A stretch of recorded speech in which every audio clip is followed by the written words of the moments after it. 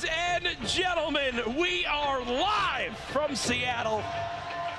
$1.5 million on the line. It's been nuts, and this is the only thing going on here. Go play at the Lazy Leagues mini golf course. We played last night. I won't spoil what happened. Tons of competitors coming out here to put on a good show. Play looks like he's looking for a snipe shot. You see him he's jumping and whipping back. Here it comes. Oh! There it is. Replays with the headshot. He's going for it. You see every time. He got it. He got it. Right there, gets the shot. What a fast edit. He doesn't even realize 5 HP remaining. Even he didn't believe it.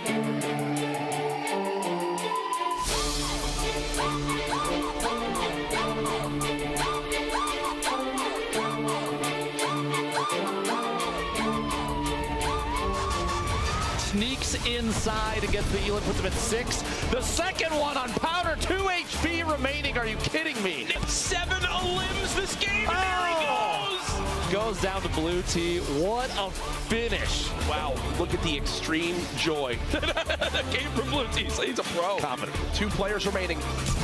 Without engagement, there's the engagement trying to build on up. A quick shotgun blast. The second comes in as well. Brandon down to just 54 HP. The zone's closing on in. He's got to go for this right now. Brandon dropping on in. 72 hours into the zone. Oh, are you kidding me? With 3 HP.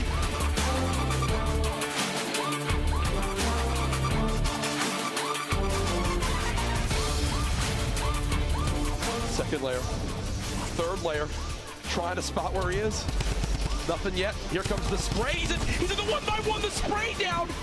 Down to just 40 HP. The clock is ticking. He's got to make something happen. He knows he's tagged the health. He tagged the HP. He knew he had the advantage. That's all he needed to do. Rank 1 for Fulmer there. The last second damage play. Well done. What a day we just had ourselves, Lupo. And the brilliant part of it, we get to do it all again tomorrow. It all culminates here at PAX West. We'll see you then.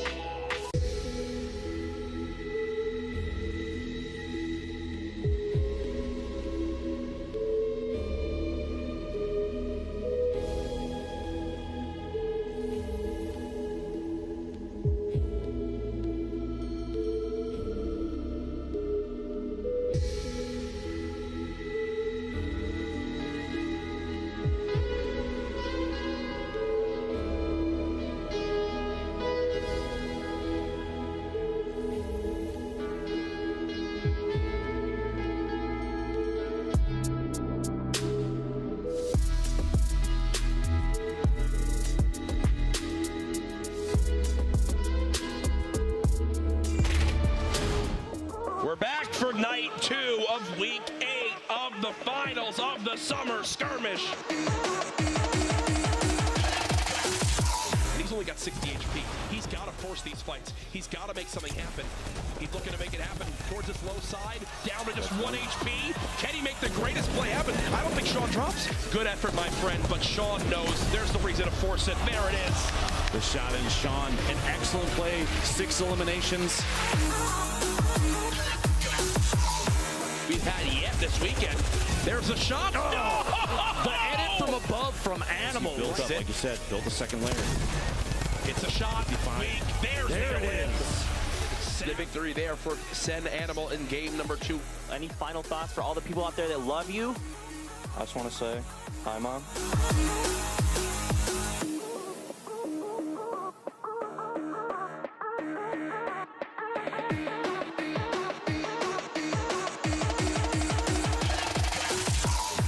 Looks like it might be a push up the hill. He might not be worried about the next zone. He might be going for an Elam here to get that, try and push himself to second and maybe a win. Gets the shot, Tendons gets it. And Saint with basically nothing left. He had 5 shotgun shells. Tenpo knows he's got a huge health advantage. Oh, he loses the build. Drops it for 90. Unbelievable accuracy from Animal. Gets a 47 and a 50 with the double barrel swap. Down at a 75. The spray comes in with the drum gun. He's got this player weak. This would be only a second to live, but there it is. Tries to edit it out, but Saf from Ghost gets the victory. For Dr. Lupo, myself, and the rest of the production team, thank you so much for watching. We'll see you guys again tomorrow, 6 p.m. PST. More action to come.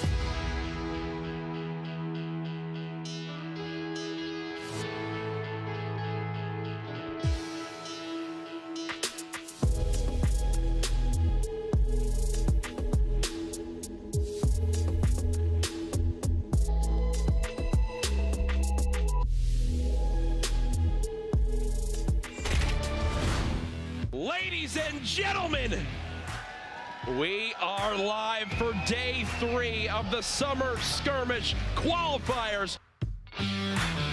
The battle bus is about to take off. Tfue going for the engagement. Won't find it yet. It's Chap taking down Tfue, and you see the smile there as he looks over. And Chap's not done yet. He gets a second elim there. He's got no matches. He's got to go for this. There's one. Hello, Chap. Are you kidding me? Chap. Can this man be stopped? Manually to get to this point. The edit. Tempo says hello, my friend. Tempo drops the mine to just 17 HP. There's the elim, and there's the win. Tempo, congratulations. That's exactly what he's going to do. Doesn't want to take too much fall damage. He's going to push in the zone. He's in the bottom fighting now. Tfue gets another one. That's 5 elims. Makes it to top 3. 2 left. All the loot's falling to Tfue. He's trying to drop on down. Can he drop his opponent in time? Tfue spraying out the build. Here he goes. Are you kidding me? Tfue with the win and the pop-off celebration.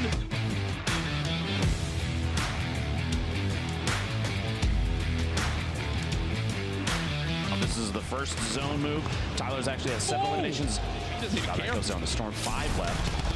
Oh my goodness. Is this the 10th elim? Can he match Hannibal? Yes, he does. Base holder. Keeps building more layers. His opponent can't catch him. I think it's time. It's time to place him down. 1, 2, He's sitting right there. And look at this. He's going to heal on up. Tyler's, for the first time this week, the 6-point game. There it is.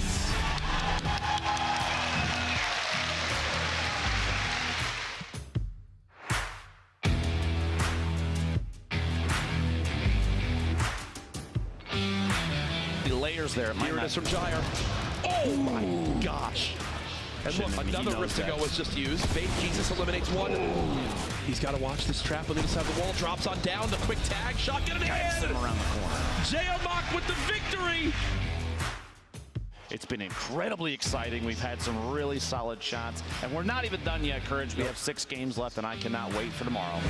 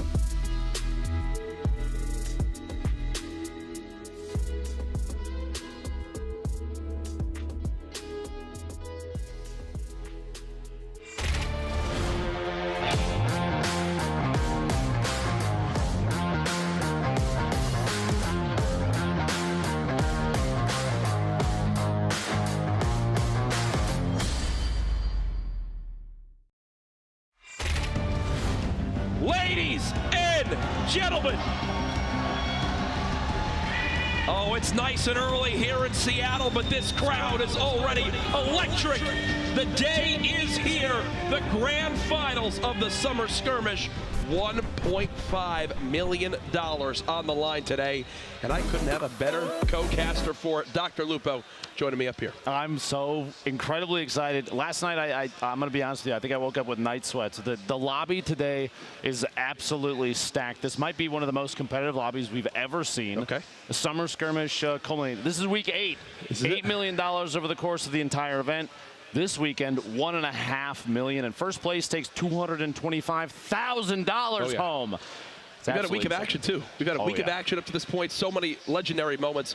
We'll have to quickly take a look back on exactly the format of how we got here to keep you all up to speed, because I know a lot of people will be tuning in today who really, Dr. Lupo, might not have ever watched competitive Fortnite before. Now, the previous 3 days, the qualifier days, start off with 3 heats each morning, each heat being 2 matches apiece, and then in the evening, if you watch the streams, if you were here in person, the qualifiers, 4 matches, and the top 33 from each of those qualifiers made it into today, Courage, the grand finals, which is 6 matches. Now, how are they going to win? It's based on eliminations and placement. 3 to 4 elims is 1 point, 5 to 6 elims is 2 points, and if you get 7 eliminations or more, and we've seen some players hit double digits, you get 3 points. Now, a top 10 placement is 1 point, second or third is 2 points, and 3 points for the Victory Royale. But there's some spice on top of that we'll get to here in a second. There is some spice. Now, as you guys know, there's the $1.5 million first place, $225,000 US. Everybody who's made it to this point today, everyone participating already won themselves $5 grand. But you mentioned something a little spicy. Well, I'm happy to announce each Victory Royale today will net the player $25,000. So those 1v1s at the end of the game, when it's down to the wire, the storm is closing, everyone's kind of just trying to get by with their HP. Those will be $25,000 1v1s, and then obviously it could be worth the points. It could be worth points too. The value of a single 1v1 today. Even imagine the last match comes down to literally 2 players that have performed like crazy the prior 5 matches. That last fight could be worth literally hundreds of thousands of dollars, Courage. Oh yeah, no, it's crazy to think about how much is on the line today. And remember, this isn't just only a big day for prize money. This is arguably one of the biggest days in Fortnite competitive history, if not the biggest. This is the most stacked lobby we have ever seen. We will get into everyone that's participating, but yesterday there was a superstar, Tyler's, who had some interesting interview moments. We caught up with him once again leading into the final day.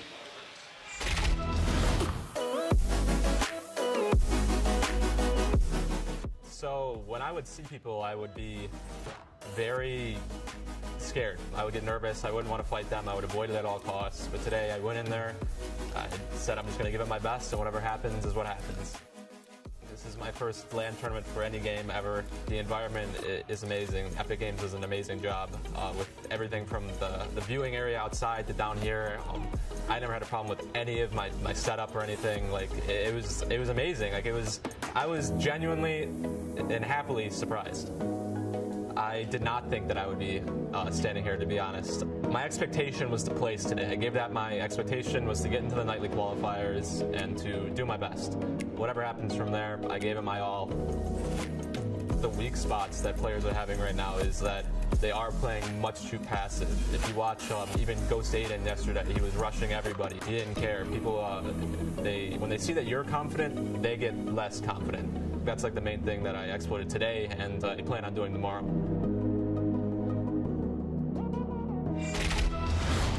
Confidence is key. The big takeaway there that I learned from Tyler's, he had it yesterday. It's a big reason why he finished in that top spot. He even mentioned doing something that a lot of these competitive players have taken very much to heart, and that's analyzing the gameplay of their opponents. He mentioned that Aiden, another player that we saw go absolutely crazy a number of games, he was just playing more aggressive, and Tyler's has analyzed that. He's seen it and kind of adapted it into his own play style. You can tell just from his own gameplay, it's paid off exponentially. Absolutely, yeah, and it shows right there.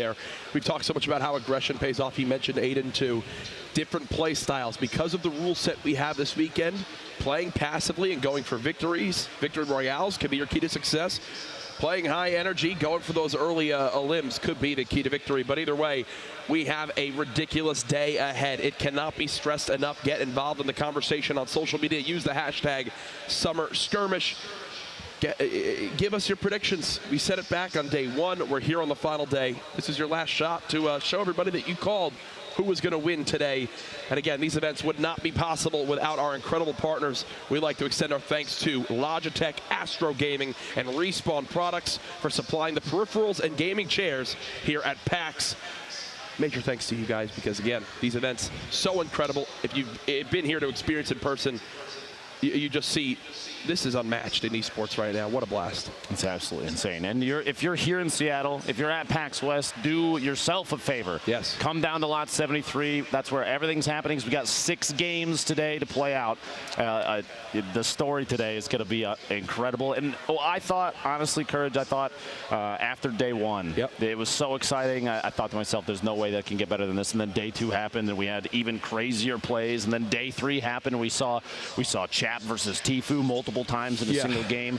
We saw players come back from just barely missing out on points in a previous match to absolutely annihilating the follow-up, and people improving their gameplay even on the spot. I'd like to point out players like Tempo, Hysteria, they played in previous days, heats and qualifiers, and we've watched them kind of even evolve as players within just this weekend, realizing the mistakes that they're making.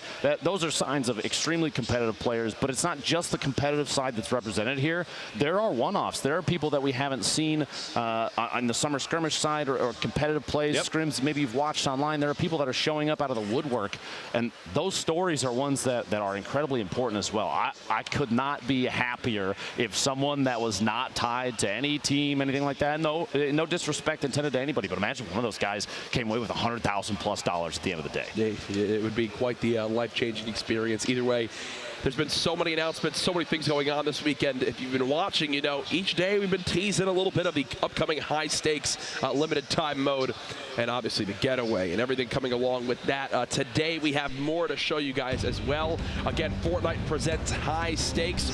Yesterday we took a first look at the getaway limited time mode and the new item, the grappler. Today, we've got the free high-stakes challenges and rewards you can unlock for completing them. High-stakes launches this week in Fortnite. See you there. And again, here's a look at them. Deal 500 damage to jewel-carrying opponents. Again, something completely unique. That's the spray you earn, and then pick up a jewel in 5 different matches of the getaway to earn the contrail. A look at it there. We saw it in the gameplay yesterday. That looked fire. You complete all the challenges. The brand new pickaxe, the crowbar right there. I'm doing that right away. When that goes live, I'm doing that right away. So you have to don't forget to start the stream, Courage. I know you're excited. The LTM will be there. Okay, you just got to wait the 2 minutes. Get ready. You know, get it into your do my little dance game. Exactly. No, we'll definitely be live for that. Don't worry. Guys, without further ado, I'd like to begin to get ready for our first game with our look at our finalists, 99 of the best Fortnite players in the world competing here today. What are some big names on this first page, Luke? I don't even know where to begin with the list of players that are playing today. You have names like Nate Hill and the rest of FaZe Clan. In fact, 5 out of 5 players from FaZe qualified for these grand finals. 72 Hours from Liquid, who we saw put on a show. You don't need materials. You don't even need HP. All you need is a drum gun and a dream, and you can push around outside and rotate on your opponent. The thought processes that go through these players' minds is incredible. You got C9, Alliance, World's Best Gaming, Trouble Boys, and teams, countless teams. Envy. It's incredible. And then on page 2 here, you see Sentinel's Animal. He was one of the 2 players who have had 10+ elim games. Ghost Aiden was right there with him as well. Saf, who's done well in the summer skirmishes prior to this, continuing to put his name up there. Ghost Bizzle, a big name with that Ghost Gaming organization who've seen so much success this weekend. Heading out of the other side of the list, number 59 spot, Liquid Poach. Arguably a competitive fan favorite to potentially win the event this weekend. We'll see how he performs today. And then this was from last night, and I'm just going to quickly run through. FaZe Tempo, Tfue, Hysteria, Chap, J-Omok. You look, C9 Blind is on this list. Flower from Rogue. It does not. And what a stacked lineup we have heading into today, competing for the $1.5 million. On top of that, you have players that are playing on a controller. You have players that are playing on keyboard and mouse. Nick Merckx is going to put on a show in Tilted Towers. We've seen it before. We'll see it again. And the best part is he's not alone. Aiden was consistently dropping Tilted in his games, which means these two might end up having a little face-off at the beginning of almost every single game if they both trend to where they're used to, where they're comfortable going. And I know a lot of people were talking to Nick about Aiden, being like, hey, look, a fellow controller player showing up big time, putting up some big numbers. Nick was hearing it, and he wants to go ahead and provide his own stuff. Speaking with Nick, actually, last night, he mentioned we didn't kind of see the one game he had 6 elims. He was trailing someone in the Storm. Hits him 3 times to drop him to 1 HP, and the Storm eliminated them for his 7th elim. So that's how he missed out on that free final 3rd point. Either way, Nick did well yesterday. So much competition. Let us know who you think's going to take it home. I got to ask you, now that we know our 99 players, who's the favorite? I mean, I'm part of Rogue. I got to pull for Double Flower, but at the same time, I mean, you have the list of players is incredible. I'd love to see a number of these guys run into each other. Chap, Tfue, 72 Hours. Imagine all of them in a ball together, stuck in the same 1-by-1. I wouldn't even know where to begin, to be honest with you. That's the incredible thing about this live crowd. Yesterday, when Chap and Tfue began to kind of battle it out, we would just set the tone. We would swap the perspective, and everyone would take those couple seconds to realize who's about to actually fight, and you'd hear everyone here begin to cheer like, oh my gosh, here we go. Two Titans in competitive Fortnite about to go at it. Again, if you have never watched Fortnite in this style gameplay before, it is very different from your normal, let's play some solos or duos at home.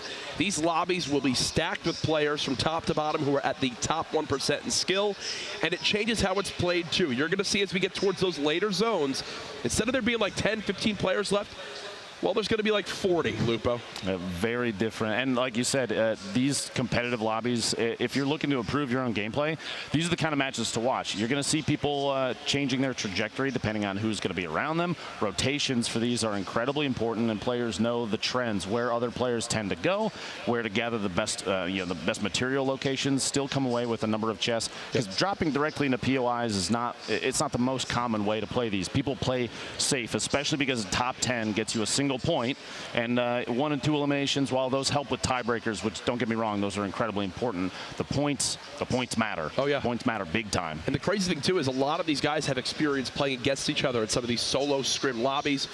They know Liquid Chap likes to land whaling.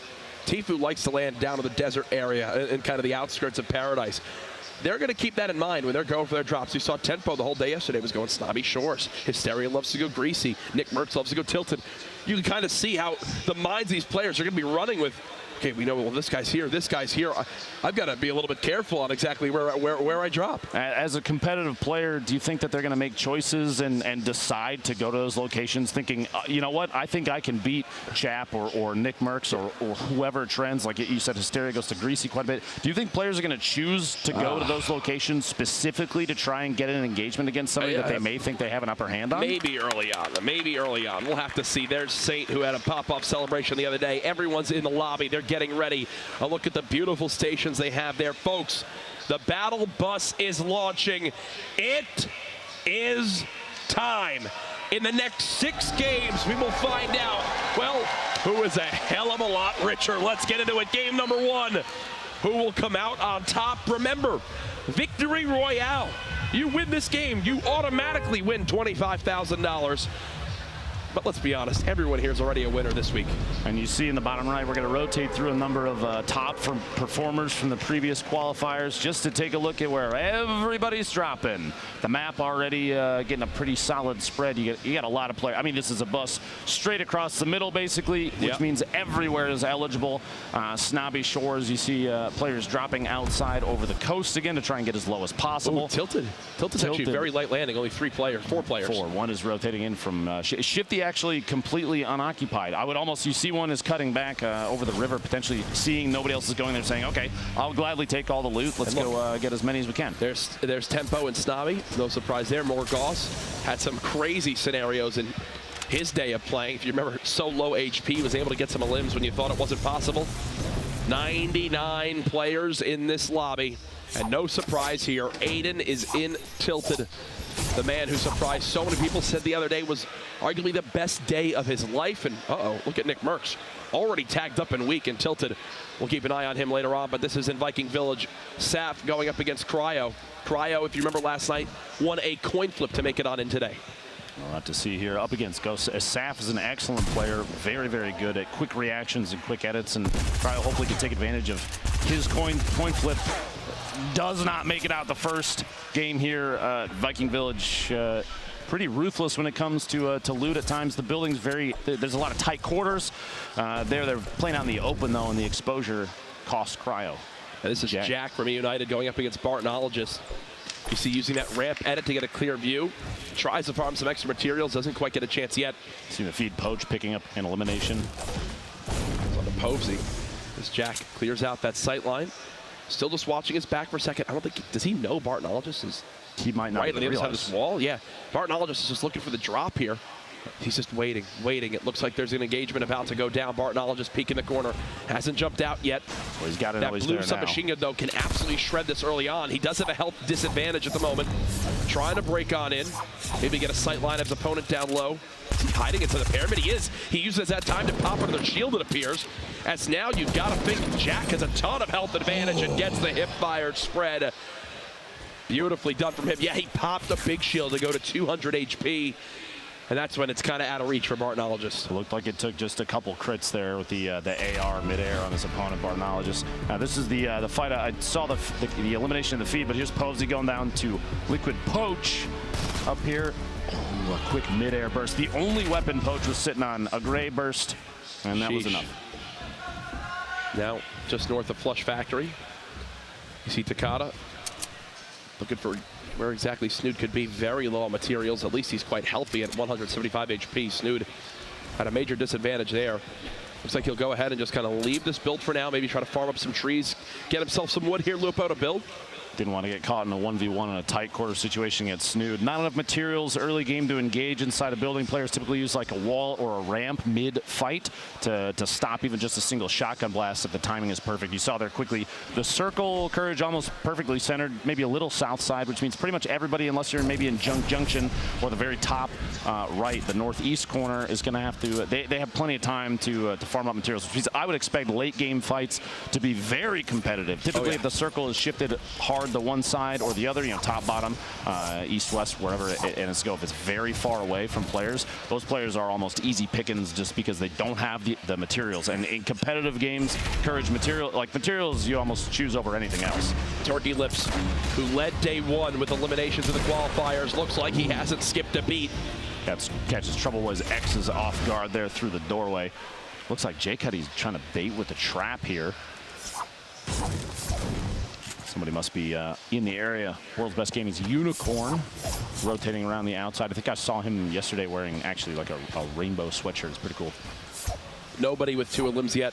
And again, to set the tone for just how crazy these games are, how different they are from what you're used to playing at home.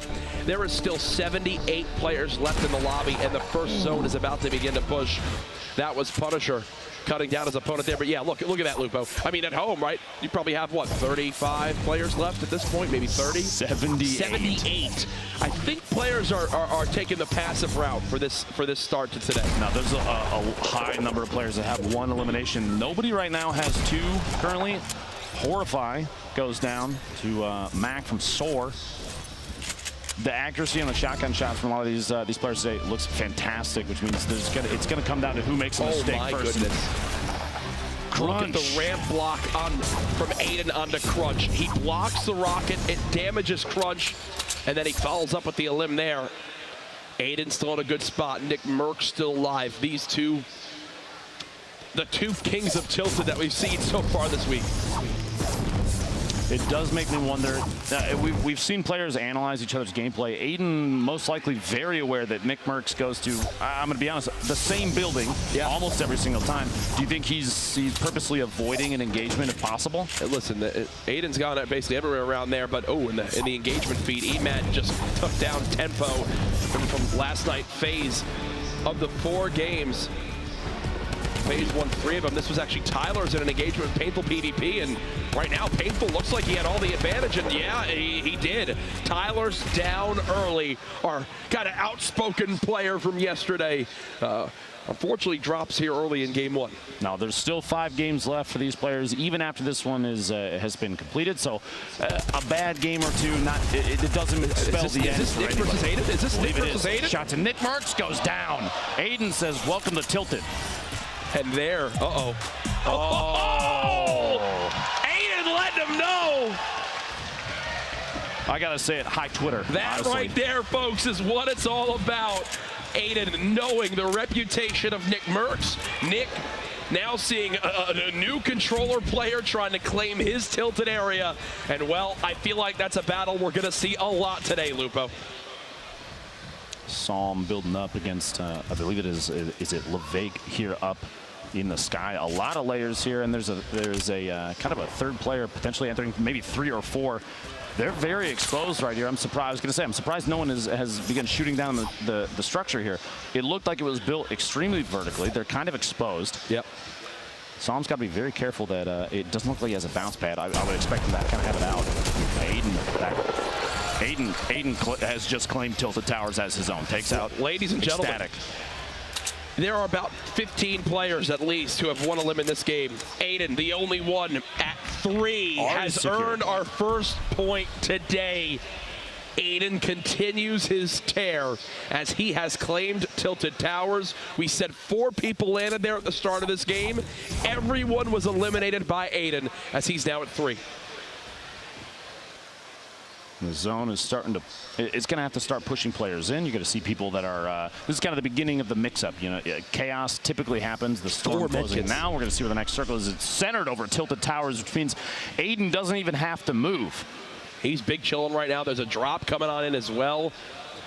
Aiden's thought process, it looked like he basically said, you know what? I know Nick Merckx is going to go big gray. I'm going to land at double L's, loot big red, loot the new building, and then once I have everything I could ever want, then I'll challenge Nick at big gray. And it worked out perfectly for him there. He's still maxed on HP. Here's Boyer, who we just saw pop a medkit to get to full health. Over to Marcides now on the edge of the football or soccer stadium. So he's trying to spot this player. You hear listening for those audio cues. It's actually WBG Punisher who took down Tempo earlier on. In the feed, Tfue takes an elimination there on Powder from Alliance. That is his first elim. Poach still has 1. The list of players that are sitting on 1 elimination now is monstrous. Jay Cuddy actually has 2, but still Aiden, the only one, you see the board there, only one with 3. The only player with a single. Aiden actually just picked up his 4th elimination, which puts him 1 away from a 2nd point. I mean, can this man be stopped? The engagement down here, though. He's trying to drop the structure down. Looking, you see that you could even hear the fall damage right there. That should be a cue. He caught onto 1 layer of a ramp, though, which kept the high ground for his opponent. And now Marcides knows just how tough of a situation he's in. Trying to get the quick edit to peek on out. Can't get the structure shut down in time. He's wearing a great shirt, though, so I'll give him that either way. Punisher with the elim. Style matters, but the points are everything, Courage. Unicorn, Sakairos, very small. They're 2 floors away from each other. This is Aiden's 4th elimination earlier. A rotation in and lasers.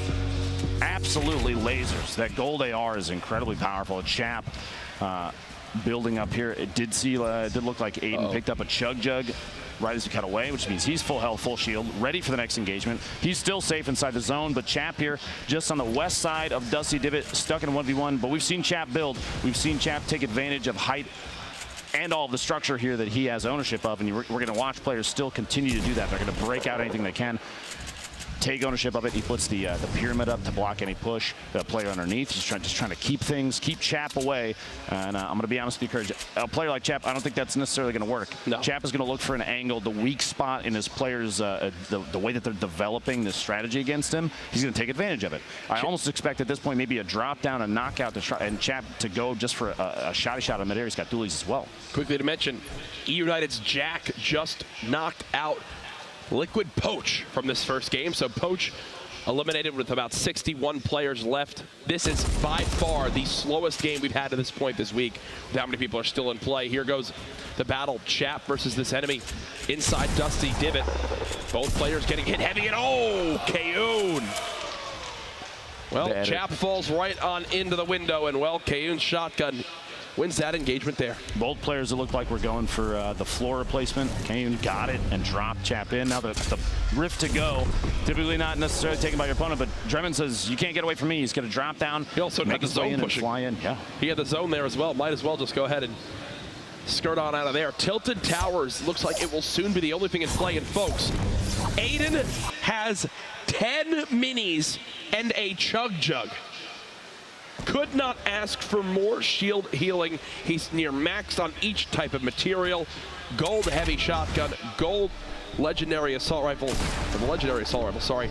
I mean, this man is set up for success here. Lavic rotating around the outside, drops on the outside. Looks like Sakairos didn't see him drop on the outside, place the platform, and the shotgun shot there secures an elimination just outside the zone, too. Ilchase taking shots, trying to drop the structure of his opponent before they rotate in. He's just hanging out outside the storm, but it's only ticket for one, so it's not enough damage to worry about, but he has to build himself in. His opponent got a top down on him, got the height advantage, but he has an ability to edit out. Going to take ownership of that ramp in the middle, or at least just get it out of the way so his opponent doesn't have it. Building these little catacombs, trying to, it's a way to have your opponent lose track of your location. The replays from FaZe, he's still on top of him. Still watching, trying to grab. These players are fighting back and forth constantly for who owns what surface. The shots coming in through the angle to edit there, and Replays gets quite a bit of damage, maybe enough to push in, and he does. The shotgun and a fight inside the box and takes Ilchase out. 2 eliminations for Replays now. Beautifully done by Replays. He'll be rewarded with a med kit to get the full HP. While this was going on, 0 players have yet to hit 3 elims outside of Aiden. And while that fight was going on, Aiden actually moved up to 5 eliminations now at 2 points earned this game. Jay Cuddy just earned his 3rd elim to put him at 1 point as well. Apparently Aiden's 5th elim was actually a trap that he left behind in a building in Tilted, and someone ran right through it. That's not the first time he's done that either. During his qualifiers, that his 8th elimination in the 2nd game came from a trap as he was rotating to the west. Remember, that is incredible. I love those. 8 elimination 2nd game heading west. I specifically Eastern remember where building. it happened too. Okay, Looper, jeez. It's that dad brain right there. You're showing it off. I love it. As Aiden, he's got another player close. He's got a launch pad in his inventory as well. Tilted will be out of play soon. You see, as he enters each room, he checks the roof for any traps. Make sure he can't sprint on in. In the feed down there, replays from FaZe going down to Kayun, who just took out, I believe, Liquid Chat before that. That is a stack of eliminations to be proud of right there. Jack from EU with 3 elims, Jay Cuddy still 3 elims, and Aiden with 5. That's 3 players currently with points. Aiden having 2, the others 1 apiece. Looks like Aiden has a player on the inside in here trying to take ownership of the wall so he can get the edit off. They're just holding on tight. He's going to have to rotate around potentially on top or push up the stairs, change the angle of engagement. Pro players are typically very aware, these highly competitive players, very aware of appropriate times to disengage and get it up another angle, but Aiden gets dropped out from underneath. His opponent just lasering down any structure he's got. The AR shots, it's not as fast as an SMG, but it's enough to take structure out. Aiden's only building 1 layer at a time. The third party from behind, it may be tunnel visioning on the opponent that was in front of him, just pushing, losing track of the fact that somebody else was watching. There are other players there. You got to start looking for those little towers. He's playing for having as much health as possible for the next fight. Gonna chug jug here for the extra 50 shield, as there's a ton of fights going on around him. That was Boyer who just cut down Cease. You got Lanane from Envy down there in the river. Does Aiden continue this aggressive play? Looks like he will. He wants this right away, Lupo. Tyler's even analyzed it earlier in the interview. This is Coyotes, we mentioned it earlier in the feed, eliminating replays, and here's the actual engagement. Taking a top down here, he's going for ownership of these structures so he can get the edit. These are my walls, and he wants the shot whenever he wants the shot. Here it is, 153. Can't ask for much more from your shotgun. Right there, as we head back to the action, you're Tilted. Looks like Aiden's trying to build on up and match his opponent. Boyer, I think, has slipped on out of that lower box. He will have to move quite far for this next zone. This end game really near 0 areas of interest. You see kind of in the river, and how awkward is this? It's 2 cliffs and a low valley. Look at how dense this circle is. This rotation is going to cut a lot of players out. There's 49 players left. 49. This is the most we've seen, I guarantee you, at this circle. 53 seconds and people have to move it. This is potentially a time for Aiden to shine. He might be on the outside of the circle, Jack, but you have an option here to not worry about placement, go for 2 more eliminations and secure 3 points very early in this event. It could be big. Here's Vape Jesus, one of our players on the verge of earning 3 elims. All these players stacked up in these builds. It's like Saf's in a fight here, dropped to just 50 HP, but he does have a slurp ticking.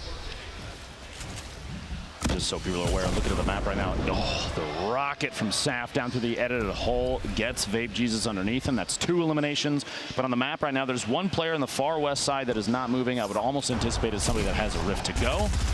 Brandon from GS, who Came in second in an engagement against 72 Hours. We saw that outside of the zone rotation on Brandon, but he's saying this is my time to shine. He's trying to track Bizzle down and Fuzzy simultaneously. 3 players stuck in the structure, and he's going to tunnel his way out. The layers over the top to protect from any above shot. Waiting, the jump shot on Fuzzy gets his first element. Brandon's going to maybe look for a second. His shots come in. He's rotating inside the storm. It's such an important piece of this is to maintain forward movement. Ooh. You don't want to get caught outside. Players will take advantage of that. Remember, that opponent now hears that audible shield tag, knowing his shields are gone. I'm down to just normal HP now. Going to go ahead and wait on out as he'll have to back up. I think the tree kind of blocked him on his rush on up there. Down to 42 players left in the lobby. This game is going to escalate very, very quickly. I can promise you that.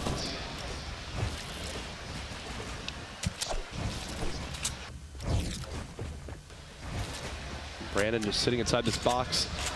Used all his materials though, Lupo. Down to just 32. He's got no shields left. This is one of those awkward scenarios where he's just hoping people forget about him. Jack, there's 42 players left in the circle, and it's time to move. North side is where everybody's got to go, which means if you're in the south, like Sinfully here, you're going to have to fight your way out and see what you can do. Rockets coming in. There's going to be a lot of this happening. People going for splash damage eliminations. They got any structure they can, and Hysteria trying to get an elimination at the zone there, but Saf secures it on Sinful. 0 Elans thus far for Hysteria. And look at these players. They're all poised to strike on each other, waiting for literally anybody to move, anybody to make a mistake. And we've got 60 seconds left and 40 players still alive. Hysteria played in each day of the qualifiers to get to this point. Wind up getting in late last night and basically the final game. Here with a ton of materials left, he's just trying to peek on out and find this basically free elim as he's looking to maybe third-party a fight. Does get heavily tagged twice.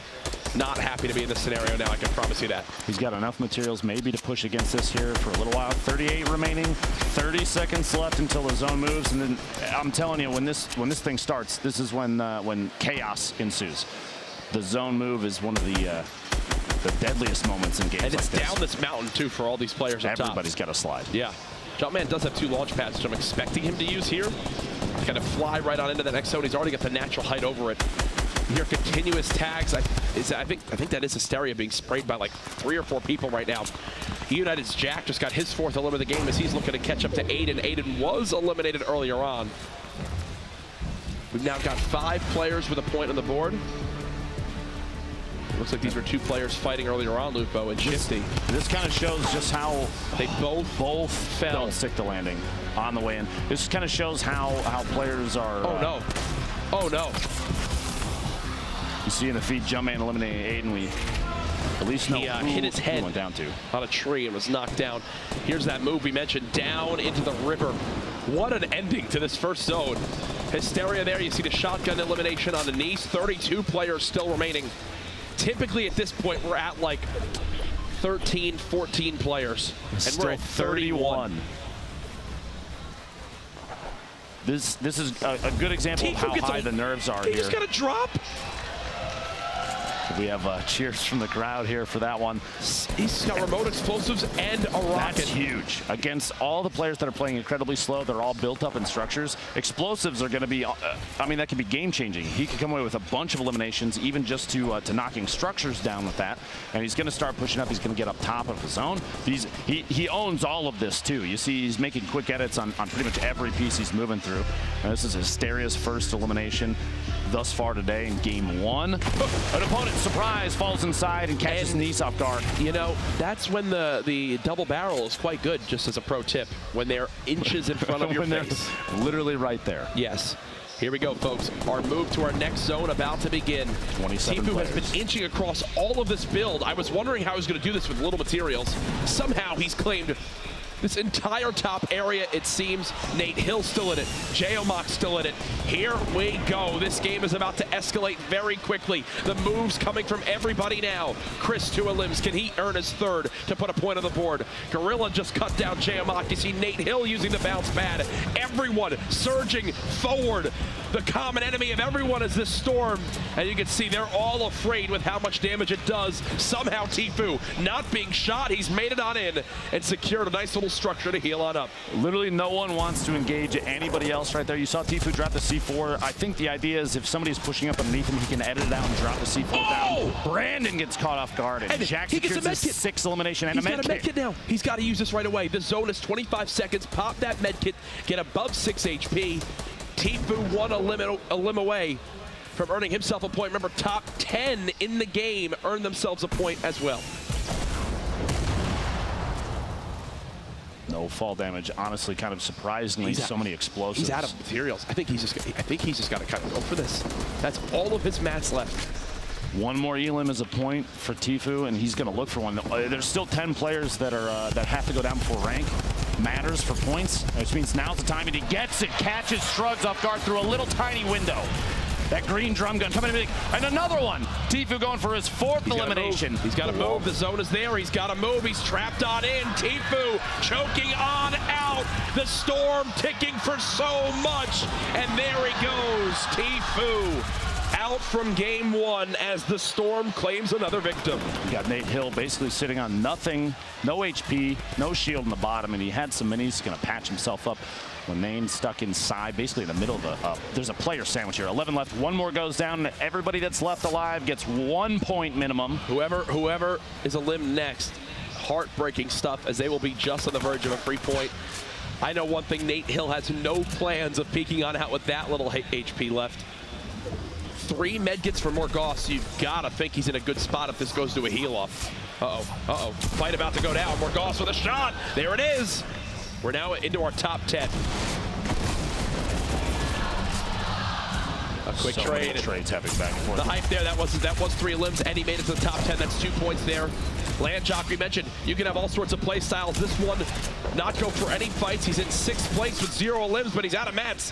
He's full of the bottom. It's time to rip back up. He pulled 2 other players with him. 3 are on their way down from the top. Pulling right away. He's gonna.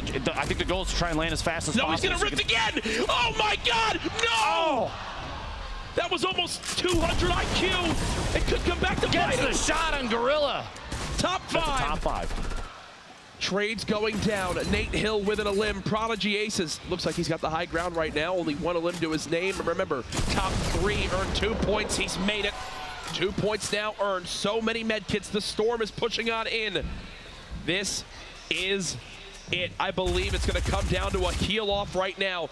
Player shooting from above. He doesn't have time to heal. It's Nate Hill, and I don't think Nate has any health left. He's got 1 HP. He's trying to break down. He doesn't have the time. This should be it. He's got 1 extra tick of HP. And there's the victory for Landjock. As he can't believe it, it was 18 health to 1 health. Literally 1 tick of the zone made the difference. And the sigh of relief there. Congratulations. That's a 3-point game. Absolutely ridiculous. Nate, at this point, his only option was to try and shoot or pickaxe his way down, get a shot in the fall, and it didn't matter. Landjock had a layer ahead above him. There was no option there. He was done for anyway. You saw trying to pickaxe down. He was getting that thing where it just wasn't letting him actually hit the structure, which made him have to panic shoot. He didn't have a shot there anyway. 1 HP. If he gets that elim and drops those medkits down a little bit earlier on, as the zone's closing, he might have time to pop the full 10-second medkit, but there was only like 9 seconds left on the clock. So 1 tick would have dropped him, and he knew that. He had to go for it. Unfortunately, it doesn't work out for him there. Jack, if the rest of the games today go like this, I don't know if I can handle it. This has been, we saw more players alive per circle than we've ever seen in any of the previous games, and players are trying to play so securely. They're holding hands during rotations. You saw Tfue got walled out from an opponent that he was chasing up because they were putting layers and layers down behind them just as an effort to stop anybody from getting in. It wasn't an aggressive engagement. It was defensive play to see if the Storm could take any more eliminations, with them closer to a top 10, even for just 1 point. Well, back in game 1, it all began with Aiden raining terror on the tilted towers. We've got to look back at that to begin. Look at this ramp to block the rocket, the quick follow-up, and there it is. The player, I think, tried to porta-fort, but unfortunately landed above him. And then Aiden, once he got to full HP, said, you know what, I know exactly where Nick Merckx will be, and I'm going to go for it right off the bat. Nick only able to tag him for 7. The crowd definitely made some noise there, as he didn't stop at all. He continues to hold forward. He wants to bring the fights to his opponents and get right in their face. That's multiple window peak engagements from Aiden, taking advantage of every little bit of cover he could. Catches another player off guard as they rotate in through a building. You saw they went for the defensive build too to block him out, but it wasn't enough. The 72 damage crit, it'll almost jar players. That amount of damage that fast, it's the same effect as maybe getting hit by a hunting rifle shot or a sniper during a rotation. You get frazzled very quickly, and you'll see players build defensively, and sometimes it's not enough, especially when you have accuracy like that. Oh, for sure. And that's just the look at some of Aiden's plays. There's obviously so many other players out there. Kayun had, I believe, eliminated Chap, then went on to take down Replays as well. So 2 bigger names. This was the battle versus Chap that we followed for quite a little bit. It was the one window edit that drops Chap on in. Come on, my friend, and Chap was not ready for it at all. You see versus Replays the box inside, and Kane's trying to take advantage. He'd take ownership of the structures above. He goes for it and forces kind of a rotation out. Players will see ownership change in the structures, and they'll make moves to get away, to say, okay, you think I'm inside there, and I'm not anymore. And Replays caught off guard. Almost Kane saw ahead. He predicting other players' movements is huge for these guys, and couldn't pull it off that time, but a valiant effort. He earned 3 eliminations. That's a single point, and he should feel fantastic about that. That's more than we've seen in the previous qualifiers, people that have advanced to today. So every point counts. Every point counts. Yeah, well, we actually, at the end of the game, had a crazy, crazy little rift to go play. And remember, when you pop that rift, there's like a little verticality element to it. Well, it'll pull people in with you. So he drops on down. Landjock uses it, sucks 2 people up with him. Then you see here, it was Nate, Landjock, and Prodigy Aces. Landjock decides, I'm going to drop on down to try to take the rift again to resecure the high ground. And literally the second he goes to sprint into it, it goes away. Shortly after, he does get that elim, but then is traded quite, or sorry, it's what keeps him alive then to stay alive and then go on to win that game. That was the one elim he needed. The awareness from Gorilla right there, even though he didn't get the elimination, just as the second he heard the mini get popped, the sound of the shield, he opted to edit the stairs, push in through, and try and go for the elimination, and Landjock, the accuracy in that double barrel, it just hits like a bus. It most certainly does. I actually do believe we have Landjock, our Victory Royale winner from Game 1. We forgot to mention, he just won $25,000. I don't even know if he knows. We'll go ahead and throw it on over to Zeke in the players area. What's up, guys? Awesome cast. I am here with Landjock, who just, as you witnessed, he riffed on the goat 3 players, and he gets the victory out. You just won $25,000. How are you feeling, man? Man, that was amazing. I didn't think I was going to win, but the guy ended up dying to fall damage, and I got it, so. Oh, bro. I don't know. Are you ready? Are you ready for the next few games? Yeah, I'm going to try my best. I'm going to try to win another one, but I'm glad with what I already did today, so. Now, did you know that you were going to rift those 3 players? Because everyone at PAX is watching this, right? And so the moment you jump down, you activate the rift on the go, literally PAX erupts because they're like, you just pulled 2 other people. You dive down and you take someone else out who's like, oh, there's a rift here. And then you just blast them. How did you know they were there? No, I just knew I didn't want to die, so I did it. And I saw 2 people with me, so I'm like, well, I'm going to try to go down. And it worked, so. That's awesome, dude. Any strategies you've got going into the next few games? I'm just trying not to die. I'm playing for placement, so just going to try to survive as long as I can. Dude, best of luck. Congrats on the victory out for the first and the $25,000, dude. Good luck in the rest of the games. Courage. Boys, brilliant, brilliant stuff. You mentioned $25,000 richer, but Landjock sticking to his kind of game plan.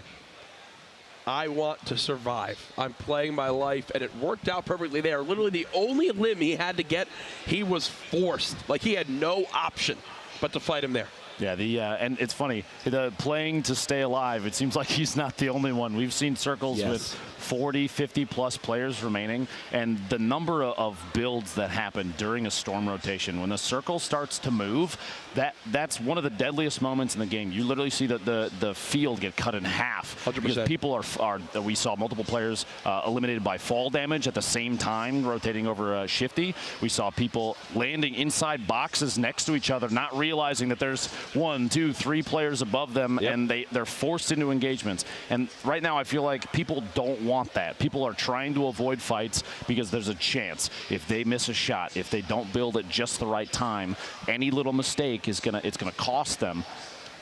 So something tells me this isn't the last time we're going to see these last zones go down to the Storm claiming the final limb, right?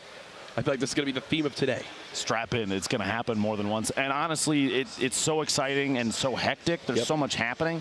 The top-down angles that we're getting on these it's incredible because you can really see it's a stampede of players pushing to try and get inside the next zone. And it's not always shots that are determining who stays alive, who makes it to the top 10 and gets a point.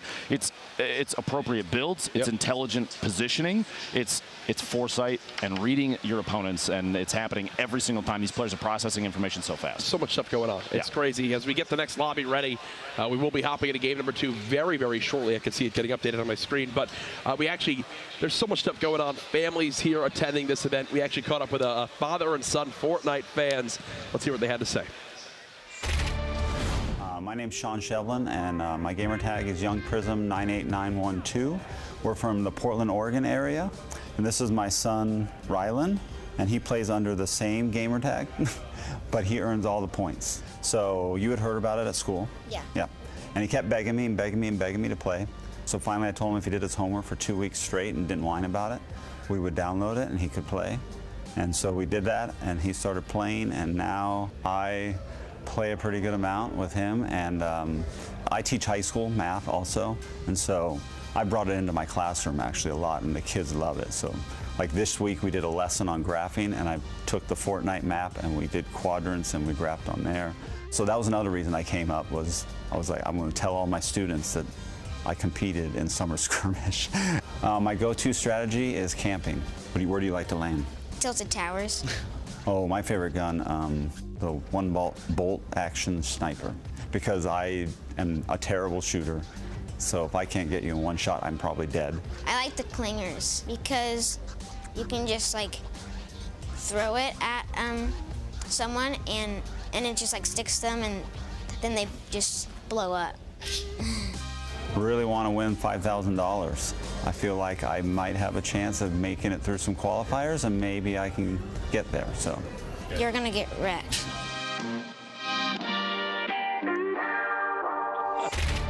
Absolutely awesome stuff to see there. I wish I was able to use Fortnite in my high school math, but instead it didn't go well. It's okay. It's okay. Why you're casting. No shame in hiding behind the desk curves. That's fine. There we go. Awesome father-son duo there. Hope to be able to meet them here as PAX West continues. As we get ready for game number 2, I see everyone in the lobby. We have to update you guys on the standings. Remember, $1.5 million on the line today. And here's where we stack up after game 1. Landjock won a limb, but the victory royale gives him the advantage over Nate Hill. United's Jack, 6 limbs that first game, leading the lobby just above Aiden. 2 members from Envy in the top 8 as well, and Tifu in that 10th spot. Already a plethora of players with even just 1 point, all the way up to 17th place. And then after that, eliminations decide, as well as their placement. The tiebreakers came in pretty big previously. It was running around in the player area. You have to remember, too, if you're watching, the player area is completely separate from where we are, so they can't hear us at all. But what they do know is shortly the bus is launching. Game 2 beginning. Courage. This is absolutely crazy here. I'm looking around. People are enjoying the Der Burger free food. There is a line down the block in hopes to get in here. It's gone from standing room only. I'm pretty sure people are just laying on top of each other at this point in hopes of being able to watch. It is a blast here right now. The energy in this crowd is insane. And ladies and gentlemen, here we go. Game 2 starts right now. East to southwest trajectory. Wailing Woods pretty close to the beginning of the bus, which means a handful of those liquid players, they do tend to the northeast corner of the map. They're going to get down pretty quick, which means I expect to see them in the feed earlier than other players if they do land in a kind of a hotter drop. Retail, and you have people floating down to Paradise already. Fatal is going to get occupied. I'm curious if the Cube is going to come into play again at some point of the course of the day. We're just getting started. I'm sure it will. I'm sure it will. As you see a beautiful look at that free camera, just watching around where people are going. Landjuck says, I just want to stay alive. And apparently staying alive means landing near Tomato Temple.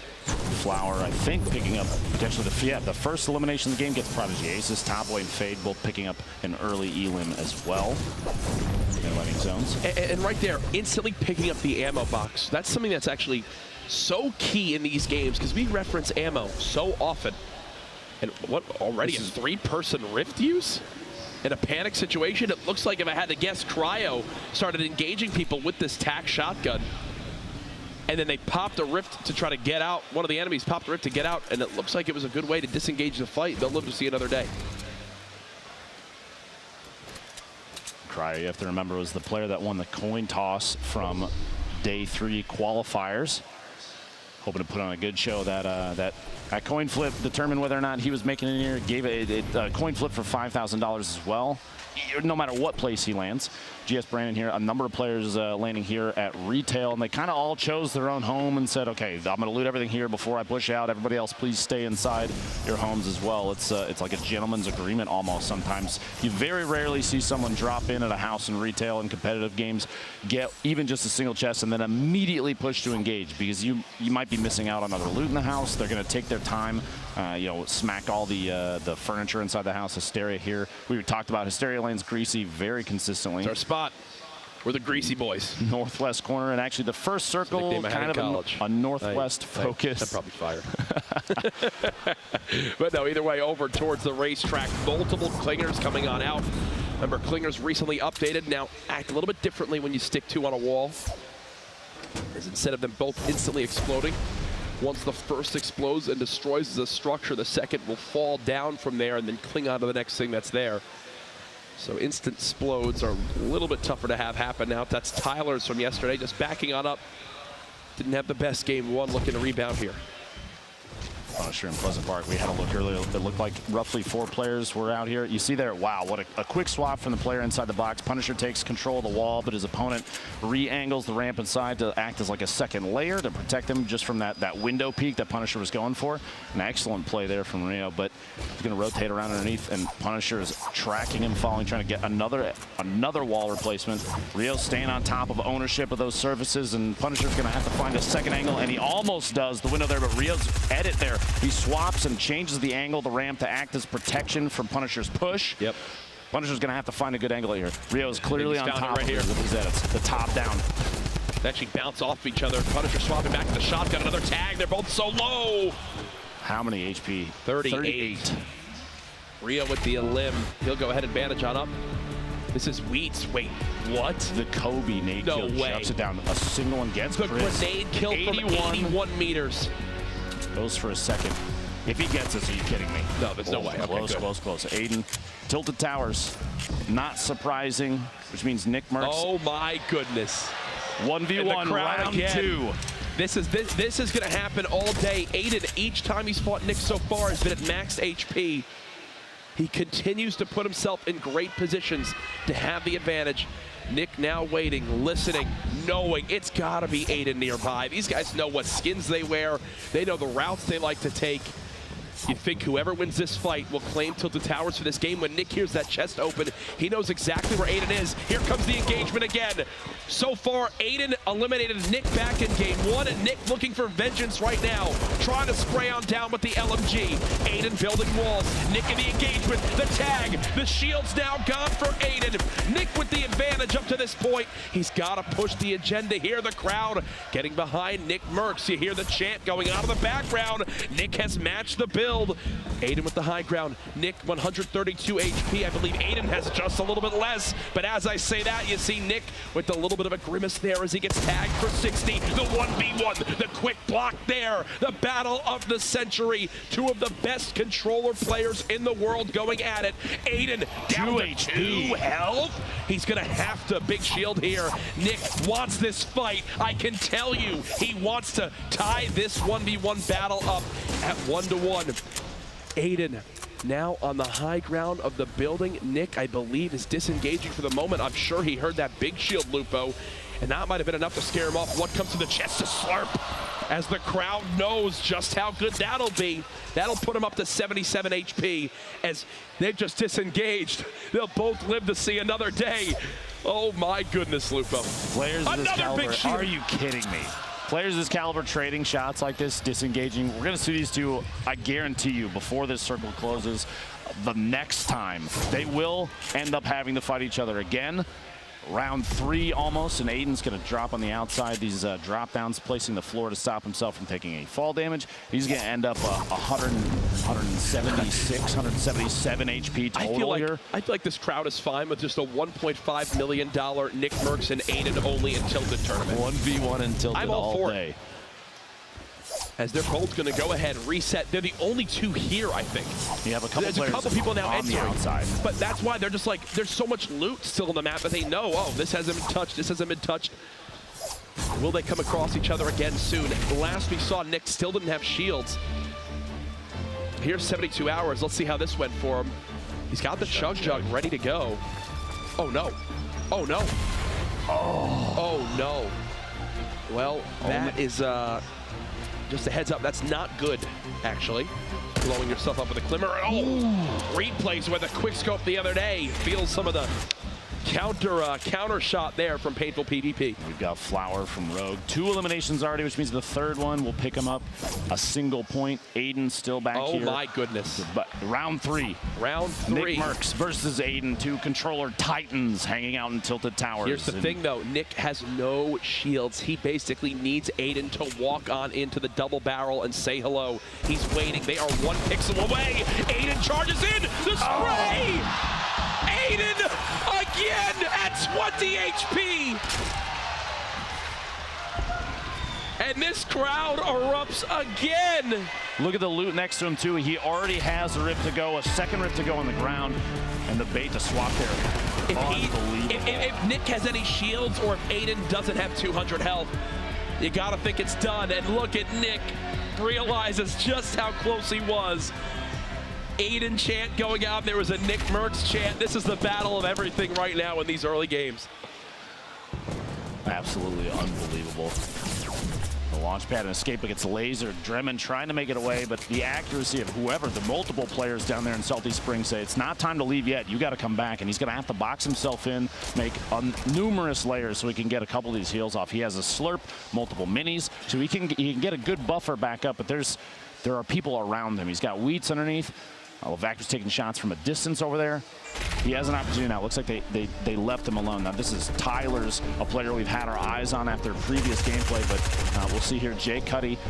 Accurate shots from underneath. The SMG spray just right on point, and a rocket off the wall. As Tyler tries to layer, you saw he went for the floor placement there. It wasn't enough, not fast enough. X's from Trouble Boys building up in a 1v1 against Tempo. A very, very good player here. Both of these guys, I love excellent builds. Every time the crowd sees that one of the names involved in the fight, they just go, oh my God, you know, like, they just know how much it means. I thought he was going to try to style with that hunting rifle for a second. Backing out. In the elimination feed, Wheats goes down, Sakairos goes down, and Mac also falls. The lobby down to 59 players left. The second zone about to begin to close. At this point, 30 seconds. The choice of engagement here, if neither players have 2 eliminations, I don't think either of them want to fight each other. You're going to see an early rotation out from like your Tempo deciding now's the time to move. This isn't good for either of us, so let's move forward. So that big shield. This is Takada in a fight with someone here. It's actually Nate Hill, and has the instant beam to earn the 3 elims too. Nate Hill, if you saw, was in that top 5, or I believe actually second after game 1. Does fall early here, but even though he does fall early here, Lupo, he's still in a brilliant position, I'm sure, in our standings after this. 1, 2, 3, even 3 bad games, not necessarily the end of the road here for these players, because 6 games, anything can happen. We've seen multiple people shine in the qualifiers. Wow. People come from behind, even like players like Saint, who didn't even engage very often. He had no eliminations, but managed 3 points during his qualifiers to make it to the grand finals today.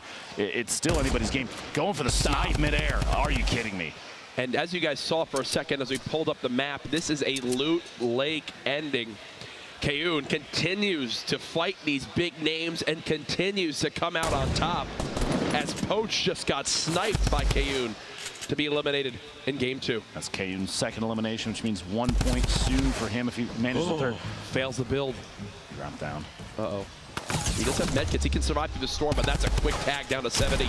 The battle coming on in. The pump does not connect. He's got to reset for the high ground. He knows it as he looks to build on up. Remote explosives! Perfect placement in the middle of that. Dremen walks right in it. And you see the frustration there. Dremen, first elim on the board. Now, currently there are 2 players with 3 eliminations, Top Boy and Takata, which means a single point apiece for them. But Kane actually, has a point as you mentioned, prior. Top Boy just got knocked out. So both players Takata, with 3 elims just dropped. A plethora still with 2. We have 5 players currently alive with 2 eliminations there you see on your board.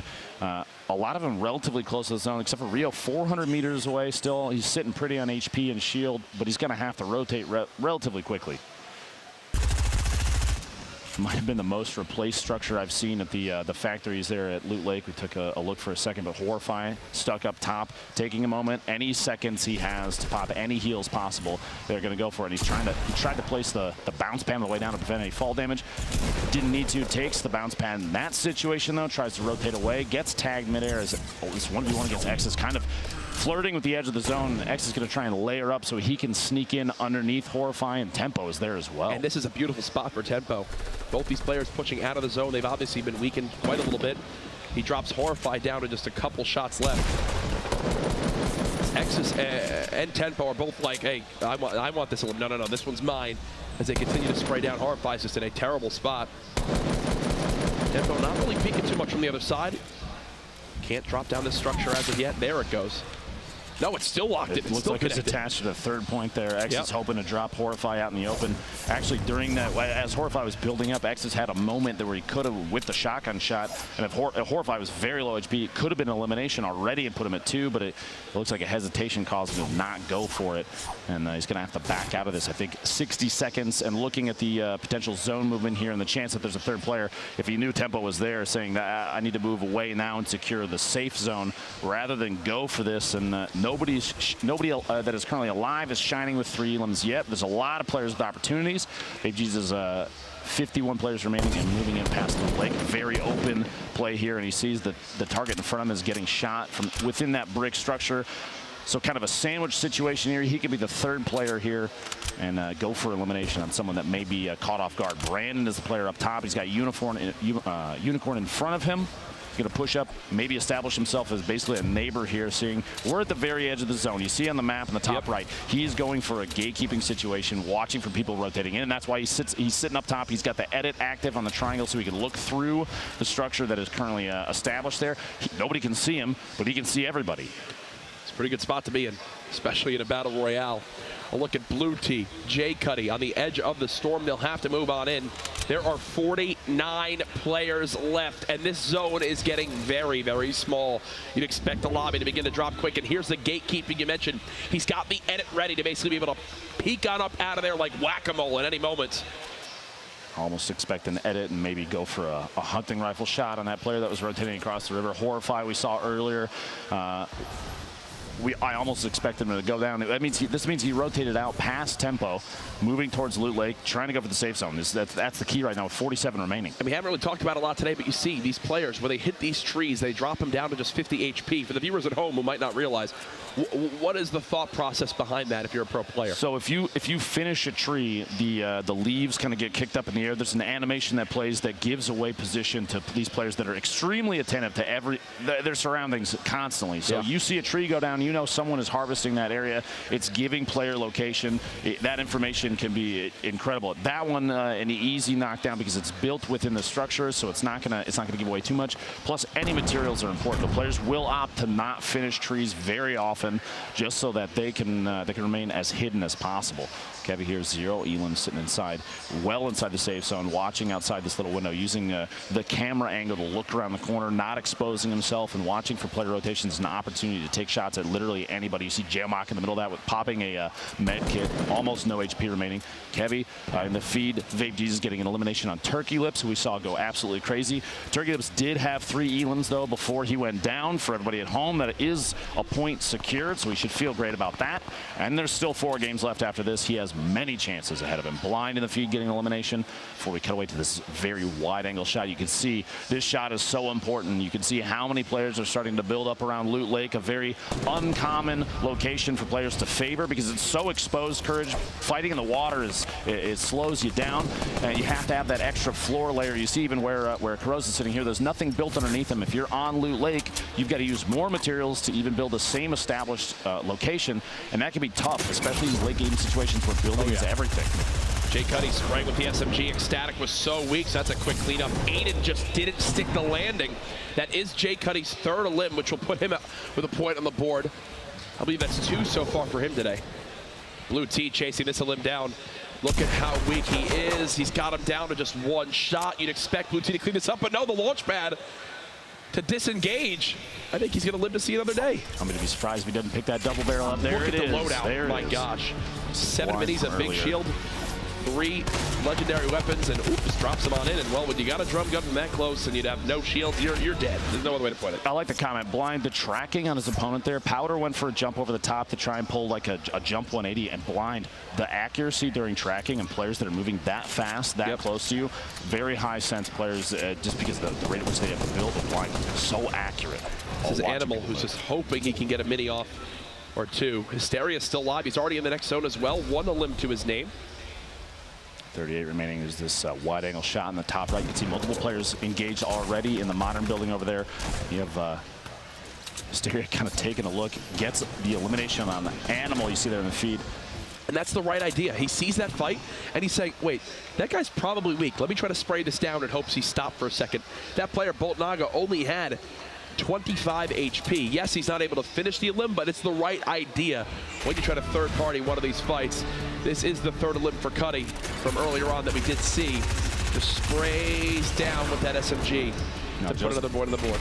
Just after that as well, moments ago in the feed, Blind securing his 3rd elimination of this game gives him 1 point.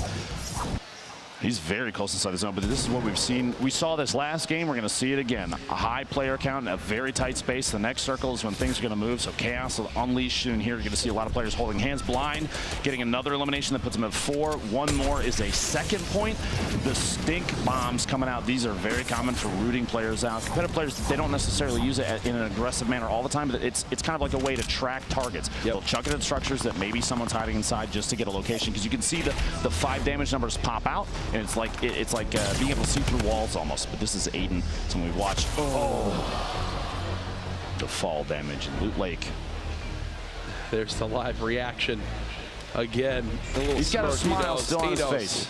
He knows there's 4 games left. As we cut to this, I don't know if you saw that somebody's flying literally at the camera, and this is the beginning of the nest. You see players flying out now. And one big thing I do want to point out: all of our kind of top performers from back in game 1, they're really not high up here at all on our scoreboard that I'm seeing. So this kind of lead that people had from the first match, oh my gosh, might not follow through. How stacked is that side of the zone? The west side of the circle is a nightmare. We have a couple players that are established away from that, which is fantastic. Here's the shot on the one side of the zone. Can we try to get that identical shot to the other side of the zone just to see what it's like? The west side would be perfect. Base Soldier going down to Blind. Blind picking up his 5th elimination. That's 2 points for this game. Blue T has 6 bounce pads. He can use these to maneuver so easily. That means he's going to stay up top here. He doesn't have to start building to get away. He's already prepping for a move, moving ahead. There's 5 seconds left. He didn't even start when the zone started. He got ahead of it because he knows positioning early from last game showed to be very important, but other players are going to watch him right there. Getting shot from the side. Not a lot of damage. He still has a ton of shield left. 65 and 95 HP, so he's sitting pretty still. Can take even a heavy sniper rifle shot to the body, and he'll stay alive. Oh, Jay Cuddy's got no healing. He's just hoping for a 5th elim for another point. I think that's kind of what he's playing around right now. He's going to throw some rockets in. Look to push on in as well. Absolute one-shot Blue T. Still with around 160 HP. Looks like Lasius just took down Bolt Naga. You see Joystick getting eliminated in the engagement feed. 25 players left as we made it into this zone. The quick little look at the picture-in-picture in the top right of just how hectic this truly is. 25 players remaining. even though he's a 65 shield, popping the full just to get as much as he can. Late game, especially in these hectic moves, these players, that's why we saw a chug jug earlier last game, I believe, from Aiden for only 50 shield. You're not going to have the time to use that during situations like this. Everyone is going to listen for that and push. Is Blind the only one that is not on the bottom layer? He's in a brilliant position to lay down damage. He's got bounce pad. He's got a bounce pad to fall. He's got rockets still in his inventory. A legendary assault rifle. Hysteria picking up his second Elam. One more gets him a point. And takes tempo as Fave Jesus out. Oh. Jay Cuddy, who was looking for his fifth Elam, gets rocketed. He's just up in a tower. That's 2 in a row that he's done this with. C9 Blind now at 6 limbs. He could go on a tear to the end of this game, Lupo. No one is contesting him at all. You're right. Look, he's completely nobody safe. else is as high as he is right now. And it's so secured. That structure is so secured. He's going to have to move. Still. The loadout is absolutely amazing. The shots gets at least one midair. Shield pack. Sees another player rotating. This is an opportunity for Blind to just take taps at everybody that's moving, because somebody might be 1 or 2 shots, and he's accurate enough. He can secure the 7th Elam. That'd be 3 points this game alone. There's players right in front of him. I'm surprised he's not taking shots at Blue T during a rotation, because he has layers.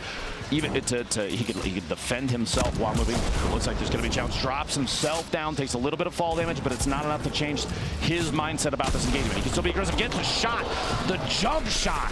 The double barrel. So powerful. And he's back to the high ground. He's not done yet, folks. 11 players He's remaining. got more eyes on. The lobby dropping so quickly now. I believe we're down to our top 10, as this is already a 4-point game for Blind. We mentioned yesterday Tyler's had the incredible 6-point performance, the max you can earn from 1 game. Blind trying to do the same here. 8 now remaining. Sean was taken with a quick limb. Blind refreshes his assault rifle ammo. He was down to just 1 clip, and now he has 500.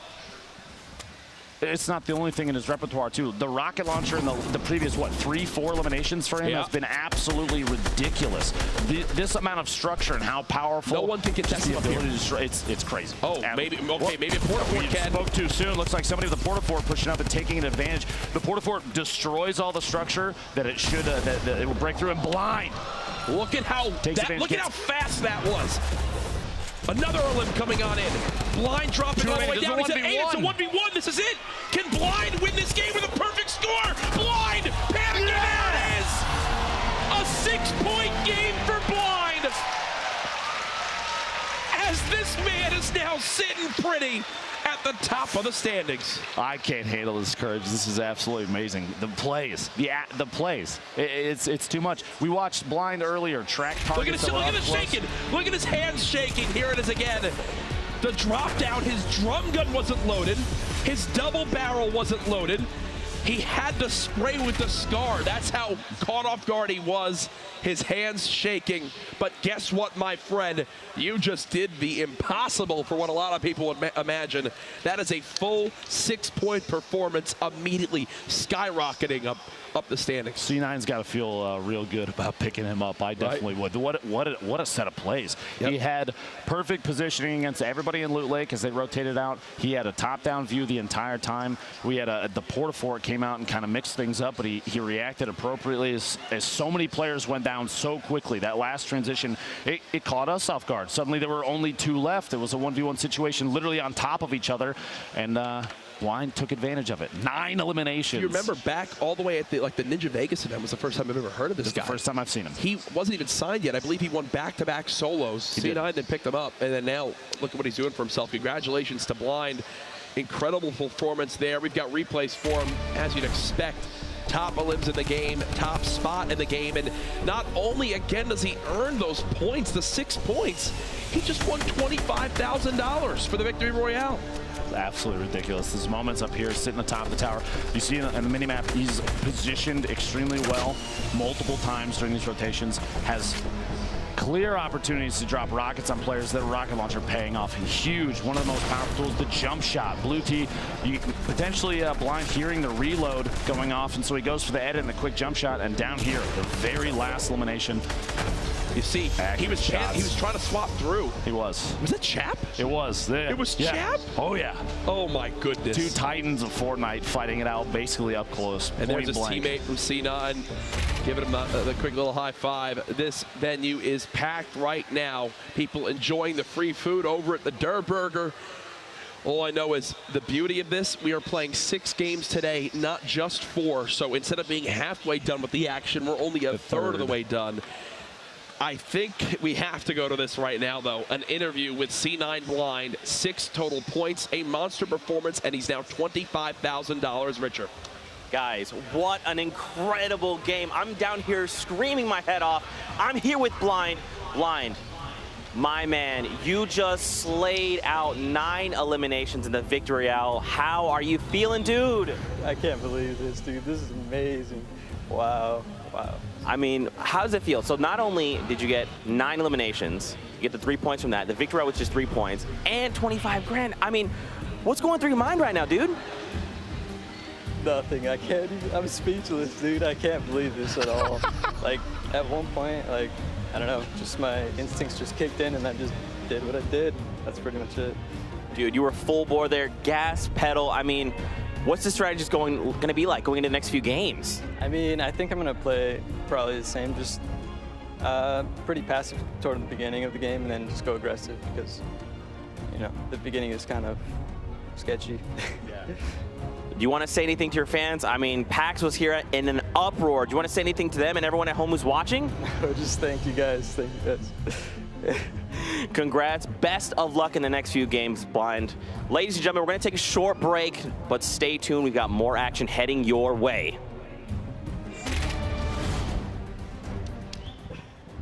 Oh my God, Blind. Let's go.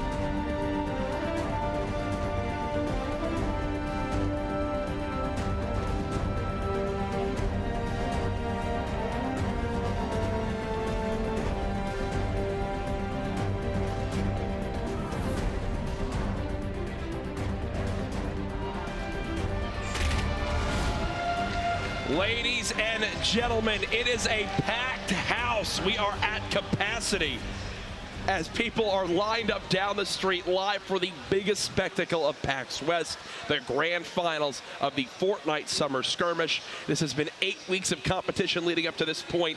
$8 million up for grabs. Today, $1.5 million alone.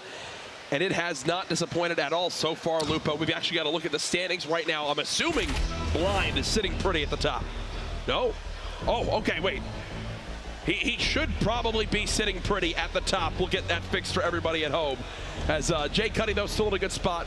6 elims and 5 total points. Landjock, our winner from the first game. Yeah, we'll get those resolved quickly. But like you were saying, Courage, regardless of how many people are in this parking lot right now, how packed it is here. If you're in Seattle, if you're at PAX West, and you're not down here, you are seriously missing out. We have 4 games left, $1.5 million on the line, and every Victory Royale is worth $25,000 for the player that comes away with the win. That's crazy. Landjock, $25,000 richer after game 1 with the Victory Royale. Obviously, C9 Blind, $25,000 richer after game 2 with the Victory Royale. Moving forward, we're seeing just how stacked these lobbies are towards the end, how many players are in them. We do have the fixed standings here that we'll go ahead and pull on up as well. There we Blind. go. Okay, that makes sense. 9 so Jay eliminations. Cuddy's actually at 8 elims and 3 points. Okay, so changes things a little bit, but he is far and away at that top spot, Lupo. That's absolutely amazing. Literally double second place. Landjock sitting so far behind. I say so far behind. 3 points is absolutely ridiculous. But sitting at 3 points compared to Blind 6, because in game 1, Landjock played very slow, very passive, very methodical, because he didn't want to go for engagements. He was going for leaderboard placement, and you could see Blind saying, okay, I can play aggressive. I can get elims and placement, and it pays off 6 points in a single game. That's the second time, only second time we've seen it thus far. And remember, 21st through 100th all earn $5,000. It's that top 20 that you can really earn the extra little bit of money. Now, we wound up going and looking at the pricing. Think Blind with the Victory Royale earns himself $25,000. But now that he's leaped into that first spot, doubling the points of even second, when you look at the prize graphic, you're thinking, wait, this man not only with one pop-off game won 25 grand, but could have scored himself at the end of the day another $250,000 almost from that one game. Yeah. Yeah, it all depends on how the following 4 games go. Yep. And I guarantee you, like we've seen over the course of the last 3 days, Jack, you're going to see players change the way that they play. They're going to make adjustments. We've already seen a number of players decide based on what they saw from players like Aiden, Tyler's, Animal, who came away with a 10 elimination game as well. They're going to say, if they can play aggressive and get those kind of numbers, so can I. We've got fast edits, crazy accurate shots, and we have a bus loading up, Jack. It's almost time for game 3. 5 seconds. Here we go. We just saw a legendary Fortnite performance from C9 Blind. Who will do it now in game number 3? It is time. The battle bus has launched. Game number 3 is underway.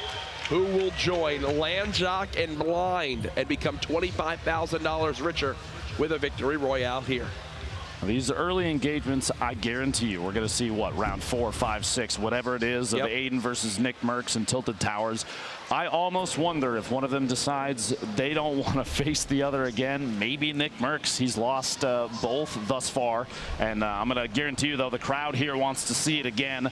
I'd bet you anything in the world. Now we have in the bottom right there our winner from last round, Cloud9's Blind, an excellent player.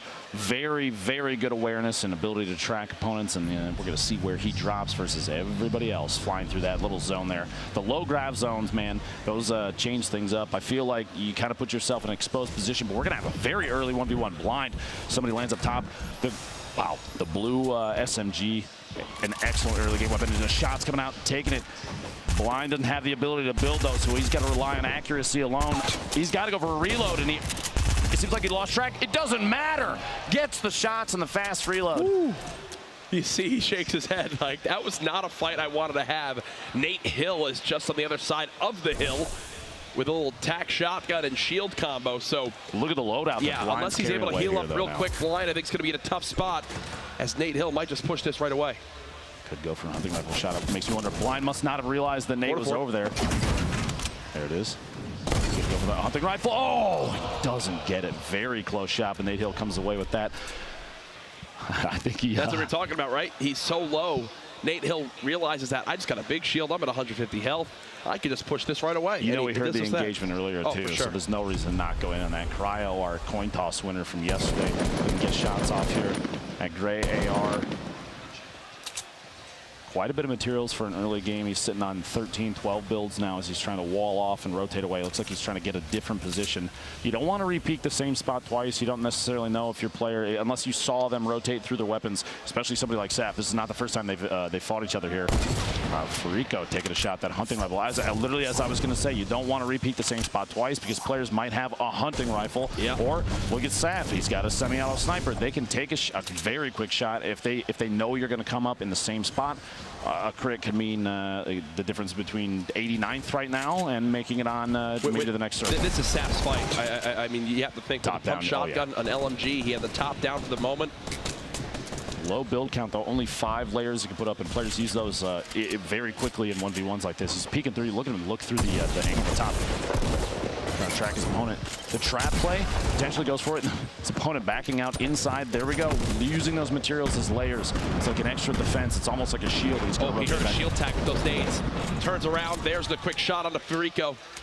Good awareness from Saf, knowing his opponent is underneath 100. He got it. I think there was a headshot. I don't know if he got the elim. We're checking out Aiden right now. We'll update you guys there on that last fight. Aiden now and Tilted getting pushed. Not sure who he's battling right now. Landjack on the feet, our winner from game 1, gets elimination as well. That was against Fly Crunch. Crunch, who has been landing here consistently as well. It's time for a little top down. He's going to go for the shot. Whoa, lasers Crunch on the rotation out and gets his first elimination here in Tilted, but he's not done yet. You know there's more players inside. So I believe Saf hit the headshot, but it wasn't enough to get the elim. That player was so healthy.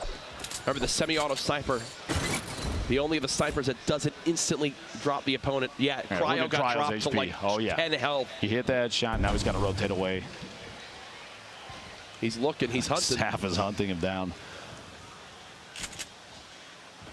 At this point, probably realizes based on the last few games that he might own this area now, so he can take his time if he's not going to get too aggressive push. Nick Merckx, is this a Nick Merckx versus Aiden in this stairwell yet again? I don't know. Aiden, the last we saw was at Tacos. Nick, 200 HP, gets tagged to 38 right there. Wondering if he'll pop this slurp. The way that the ramps are being used right now, I'm assuming it is Aiden because Aiden uses them in the same way as kind of a layered defense that quickly edits them. It's not Aiden this time. Who's been landing here consistently as well. Illchase, actually, I think this is the first time he's come to Tilted. He landed, I believe, Greasy or Salty last game. Yeah. There's 4 players nearby right here. Aiden's in new building. There's 2 right next to Nick. Oh, that grenade blows up the cover. Nick hears the big tags. Won't push it as of yet. You look at the elim feed, Poach with an elimination. Nick, the quick shots. There's 1 elim for Nick, still at full HP as the crowd gets behind him. Absolutely a fan favorite here in the Fortnite Summer Skirmish. As the Nick Merckx chant begins, Aiden and Nick Merckx are again in the same building. Ladies and gentlemen, it's time for round 3. The first 2 games, Aiden eliminated Nick Merckx. Can Nick get vengeance here as Aiden's actually going to fall back? This is Animal, one of our top performers, I believe, from day 2. He dropped a 10 bomb in a single game. Sneaking on up, hunting his prey. For it. Says, I'm the animal here today, my friend. As he cuts him down, a quick burst. Back to Tilted, Nick Merckx. I mean, how do we not watch this? You have to. Yeah, you have to. This is fantastic.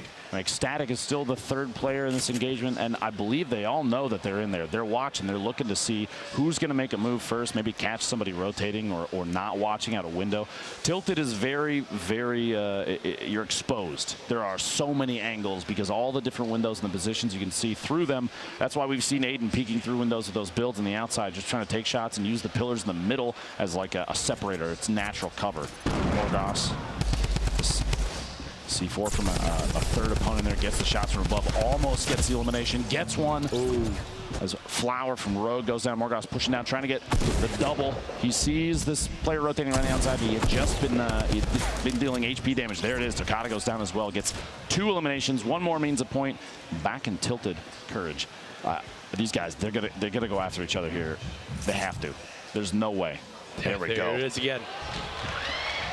I mean, this is what it's all about, folks. Nick versus Aiden. Aiden 2, Nick 0 so far in the fights. I know Nick has family here watching, a lot of people this weekend wanting to see how he can perform. This is probably, Nick has had such a long competitive history in esports. This is probably the biggest tournament he's ever been in, and here it is, the battle again. We've seen this before. Here it goes, round number 3. Aiden peeking the corner. It's Nick building the ramps. Aiden getting the wall in front, just to trying to make sure he's covered and can have some quick edits on out. There's another close ramp. Expect a quick rotation on it. He's going to the footsteps. He knows Nick rotated up top. Yeah. Nick's got the high ground now, and I think he'll kind of reset to the top of this new building. There is still Ecstatic just standing still in the big gray building. If you don't move, they can't hear you, Jack. Both these players so healthy in this fight. The last time we saw Aiden versus Nick, it was Nick with only 100 HP. I believe there's a slight health advantage for Aiden at the moment. Probably about 10 HP difference. 14 HP, I think is exact. But Nick is back in big gray where there is still Ecstatic hiding behind one of these doors. You notice he hasn't even moved. He's barely turning and not even really weapon swapping. I think Ecstatic at this point knows that both Nick and Aiden are here. He's waiting for this fight to play out. And Nick, you see, he's looking around the corner. He's watching and saw the rotation. He's going to try and get a top-down surprise here. Maybe drop in the shotgun coming out. Shotgun and then swap to the dualies. You can hear him moving around underneath. The audio tracking these players. It's just... Ecstatic is close by Nick right now. He's like right behind one of these walls. Back over to Poach, though. We've got to show some love to the other players, too. Poach trying to build on up. Still a little bit of a fight. One player just below him right now. Mighty bank. I love this. Banking the frag grenades off the wall. They'll fall right at the bottom of the structure, and here comes the build battle. Poach trying to keep up. Actually gets pyramided by the opponent over his own build, and Povsey cuts down Landjock. That's Povsey's third elim of this game. Spray from that the blue drum gun, one of the most favored weapons we've seen in scrimmage, competitive games. Poach wants very this low. fight. Poach has got to push. Poach wants this fight. Knows. He's hunting right now. Poach for his second elim of the game. Can he break through this structure? Povsey just trying to heal with this campfire. Poach wants this player dead. Can he get the high ground? The pyramid blocked for the moment. He heard that sound of his opponent hitting the dirt down there. He knows he dropped all the way down. He's going to take advantage of that and drop in. He's going for the replace every single time, but Povsey's blocking it repeatedly. He's trying to put down the pyramids, the ceilings, anything to stop Poach from getting in and taking advantage of the low HP. And what that does is Poach still knows he has an opportunity to be aggressive. He knows Povsey must be missing a lot there. And the rotation out, it looks like. Povsey just ran it out. Wait, this was Nick Merckx. Low on HP, in a little bit of a fight. How does it end here? Ecstatic eliminating Nick. And you see, oh my God, the frustration there. We were saying Ecstatic was hiding in that build for so long. Nick Merckx with an early exit yet again. It looks like the player that Poach took shots at that was to his southeast might have been a third player in there. He catches the edit there, takes ownership of the ceiling and gets Povsey as he's trying to back out. Very, very patient from Povsey. You got to, sorry, from Poach there. Never went into Povsey's build. He knew he had time, and he still has the launch pad to get away. Like you said, Povsey did have 3 eliminations. That's a single point for him. Nice actually right now has 3 elims. Morgas has 3 elims, and Blue T has 3. That's a single point for each of them. Feel really good about that. Looking forward to the rest of the day. A number of players still alive. Saf, Poach, and Ecstatic all sitting on 2. Jack might just die in the zone. Jack might just die in the zone. No. There's Ranger the quick elim. Securing that elimination. We actually watched Ranger in his qualifiers do quite a bit of solid gatekeeping of the river. Yep. It's good to see him get an engagement He's got to get out of there, though. And still win as well. And it begins. The little structures, the little huts, the 1x1s. It has started. Minigun, though, being sprayed into Kayun, who's dropped all the way down to the side of this mountain. Dremin is close by as well. Who's that spraying? Babe Jesus, I believe, from Tempo Storm. Oh, Rip to go. He's out of there. He wants to follow this up right away. He's going for it. Drops in.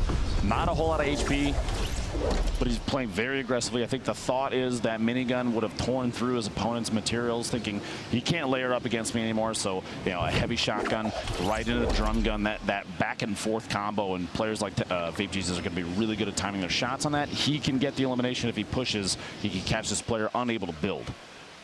Replays, Bizzle, Wheats, J. Cuddy all hanging out north side of Fatal Fields, very populated. A lot of those angled stairs. Yeah, we've seen that before. When you see players do that, Jack, what are they doing with that? Well, basically, the way you're running, so you don't have to lose your momentum with your sprint. You angle the stairs to basically block the area that the shots are coming in from. You use it as cover. You're not having to awkwardly jump back and forth and swap and spin around. It's just kind of a clean way to build right across. It uses kind of the least amount of materials too. Aiden's still in this, going to bounce pad and try to follow up his opponent. That's Ecstatic, who actually eliminated Nick Merckx. I think Aiden say, hey, that's my job so far today. I want vengeance now, my friend, as he'll fall on down and reset the fight. Klinger's potentially pushing him out there. He's looking for a better opportunity and any materials. He's very low right now for this time in the game. 1:30 remaining before the next circle. He's going to go for his jump shot here, but his opponent, Ecstatic, walling off against him, just preemptively defending himself, knowing Aiden is very accurate at close, trying to get an angle. That little peek, look at the little hole he's trying to take shots through. Aiden might have to layer up the other side right now, but he's not going to. He's going to go for the shot and then block it off. Any sort of like, just take that single second, that millisecond almost, and get the shot. So you see Ecstatic, he knows the hole's still there, knows Aiden's still underneath. Just kind of pacing his engagement. Just the right timing is going to be key here. Here it comes. Aiden low materials pushing in the shot on Ecstatic, and Aiden gets the elimination. And that would have been for 3 limbs if Ecstatic could have gotten it. Aiden's still so healthy in this fight. One player just above. The quick edit out. Looks like Aiden's lost the high ground for now. Jukes out, and he's going to break down the structure. The opponent drops Aiden with the elim. That's 3. That is 3. And what's this? A chug jug! Looks like at that point, Aiden started to build to defend. There might be another player pushing in. The FPS from CLG takes Tendons out just south of Salty Springs. Yes, we saw this a moment ago. Yeah, apparently secured his second elimination, 1 away from a single point, and he is sitting on quite a few spray weapons today. It's an LMG, which you don't see too often, but players up close, that thing tears him up. He's got Blue T above him, who may not realize, but look at Blue T's materials. Over 2,000. He has so many builds. He's got a blue drum gun. Decent. Decent, to say the least. He's got the ability to rotate away now because he can just layer up as he backs up. He does have the rocket launcher. Splodes right now. Maybe not. I guess it's time to use them. Usually you see those saved for late games. They're very good at dropping structures, especially when the players are playing slow. Is he going for the trap? Oh, just lost the high ground at a moment's notice, and yeah, he immediately loses it, falls right back down. Not sure exactly who he's battling right here, down to just 39 HP, though, how quickly it all ends, and now he's in the low gravity zone. I believe that's Blue T's in a 1v1 against right now. Blue T's going around to the rotation. South side of the tree, using the tree as cover, misses the shot. He's got to defend right now, 6 HP. I think he knows the end is near. Blue T hunting his opponent. He might just die to the zone. He's got bandages, and it's not ticking for enough necessarily to beat it. If he popped the bandage early, you see it, yeah, FPS going for that bandage. Every little bit counts. And Blue T saying, I'm waiting. I haven't seen you in the feed to the storm yet. The third player, somebody watching from a distance, taking shots. Nice gets Amon's in the feed. 20-meter snipe shot, very close range snipe shot. Blue T 3 eliminations, 39 players remaining, 20 seconds till the zone finishes. And it's going to be time to mix it up a little bit more. Goss right now sitting on 4 eliminations, Nice with 4 eliminations, Blue T at 3, Aiden at 3, Saf at 3. All 5 of those players still alive, and points for each of them. Posey. The FPS just lost to the storm, so there it goes. Blue T not able to get that elim. Is already at 3 though, so can't be too upset. Here's a look at your full scoreboard. A lot of players at the top still in this. As we say it, actually Nice gets dropped. You see live right there. But Aiden still at 3. His teammate in Ghost Saf still alive. Poach is at 2. Nate Hill is at 2. Some big names at the top of these scoreboards right now. Now, hopefully before too long, there's a number of players we haven't had our eyes on too much. Just the feed has been quiet with them. Players like Tfue, who I was literally about to say his name, and lo and behold, here we are.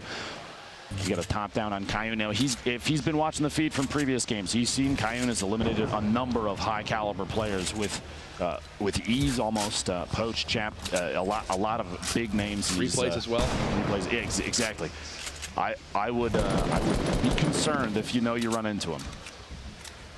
Quick little spray for Morgoth there. So many materials. And 4 limbs, 3 medkits. Morgos is everything you could ever ask for. You see, just on your screen alone, Bizzle, 72 hours, Chap. Here's replays at maxed HP.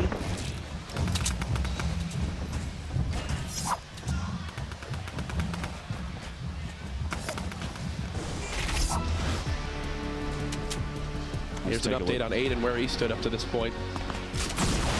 Oh my gosh. Heavy shot from Snood there, taking advantage of the swap to the SMG to spray Aiden down. Still comes away with 3 eliminations, though. That's 3 points total on the day, so he's well ahead of many other players. And he does have half the games left today, Courage. Absolutely.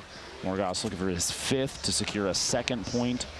Would put him at 4 total for the day. 2 behind our current leader, C9 Blind, who was eliminated very early this game. Don't forget, 94th place with a single elimination.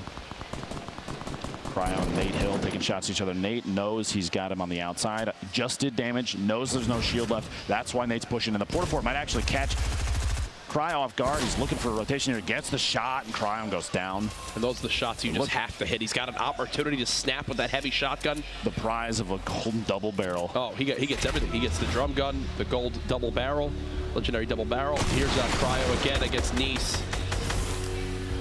There's the cleanup there. That was his first elim of the game. Here's Tfue and Nate Hill, teammates on FaZe Clan. Might be a fight coming here soon between the two of them. Wait and see here. He's got a hunting rifle, double barrel. This is actually a pretty common setup for a player like him. I would almost drop the hunting, and if you got a scope AR, we've seen it in his hands so many times in previous summer skirmishes. You can hear the fight underneath him, the shield. He knows the player just got eliminated. It might be time to go for a push here. Yep. Tfue just trying to spot. He's got multiple frag grenades to use. Banking them. Unfortunately for him, does drop down on top of that structure, which, yeah, that was definitely not his plan. Now it's time to begin to launch. He's in. Oh my gosh. Down to just 19 HP, and again, he'll have to fall on back.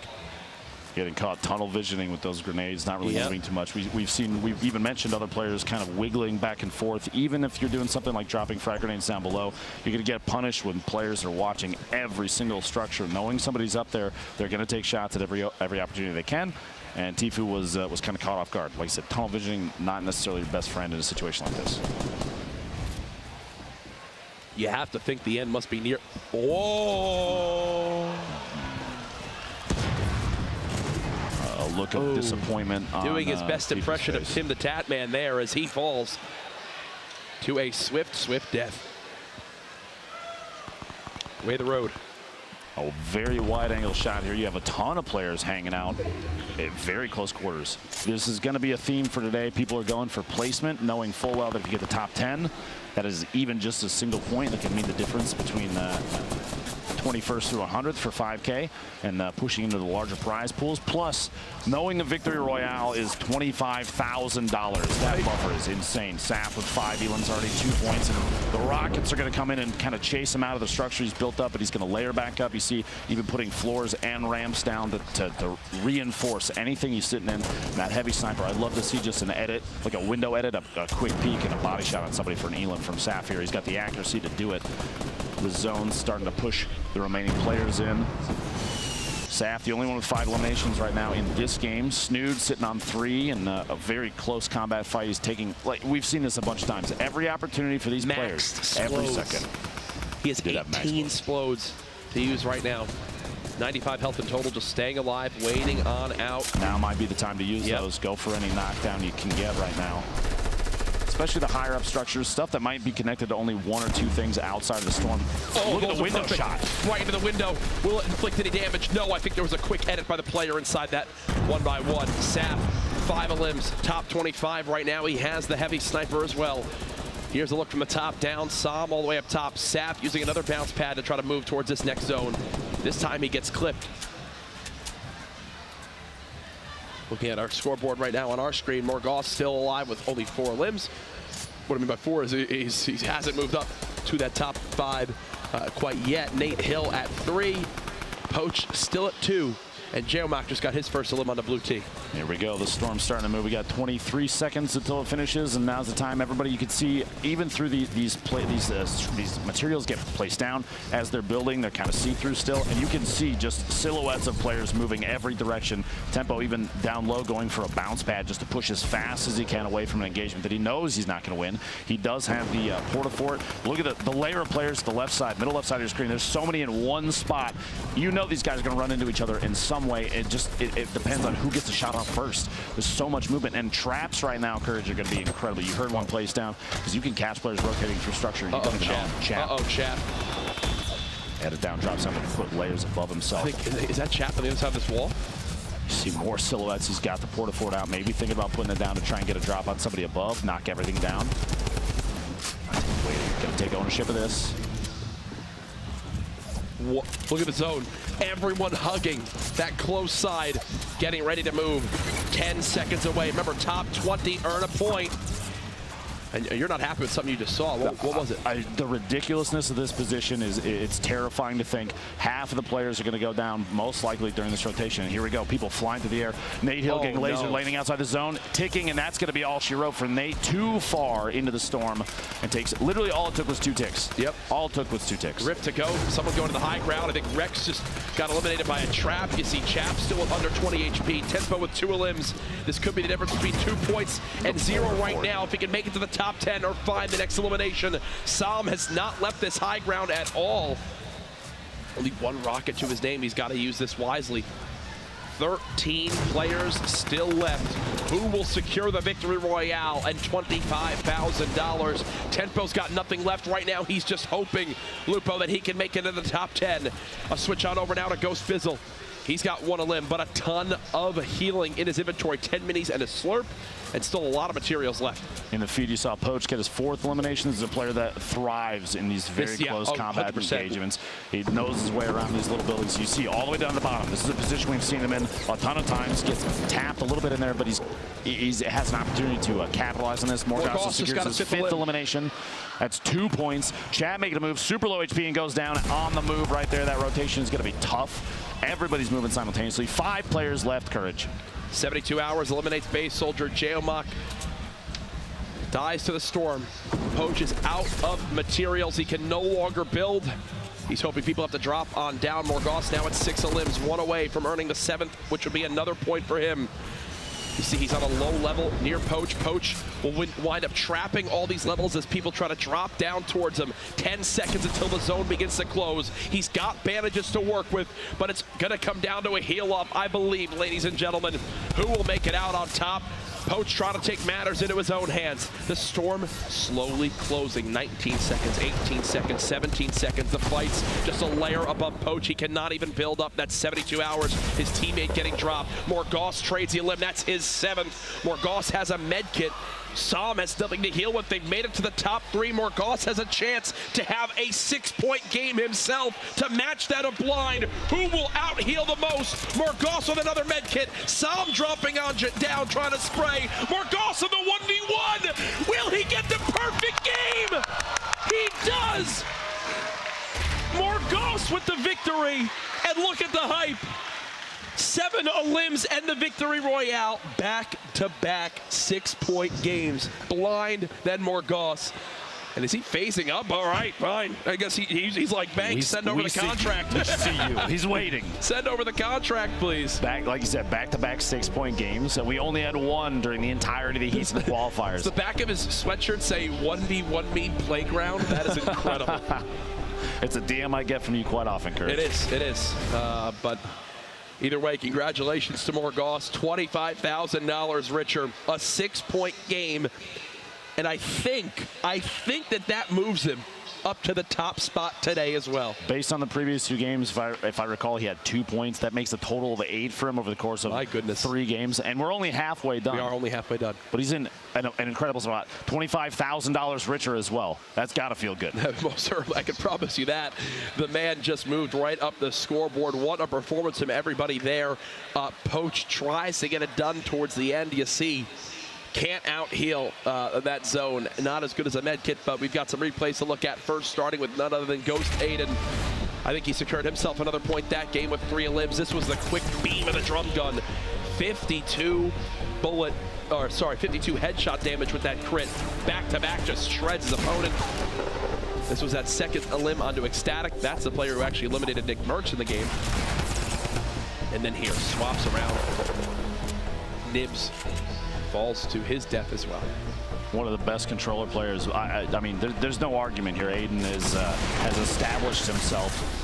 Extremely dominant and tilted. Yep. But that's not the only location. We saw multiple engagements there at the bridge to the far south along the river, and he's able to hit his shots. Very fast edits. One of the best players we've seen thus far, and he continues to show that whether he makes it towards the top 10 or not, he's racking up eliminations and very, very aggressive top-down gameplay. Oh, for sure. And that's what it's all about. We also have a little highlight from Nate Hill. His game ended in quite an awkward way as he went to go bounce pad, but if you remember, he was actually the one to cut down C9 Blind at Fatal Fields right off the break of the game. And then this was the shot with the heavy shotgun. Look at this as he snaps onto his opponent. Actually, oh, we just missed it, but either way, he snapped, but then that's the bounce pad. It took him much further than I think he was hoping, and as he was going, he gets sprayed down, and the frustration there. Yeah, and the eye roll and everything. The only option, I think, in a situation like that, you saw the trajectory he was taking. He could have put a wall up on his left and attached it to what was there, and then immediately turn and put one in front of himself to stop. But it's so fast. You're moving so quickly through the air, and the trajectory, like you said, when the zone's moving, you've got players shooting at you from every direction. It's this is hindsight. I mean, in the situation, for sure, he tried to do everything that he could. You know, coming into this weekend, 2 of the most winningest players of the summer skirmish up to this point, Vivid and Liquid Poach, were the 2 that I had my eyes on. Poach actually this game puts up some heavy limbs to earn himself a point. Did he get 5? He might have gotten 2 points. Very fast edits. There's a lot going on. That ramp block versus opponents, they're pushing up Giant right there, and then immediately editing. It's almost as if some of the reaction speeds, he knows that his opponent is going to react to being blocked off and turn away very quickly, and so he edits almost instantly after placing the ramp and takes a shot as soon as he can. And this was him hoping to out-heal. This is where you just kind of cross your fingers. You see everyone in the background watching his perspective. Look at all those faces. A tactic we've seen from some players. So these heal-offs at the end might seem like you're just spam clicking to see what you can get off in time, but the fact that he had 75 HP right there means he had to wait until he took a tick of storm damage to pop the first bandage. He could have healed just a little bit ahead of time if he had anything less than 75, and that could have made all the difference in the world. Unfortunately for him, his game did end there. You saw, look at the crowd, very comfortable here in the beanbags in the Fortnite tent booth, whatever you call it. Either way, though, Morgoss, our new overall leader, I can confirm right now, just secured the Victory Royale, the full 6-point performance, $25,000 richer. He's on the floor with Zeke.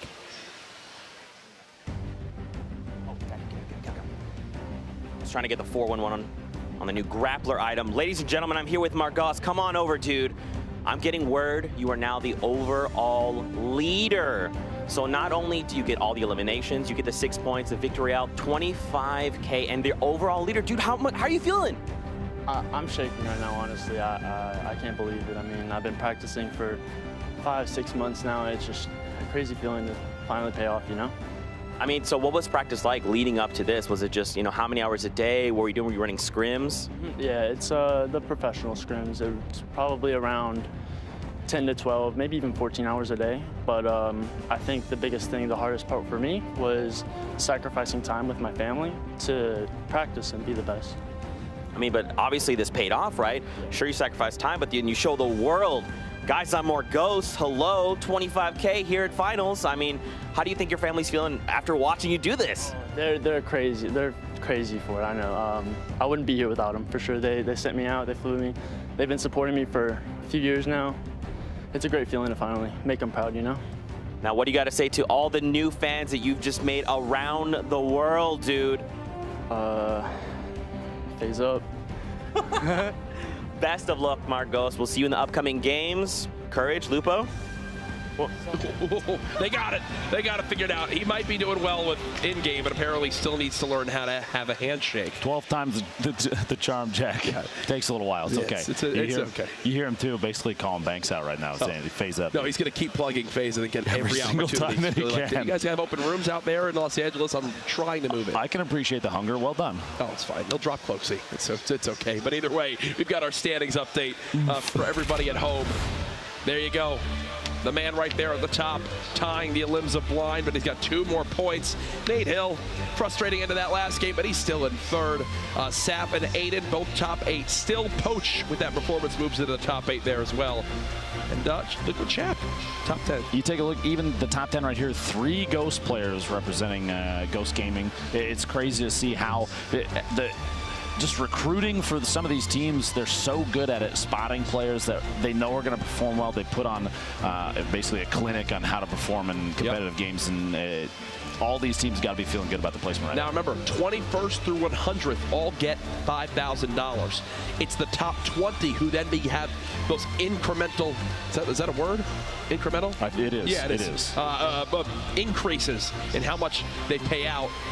All eyes on that. Who will be in that 20th spot? Who will be able to earn some of those bigger numbers? We are just halfway done with the action. I've been looking at some of the numbers watching online. It is absurd, the support right now for the finale of the Summer Skirmish. Hashtag Summer Skirmish. Get involved in the conversation online. Halfway through today, thoughts so far of the matches we've seen? You're seeing players play much more reserved than they have the previous days. And the reason is, I mean, I can't blame them. There's $1.5 million in the line, and because leaderboard placement, top 10 is a point, they're going for that every single time. It is crazy how close together players are ending up. We've had some wide-angle shots of some of these areas that you lose count of how many people are stuck inside there, and I have a feeling we're going to see it again here in just a second, Jack, because the bus is prepping to launch. If you're here at PAX West, make some noise. Here we go. Game 4. Crowd getting behind it. You love to hear it. Here we go. Reminder, yes, through the qualifiers, we only played 4 games a night. Today, though, the grand final, we play 6. So there is still a ton of Fortnite action to come. Who will secure that top spot and walk away with the majority of that $1.5 million prize pool? There is our winner from Game 3. The perfect performance, 6 points to move all the way up that leaderboard. Morgos. Now, during his qualifier, a number of times we saw him at 2 eliminations and just outside of the top 10. We watched him at one point try and track down, I believe, 3 different players going for that elimination and couldn't secure it. So right now, showing up, getting all 6 points in a single game has got to be incredible. Dropping in on that blue suppressed SMG, getting a pump action shotgun, and he's got a player in front of him already. He's going to get aggressive. The taps from a distance, only 9 damage because of the damage drop off the SMG. It's definitely not an AR, but it still put up numbers. Going to go for another push here, moving around the outside, and no materials, which means it's all about placement right now and trying to catch his opponent off guard. He's going to drop in and go for. You heard the chest open, gets the shot against the wall, but misses, but it still can secure the elimination on Takata. Very good up close engagement. That's the type of fight that you need to take early on, which is why I think he's seeing so much success, right? He knows he's got the shotgun and the swap weapon, which already gives him the tools to win an up-close fight. Nick Merckx back and tilted. Only 2 gray pistols, 158 HP. That's Gyron from Misfits just above him. Looks like Bartology is in the back right corner there. I believe that's the taco building. 3 gray pistols. Cool. And a Nick green. has 4 pistols right now on the ground. Did he just miss a shotgun? No, he left the pistol behind. In the corner there might have been a shotgun. He rotated past it pretty quickly. Going for the chest, though. Oh, no. Not bad, but he doesn't have a close-up weapon. Not really what he wants right now. Misfits looking for him. They're tracking on the outside. This is going to be tough. He's got the remote explosives. He wants this fight at the moment. He hears the fences being opened, and Aiden is still kind of hunting in Big Red with full HP. I would almost bet if Gyron can get this boogie bomb off on his opponent, if he tracks Nick Merckx down, he's going to drop the C4 right on top of him and pop it at the same time. No, Nick's got to keep just disengaging until he finds a better weapon. There you go. There we go. He's got something now. Oh, there's a blue pump right there, too. So he'll get the max health with that slurp. People still nearby. Anything good from the chest? We'll see later on. Ran over here, retail, the west side. He's sitting on, honestly, kind of a similar loadout. Only a pistol for his kind of mid to long range engagements. He had a hunting rifle as well. WBG's Ranger in retail, not too far away. This is Brandon just moments ago here in retail row before he started rotating up, going for the shot and gets it. Catches Sakaris off guard, 86 damage, body shot, but it's enough to secure that elimination. Aiden. I think this is what you think it is, folks. Same spot. Aiden versus Nick Merckx again. It never ends. Aiden trying to claim some walls. Nick weakened. On the other side, Aiden in the 2 battles so far has come out on top. Him and Nick dancing back and forth. The ramp edits trying to just keep the drop on Nick to maybe get a shotgun shot off. He wants to chase this fight down. He knows he's got the health advantage on him as he continues to be max HP in every fight he has with Nick. Does get tagged up once, dropped to twice now. Over to 152, here's the fight again. I believe this is Nick, tags him with the headshot. Shields down on both sides, stink bombs being used now. As I think Nick is gonna retreat as both players look to mini back up. These guys, that move right there is one that's super common. Never ends, these guys just keep going at it. A little triangle to pop out those windows, super common in that building, and both players know it, which means that every floor kind of has exits, no matter where they are. He's going back inside. This is just relentless back and forth between these two guys, and they're going to keep going for it. He's going to use that as a way to try and locate. Nick got a huge tag. Nick's going for it. Nick's going. Oh, he falls right back down. Once he missed that second pump, he falls right back down. I believe both players so similar in HP. Yeah, Nick's actually getting shot in the back by Misfits Gyron and beamed instantly by Aiden with that AR. And that gives Nick, and Nick already knew, but that gives Nick full confirmation of who's nearby him. He knows it's Aiden 100%, no doubt. They are on the same level right next to each other. Back and forth around the stairs, every angle. It's cat and mouse in here. They're both trying to find that one spot. Oh, he's blocked himself. Blocked himself out. The jump and headed back inside. Another player sniping in, but Aiden sneaks into the window. The snipe isn't relevant anymore because it's Aiden versus Nick Merckx. I can't tell if that shotgun actually connect or not. I can't tell right now. Another stink bomb trying to get any tag he can on Nick, even himself apparently.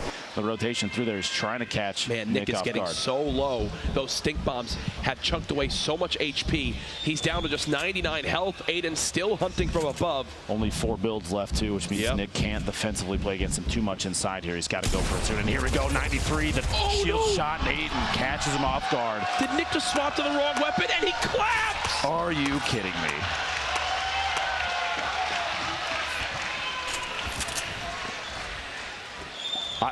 I don't know what to say here, Courage.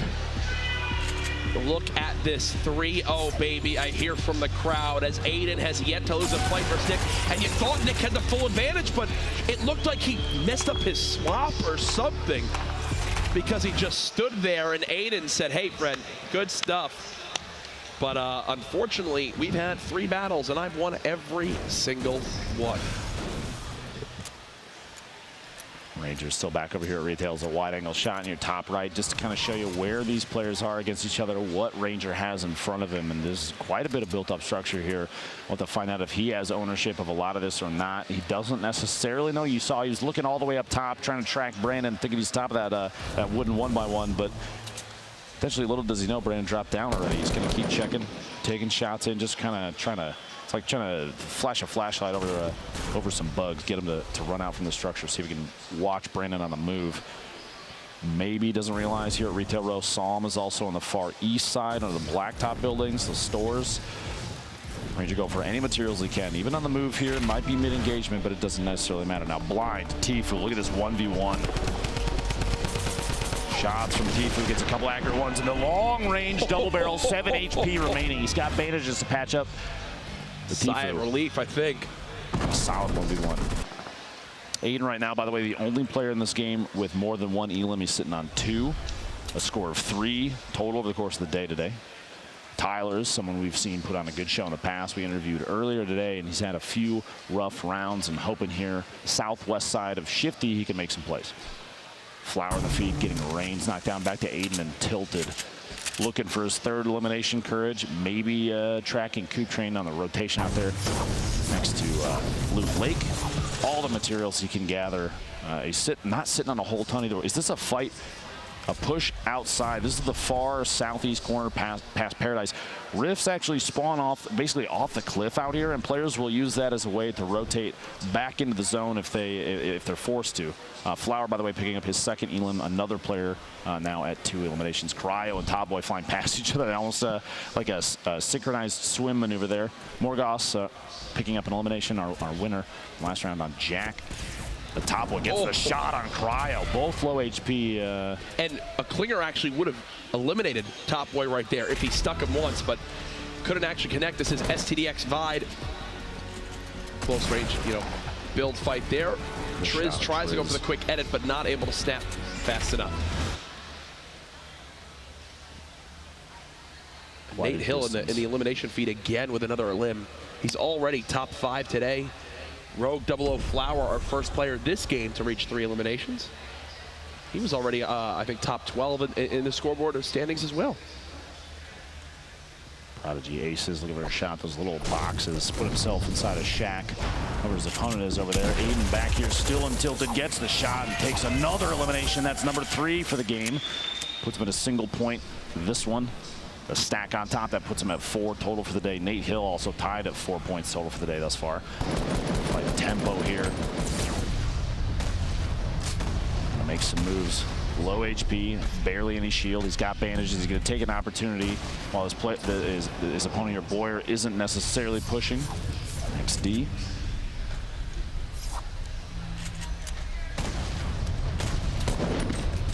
Oh, that player with the nade launcher.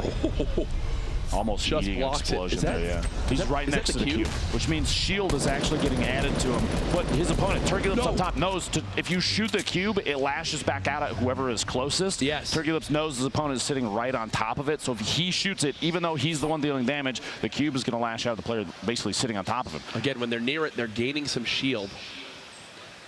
First time we've really seen the cube come into play so far today. I actually didn't even realize it was this far over. It's in Shifty Shafts now. Yep. As it continues to maneuver around the map, still wondering what it even means. Probably something regarding Season 6, but who knows? It looks like players will begin to have to move towards this middle island. Just outside the Fatal Fields. This is a Hysteria on the opposite side of the map. Quick Pick up double his barrel. first elimination. He gets it on EMAT, his first elimination this game. WBG's Punisher dropping the clingers down there. As soon as those start to detonate, like you said earlier, they drop down now once the structure that they were attached to disappears. Previously, they used to instantly explode. You'd see players throw the clingers at like a wall that they see someone hiding behind, shoot the wall out, and then it would instantly detonate. Not anymore. They drop down like gravity's pulling them down. He's looking for shots. Actually gets the elimination on Rogue's 00 Flower inside this box. Picks up all the loot. There's a handful of med kits in there. Yeah, look at his materials. Hopefully he grabs the 3rd med kit. Maybe he didn't realize that there was one sitting there. He's only carrying 2 Max currently. wood, max brick, 800 metal is what he currently had. Aiden, another engagement. He's got to move forward. Bounce pad, go for it. He missed the build. Going for the bounce pad play to fly across. Ooh. Almost perfectly. Are you kidding me? And he actually gets the little benefit of the boost. He's going to land right on his opponent. He wants to keep the pressure on. A box inside, though, he's going to have to smash his way out. Nobody owns these walls, so he's got to take an opportunity to melee those down. Gets caught underneath his own surface. Looks like he tried to build a floor and jump up. He almost went for the edit. Didn't get it off the time. Goes for the edit on that outside wall. He's trying to drop down underneath. Probably heard the rockets coming and reacted, thinking they're headed towards him no matter what, so it's time to build away. Trying to edit his way out. Change the angle against his opponent. Always kind of mix it up. You never want to repeat, and this is a good example of that. Goes for the shot in. A little clip in the shotgun. The LMG, a 52 in there, and gets the elimination on Coop Train. The crowd going wild here. 40 HP. Player 3 is into the match. 9 HP remaining, and Mars Cities gets the elim and stops Aiden from hitting 5 elims. That would have been 2 points, but only 1 this game. Finally gets shut down. What a build performance right there. Boltnaga throws a stink bomb in. And that one is smelly. And Tyler's just dies to it right away. That, by the way, is our 2nd elimination over the course of the entire weekend. Week 8 of Summer Skirmish. 2nd elimination to stink bombs. I saw a stat online earlier and said that one happened, I believe, in day 2 qualifiers. X's replays kind of bouncing back and forth next to each other. Spots, Bizzle rotating into the safe zone.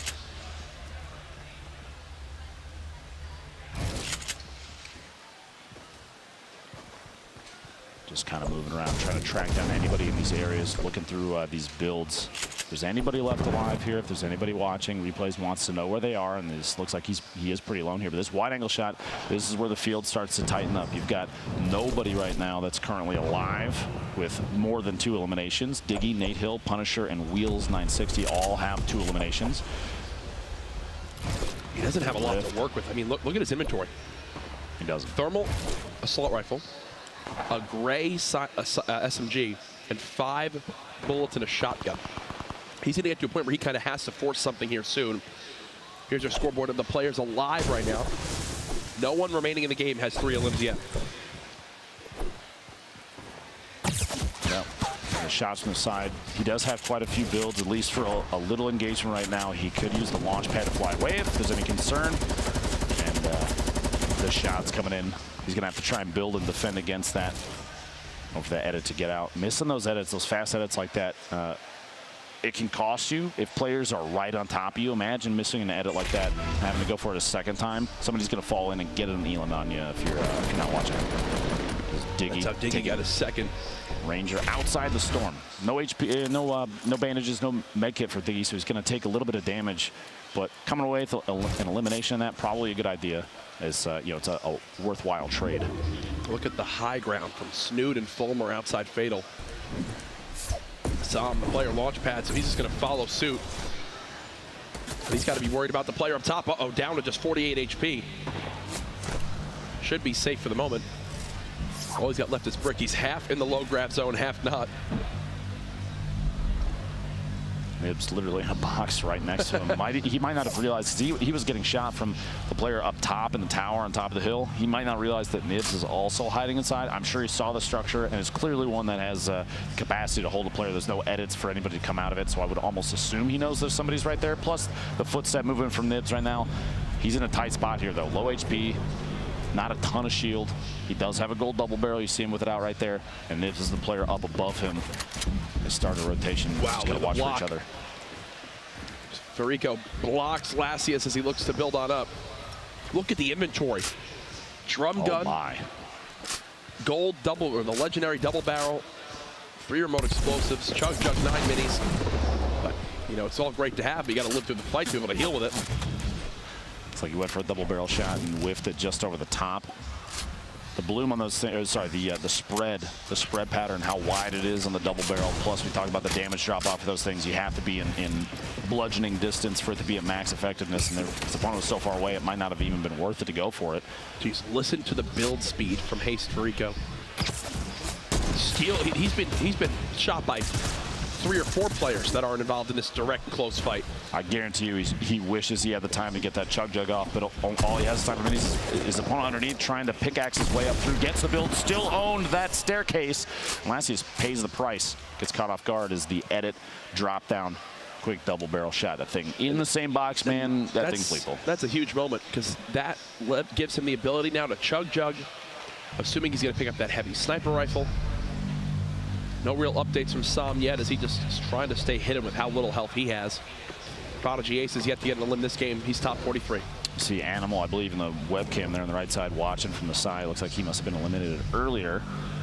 I love how the players, they want to see everything that happens, so they'll watch every POV they can. I mean, they're all so passionate about this game for a lot of these players involved. And I mean, you and I, this game's changed our lives. So you get involved here and you want to soak in it all and just enjoy the event. And look at our last real place of interest involved in the map is Fatal Fields. Nate Hill, 3rd elim here would give him another point, and almost went for it. By the way, you mentioned the 3rd elim for point. Punisher right now, the only one still left alive. Hit the shot. Look at his reaction. No way, he says, as that player who was just in his sights soars on out. Nate, is this going to happen twice in a row? Gotta know he's going to go for it.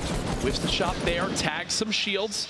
He's only got 57 HP. Can't get the elim as well. The tree was weak.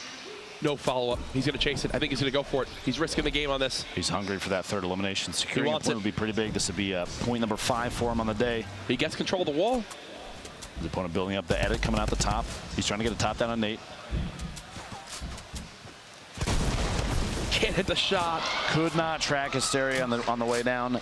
85 HP. Could have been a one shot from that heavy shotgun, but not enough. Missing the shot cost him that one. And the option there, Courage, you think going for it to try and get that third elim for a point was a good call? He wasn't sitting too high on HP. Maybe playing a little more secure and wait for your time to strike on somebody that isn't paying attention was a better call. I don't mind it right there. You know, it's one of those things where everyone assumes the player's going to be so passive. He was hoping to maybe catch Hysteria off guard. It's also, he had no safe place to really go to. Everyone else was already set up and secured in the new zone. Marcity's just got blown up by remote explosives. That was Rico. Horrify is actually sitting underneath. Yeah, he's not even moving. Horrify is right underneath Turkey Lips. And he's just chilling for the moment. Here's Poach, his first fade. limb of the game. He'll get a slurp juice off that, which will put him at maxed health. It's the perfect item to get. Punisher, replays, and Cease also nearby. 60 seconds left before the first time the circle's going to move. 30 players left on the field, so we've had far more players eliminated early this game compared to even the first and the second, which means this won't be as tight, as chaotic of a circle move, but it's still going to be crazy. 30 people left. There are 29 now in this size of a zone is rough. Hysteria and then your feed there, getting another elim there. That puts him at 3, which is a point. That's his second on the day. Farigo has 4 eliminations, leading the players that are still alive in this game, which is 1 point for him. Punisher with 3 as well. Nobody else alive besides those 3 has 3 eliminations or more. Strugs keeping the high ground. Punisher inching closer and closer to safety in this next zone. You see on the minimap, basically 1 block away. That'll probably put him as safe. He wants to claim all these walls so there can be no quick edit ins from his opponent. And he's still got 600 plus medals, so he's more than happy to do this. Is this ending in the low gravity zone? I think this is ending in the low gravity zone. I believe it's about to push that way. This is going to change how this entire final circle plays. Players are going to have to be careful when they jump in this thing. You float much higher than typically you'd be used to, which means people that are going for shots on you while you're in the air, it's going to happen a lot. You might even see people, oh my gosh, the number of people that are jumping. Oh my goodness. What is happening? Wait, what is happening? Wait. Flying away in the air. One of them's a shot. Wait, what is happening? It looks like while they're in the zone, they're getting pushed up in the air. I've seen this a little bit online. Wait, what is happening? The rune now flies you around? Even they don't know what to do. Look at this. What is going on? It's just floating them up and down. Diggy and the feed didn't stick the landing, a 22-meter drop. You see them, they're going for literally anything. Players might try and catch themselves with builds. Okay, no matter what, this is hysterical. Hysteria going down on the feed. People are just taking SMG and rifle shots while flying through the air right now. Is this how this low gravity field now works? I've seen this a couple times, like videos on Twitter and stuff. Do you activate this? I don't know if this is... What is happening? He's trying to box himself in. There you go. Okay. Catches himself. He's... you see him put his hands up. What is this zone right now? Oh, well, when I said it's going to change how this whole game is played. You were more right than you realized. I really was not expecting it. He is now floating in this. He has himself boxed in basically to catch himself. He could open up basically a line across the top. It's gone from low gravity to no gravity. Poach is like, I'm going to sit outside this. Oh my goodness. 13 players. The storm's going to start to move, maybe saving players from kind of a confusing way to engage there. There's no way you practice for something like that. 13 people left, which means if 3 more go down, Poach picks up a point. If he gets 1 more elimination, Poach picks up a point. Might get one right here. The quick edit, takes a shot through, but couldn't secure that one. Does get a shield tag. 1 player more needs to go down, and then everybody, there it is. Rio secures the elimination on Farigo, who we were watching earlier, fly through the air. We're in the top 10. Everyone remaining now has earned a point. This is where Poach is in his most comfortable zone. He's got a launch pad to use as well. Still enough materials to make some things happen. I think I saw on the feed a 53-meter fall damage elimination. Somebody was taken out by that, which might have meant as they were rotating in, they didn't get ahead of the anti-grav zone. The reverse gravity zone, whatever you want to call it. That was ridiculous. At this point, yeah. I think anyone was expecting that. Poach now top 7, inching every second closer and closer towards this next zone.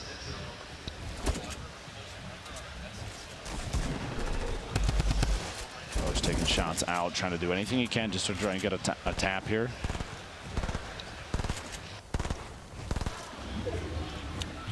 Holding the edit. Looking outside, Tendons rotating in right now. Sofa rotating in right now. Everybody's kind of on the move. Sofa might catch the opponent off guard. There's shots from the back. Poach tracks down his third elimination, puts him in the top 5. 2 more going down will get him yet another point here. A shot through times. You saw him there. He's waiting, just holding ADS, waiting for the wall to go down. He's trying to sneak through this edit. Got to get through fast enough and does not make it. Oh, the storm gets eliminated by the once storm. more. 4 players left. That was his third. That'll give him a point. Remember, top 3 earn another point. Whoever drops next be a heartbreaking way to go out. So we got eyes on Tendons right now at the bottom of this hill. They'll have to move a little bit up. Sean was taking some above it. A snipe, 9 meters. 9 meters from Bowman to eliminate Sofa. 3 players left. He's got no materials, but he's got a med kit.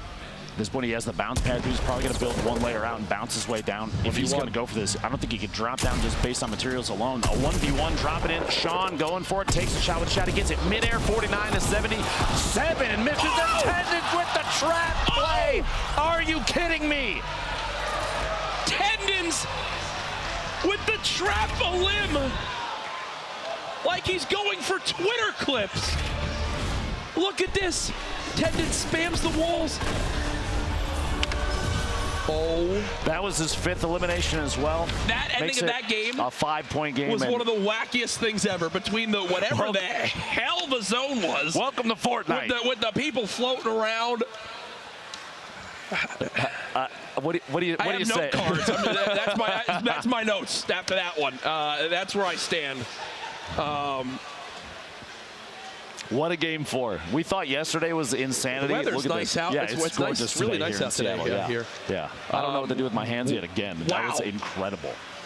A trap play to finish. Just throw up the replay. Just do it. We're all taking this in. This crowd, everyone just going nuts on the trap, going nuts on how it all ended. Here's Hysteria. Had that double barrel and just showed off its strength, close range. He's performed quite well today. I would say of all the days up to this point, this is definitely the best he's played. And, you know, he's been in the competitive gaming scene and at major tournaments for other esports for the last, well, decade plus. This man is no stranger to being in intense scenarios. There's the 3rd elim that gave him a point. You got to be happy if you're Hysteria, to say the least. Moving forward, anyone's game still. That's the beauty of it. We've seen from these 6-point performances, which have happened twice already today, as we pull up Farico's replays here. Literally anyone can rise up these scoreboards in these final couple games. It's funny you say rise up these scoreboards. We watch Farico floating in the air. These players literally going for SMG. That was how Chap got eliminated. Going down in the air. Swapping weapons, just going for replays, anything they can while they're up close on top of each other. He actually got multiple. It takes Horrify out as well as how he got to 6. Oh my gosh. Dropping rockets, he sees players boxing themselves up, but at that point, if anybody has secured themselves kind of a chamber to sit inside, they can just take shots at him as he's flying. But what, Jack, what happened? I need to hear from... Did that just get updated to the game? I know it always happens. Our winner at the end, Tendons, we'll see it again. The trap a limb at the end. I think he even surprised himself. There was a point in time when players first started to get used to boxing each other in, maybe early in season 1 and 2, where they were going for these YouTube clip kind of plays where they put the walls down and trap them in. He does it in the middle, literally in the middle of the final week of summer scrimmage. That was 5th elim too, so that actually put him at a 5-point game by himself right there. Not the full 6, but still, if you're Tendons right now, you just put yourself in a great spot to win a lot of prize money today. Oh yeah, oh yeah. He's got to be feeling, like you said, $25,000 just for that win alone. Yep. And probably a solid high 5 for a trap elimination to win the game, to be honest. Yeah, you don't win any extra money for that. But I believe we have Zeke. Oh, this is beautiful. This is going to be one incredible. For everybody. Zeke has Aiden and Nick Merckx. Hey. All you, Zeke. I mean, you guys, were you get tilted? You want to see Aiden and Nick Merckx? Well, I mean, gentlemen. I mean, hey, I've got him. So, guys, let's talk. Tilted Towers. What's going on? We'll start with you, Nick. We got some spicy fights going on right now.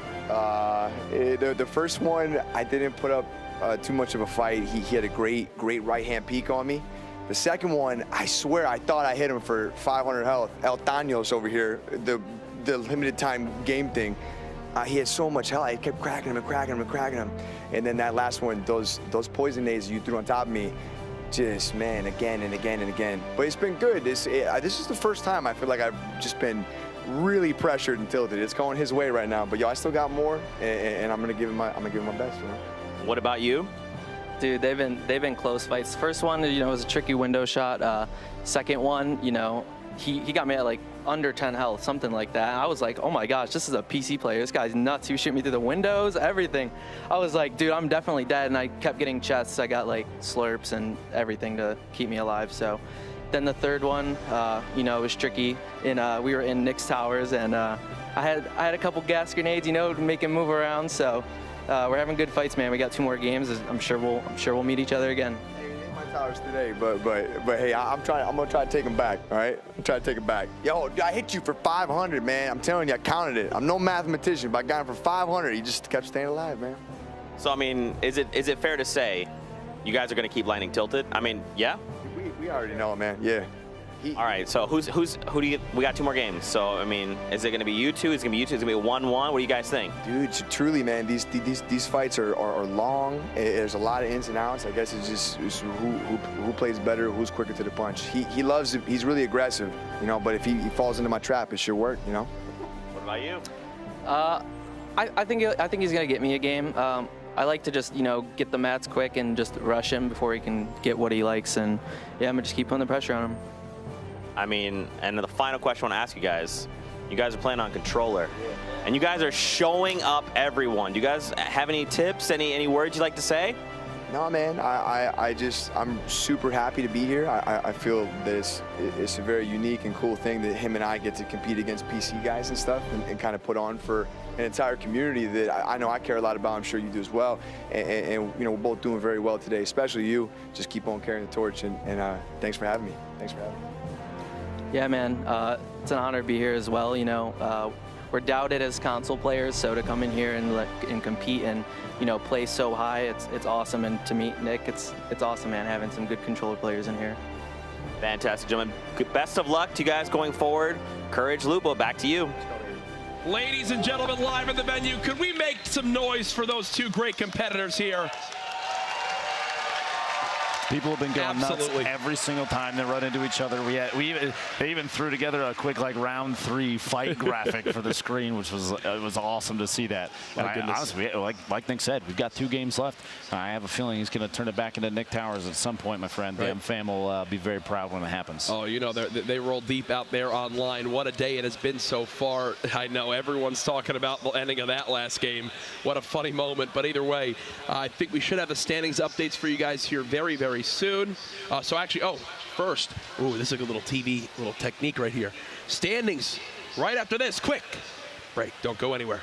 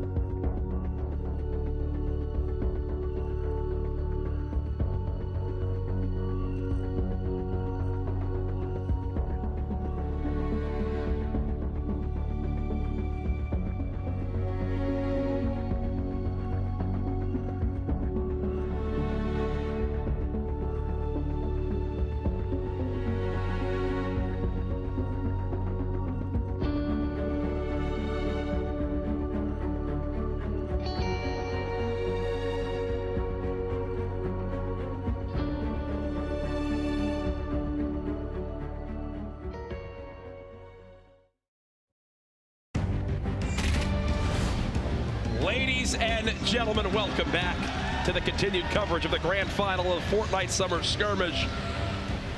My name is Jack Courage Dunlop, and I'm joined by none other than the wonderful Dr. Lupo. We have played 4 of our 6 games, and so far,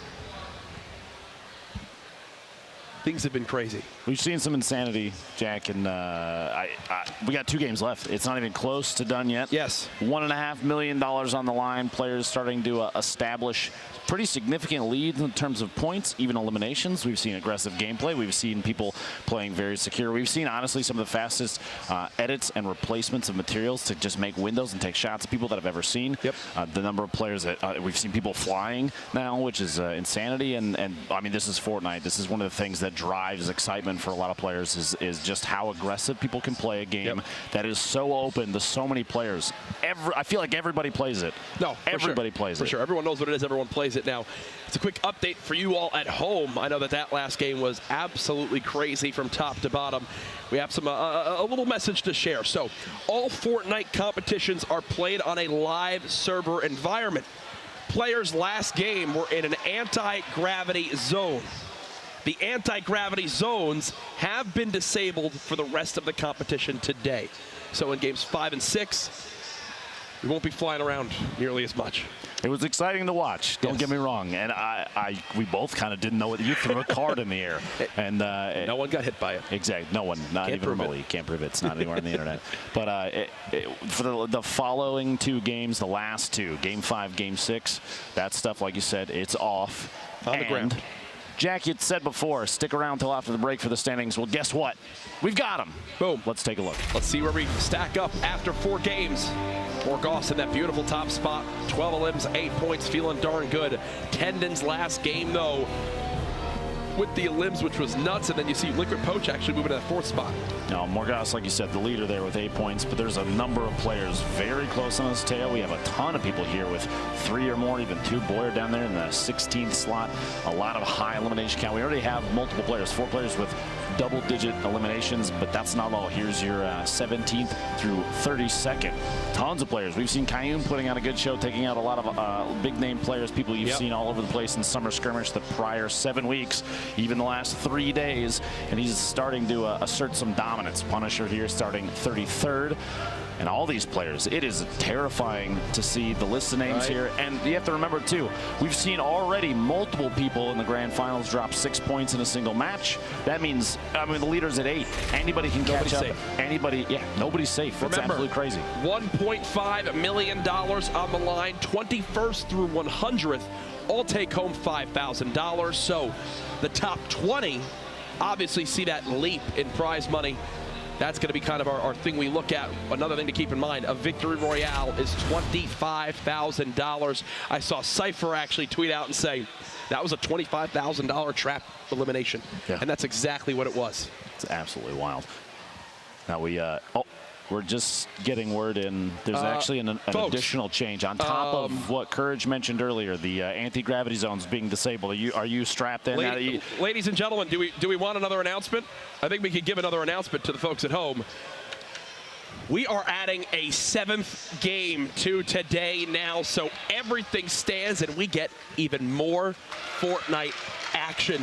The day keeps on going, and the 7th game will also have the additional $25,000 prize for Victory Royale. The insanity this day of the just last keeps game. getting better and better, We're not done folks. yet, Jack. I'm loving this right now. I might miss my flight later. I don't even care. Let's keep having a good time. 3 games left now. We're going to roll into game 5 before too long here. But 3 games. That's, like you said, an additional $25,000. I think anybody that might have been confused, thrown off by the players flying through the air, like we were. I mean, you saw it on our faces. That was crazy. They get another shot. Game 7 is going to come up at the end of today. What a way to go out today, too, man. I'm loving this, man. The storylines keep building. The interview with Aiden and Nick Merckx was hysterical. A lot of respect from them. It's a rivalry you love to see. Everybody here loves to see it, too, right? Can we make some noise for these gentlemen? They've been getting into it as well. It's been awesome to watch. Definitely becoming fan favorites, players making a name for themselves. This is absolutely the biggest spectacle at PAX West this weekend. A fully at capacity Fortnite booth with the grand finals of the Summer Skirmish. obviously, this is like just the beginning for Fortnite competition and what's to come. I can't wait for more announcements. Obviously, Season 6 right on the horizon. Everyone wondering what's happening with the Cube. You've got the new limited time mode coming out next week. High stakes, all the new skins. It's a darn good time to be a fan of Fortnite, I can tell you that much. Jack, from one friend to another, if you don't put up a good grappler montage clip, literally the day that you get home and play, first game, literally first game, I'm going to remove you from my friends list. I'm sorry. Well, all right. No. I won't Please really. don't do I would never do that. Are you kidding me? I'll yell at the end of it, and it'll be uploaded to all social media. So of course, absolutely. That's the only way you play It's what you do. Yeah, that's literally my job. We are getting into Game 5 here very, very soon. Appreciate your patience as we got all things sorted. As you can imagine, after last game, some people wanted to have some chats about what occurred, but there's all our players now. They've been told there's a 7th game. There's another $25,000 up for grabs for the Victory Royale. Everyone loading on in. Nick Merckx getting the headset ready as the crowd gets behind him. Top boy there on your screen. Nate Hill right next to him. All these players, it's so many people to keep your eyes on. There are a number of players too that we've discussed multiple times that were stars for the qualifiers before this. We have not seen put up a big show per game yet. We've got 4 games down, 3 remaining though, which means it's still anybody's game. Yeah, we can see multiple 6-point games still, as we've already seen in the first 4 matches. We've seen some crazy plays, some really good shots from players, some predicting the way that other players are going to play, the movements they're going to make. I love seeing that kind of stuff come out. Yep. And I believe we're going to get a quick reset on the lobby as one player wasn't connected. So we'll go ahead and get that all sorted before we hop into Game 5. A lot of people talking after that last game about everything that obviously went on. Hashtag Summer Skirmish online. Just crazy to see just how many people are watching this. I mean, you mentioned to me some figures of people who were tuned into streams. Over 700,000, I think, on Twitch alone, and that's not the only place it's being broadcast. It's incredible. It's a lot of people. Incredible. That is a lot of people. A few, yeah. You know, for everyone during the break, one funny moment that happened was, if you missed it, I threw my card and actually hit wonderful lady. Did not actually. In the back of the head here. She's not suing me.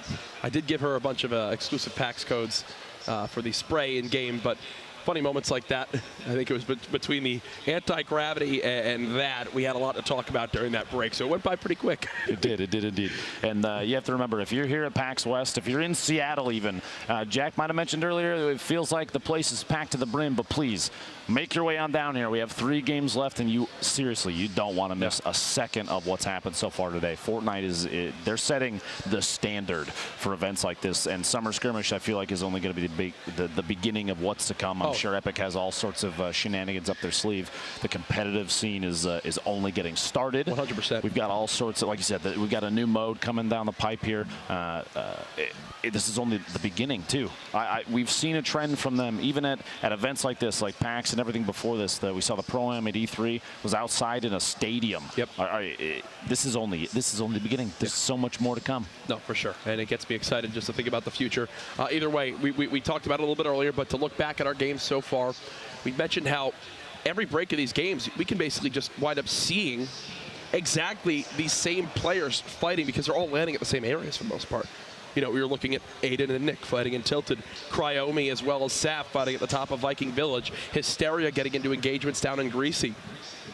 Now going into what's going to be the 5th game that these guys have played against each other, it's getting to a point where you can almost land and know, okay, this guy's going to push me from this area in the next 15, 20 seconds. This guy's going to be in this building.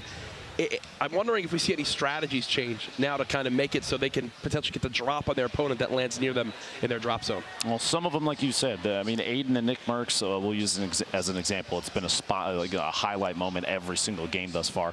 And Aiden, the 3 of the 4 games so far, there you see him on the screen right there. Both very, very kind to each other in that little interview. But I'm sure Aiden is thinking, yeah, right now I own Tilted Towers. Yeah. Nick, I dare you to come back here. And that kind of confidence, that's going to help him. Whether it's accuracy or positioning, he's got, well, seemingly he's got it all so far. The window peaks, everything he's doing. He even at one point he said, "This has got to be a PC player that I'm playing against." And lo and behold, no, it's Nick Merckx, another one of the best controller players we've ever seen. And whether he's losing the Aiden in these engagements or not, the fact that they're fighting for that long, they're disengaging and re-engaging those choices. I think that establishes that win or lose in that 1v1. He's putting on a good show. Yep. He's very aware of what's going on. I mean, there's going to be an outplay from him soon, I guarantee it. I think that kind of sums up Tilted perfectly, right? Like, there's so much already established building there that they're just navigating in and out of these corridors, using sound to their advantage, making sure they can kind of catch their opponents off guard, hide behind a wall, third-person perspective it. Either way, it shows just how much these guys land there. They've been the big talk of the town so far. Nick Murph's giving fist bumps to everyone around him. Definitely someone who likes to promote so much positivity in the community, which is great to see. The other big names here so far today, right now in that 4th spot we saw in the standings, was actually Liquid Poach. He's the highest in the standings right now who don't have a Victory Royale. Who doesn't have a Victory Royale? So the 3 above him all have actually won a game. Landjock, who is our other player who's won, is lower on the standings. But Poach showing just how quality of a player he is, Lupo, to be that high up without having a victory yet. Now, I'm looking forward to see players that dropped like 10+ eliminations in a single game. Animal Tylers, I want to see them show up and play that aggressive gameplay that they've played in the past. There's a chance that maybe right now we've been through 4 games, and maybe before this they were playing a little timid in comparison to what they had done during the qualifiers. It could be the pressure. All these people watching and the number of players that are around them that are extremely competitive. Speaking of competitive players around them, the drop is coming soon, Courage. Are you ready for Game 5? We go. Quick little break, a little reset. We've added another game. We've seen all sorts of stuff. Game 5 is here. The bus has taken off. Remember, each Victory Royale, $25,000 in the bank in prize money. Let's get into the action. Southwest to the far east, going to fly past Lonely Lodge there. You'll see a couple of the Liquid players, pretty well known for going Wailing Woods. They'll wait till a late drop. You've got in your bottom right there Nate Hill from FaZe flying in. He's looking towards Fatal Fields. But pretty much everybody, like we've seen, consistent spread. Not a whole lot of engagements. Not a whole lot. There's no more than like 5 or 6 players in a single location. Even less than that, typically. Retail has a handful there. We have 1, 2, 3, 4, 5. It looks like at Tilted. 2 players laying on the south side there. This is back over the Fatal Field to see. Running around. Nate's going to try and get this. This is an outside of Fatal drop. Full shield, a good pickup early. He's got an AR, some bandages. Nothing. I was literally about to say nothing up close. Picks up an SMG. A decent kit early. You'd want to look for a shotgun. But I'd like to point out, Jack, that the anti-grav shield, the bubble is there visually, but just so everybody's aware, the effect itself has been disabled, like we said. So don't worry about the fact that you can see the bubble. Again, it's not engaged right now. Now I just want to go home and fly around the map. I do. turn that into a thing. Either way, here's Ranger, who's got a tactical shotgun and a rocket launcher. Interesting loadout off the break. I think he realizes that as well. When you have the rockets, it's so key to get that high ground established right away. Rockets so much more lethal when you can obviously shoot down onto your opponent with them. This is Saint, who continually lands near this Greasy Grove area. From my experience in previous summer skirmishes, no, he's been clingered. Remember, clingers do flat 100 damage, so thankfully the shields will save him, but he's got to try to disengage, and he only has 2 builds. This looks like it's going to be a disaster for him.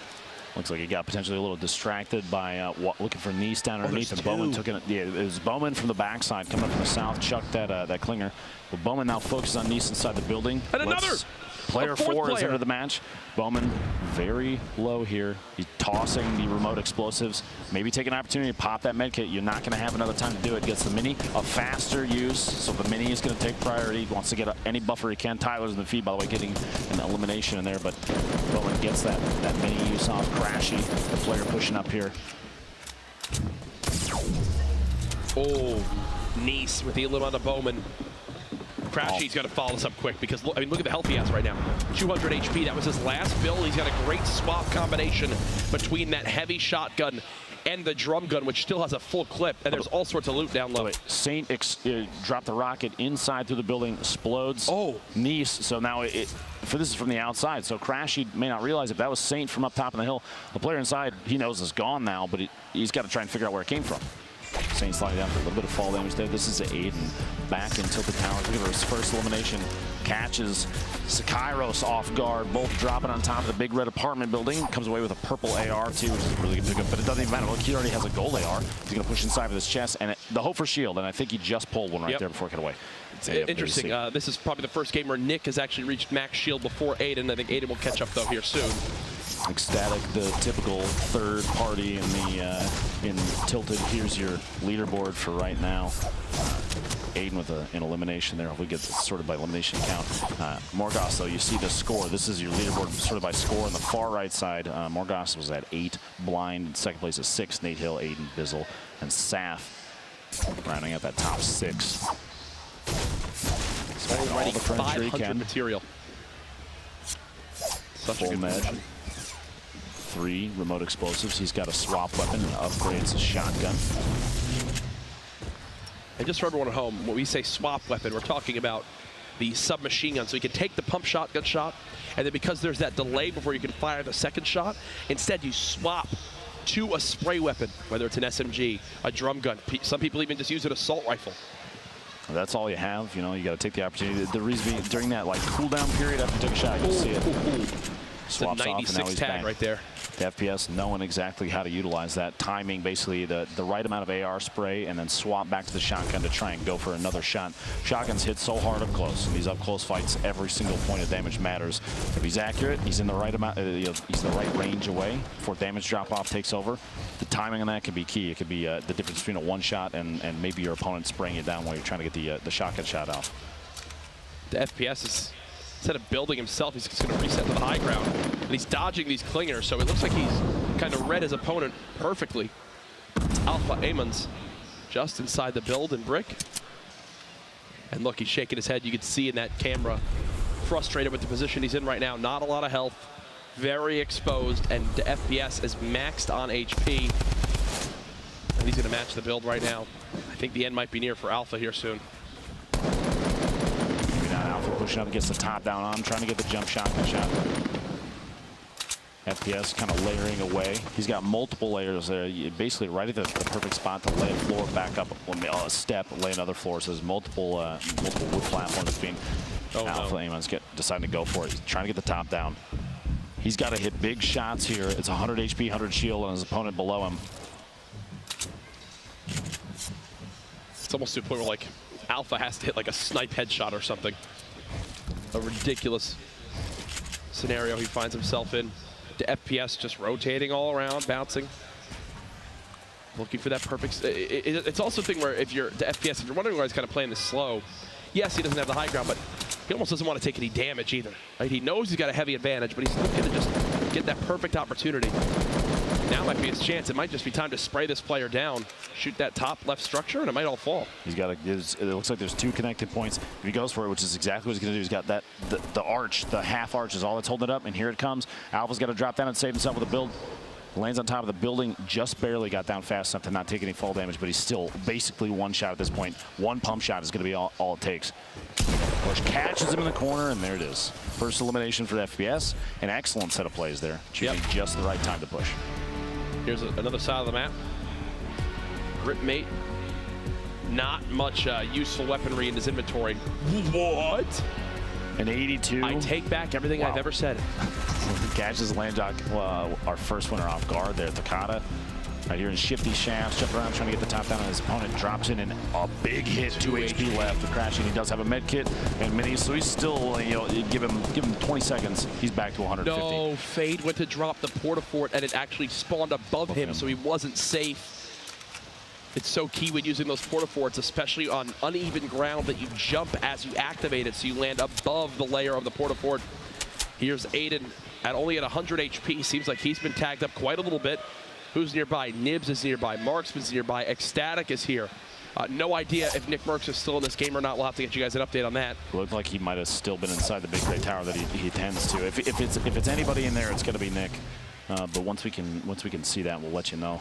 But this might be the busiest Tilted we've seen in quite a while. And this is the first time I think we've seen Aiden decided to back out. Maybe too many people. His loadout, though, no shield, not a whole lot of materials, but a gold AR, a gold heavy shotgun.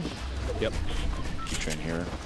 Wonder if he's going to try and hit a big deagle shot on this. The purple hand cannon. Top boy dropping down. Looks like he got an elimination on blue tee in the feed there. He's got a revolver, as you know, from the most recent developer update. That'll soon be vaulted here in Fortnite, so pay a little homage to our soon-to-be lost friend. His Chris is just going to run away from that fight. What is this end? What is this zone? What is this zone? Literally half of it is out of play. And that's a mountain right there too, Lupo. That's one of the tallest mountains in the game, right above Flush Factory. You see somebody hanging out way north, way outside the zone. Nick is still alive. Nick is still alive. 0 limbs yet, just playing very passively. Nibs is running out. Everyone's fanning on out of here. Nick's towers. Make the MFM proud, Nick. He's got to try and he just kind of needs to buy his time. He's got 55 seconds. He doesn't necessarily have to rotate just yet, and he knows. Look, Ecstatic doing it, literally what we saw him do last match for just a second there. We cut to him, and he wasn't even moving, just standing still, trying to listen, wait for these players to kind of engage each other. He doesn't want to get involved in any of this. Leaderboard being high on his list of things to go after, so I don't blame him in the slightest.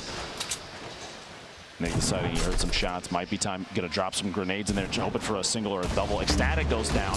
We still have 2 players in there. X's looks like he eliminated Ecstatic.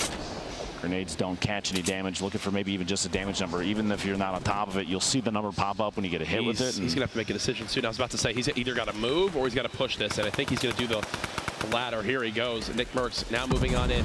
Here's a ton of shots going down, expecting players to be weak. He wants to play this high ground. Sees one inside. Can't get a tag on the player. One off to his right at double L's as well.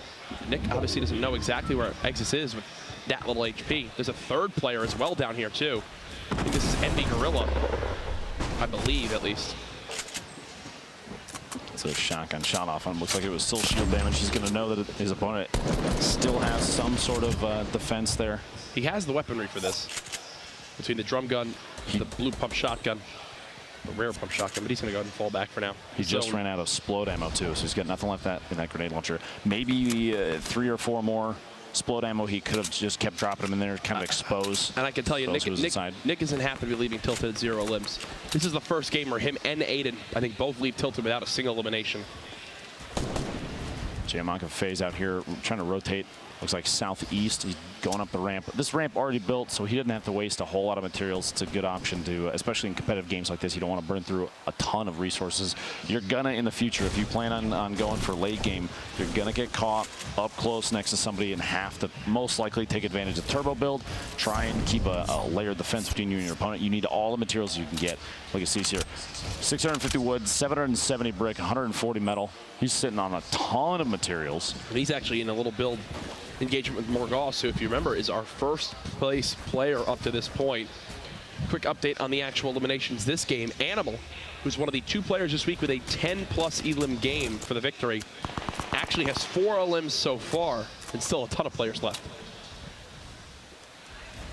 A handful of players still alive too. We have Top Boy, Gorilla, Morgas, Rio, Struggs, Tokata, and Tylers, who are all sitting at 2 eliminations apiece, which means one more for each one of them is a point for this game.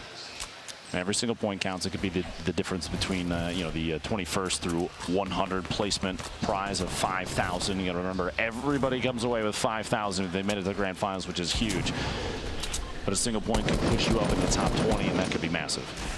A lasering Takata establishes his Animal, who actually got that elim. That's now 5 for him. 2-point game for Animal. Ribs, Saf gets the FPS and the feed there. Oh, it's Nick Merckx out of the zone. Literally immediately clapping here at PAX for Nick. Mars City's eliminated by the storm there in the feed, you see.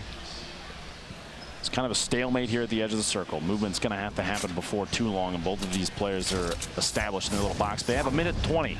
You have plenty of time. Kind of make a decision. Nick could drop his campfire too. This is Tyler's and Triz back in the bottom floor, tilted, hanging outside the zone, trying to just peek for that quick shot. And he gets Triz through the top window of that door. He was so far into the zone still. Over to Rio now, spraying that LMG, swapping the Scar, and whoa, gets the 1 bullet to connect. That's all he needed. Knew he was weak. And that's 3 eliminations for Rio, which gives him a point for this game. And Asteria is still in this. And I can tell you, Asteria landing greasy. He's been very happy to see the zone since we swapped off Nick. He got tagged him. Look at Emat. Back-to-back limbs, but then Aiden actually cuts him down. So Aiden and Nick each now with a limb on the board. Aiden actually has 2 right now. He's 1 away from picking up another point for the day. That'd be Aiden's 4th point. Rex is hanging out in his own There's a little box over there. That's the clingers. See the clingers flying over the top of Nick.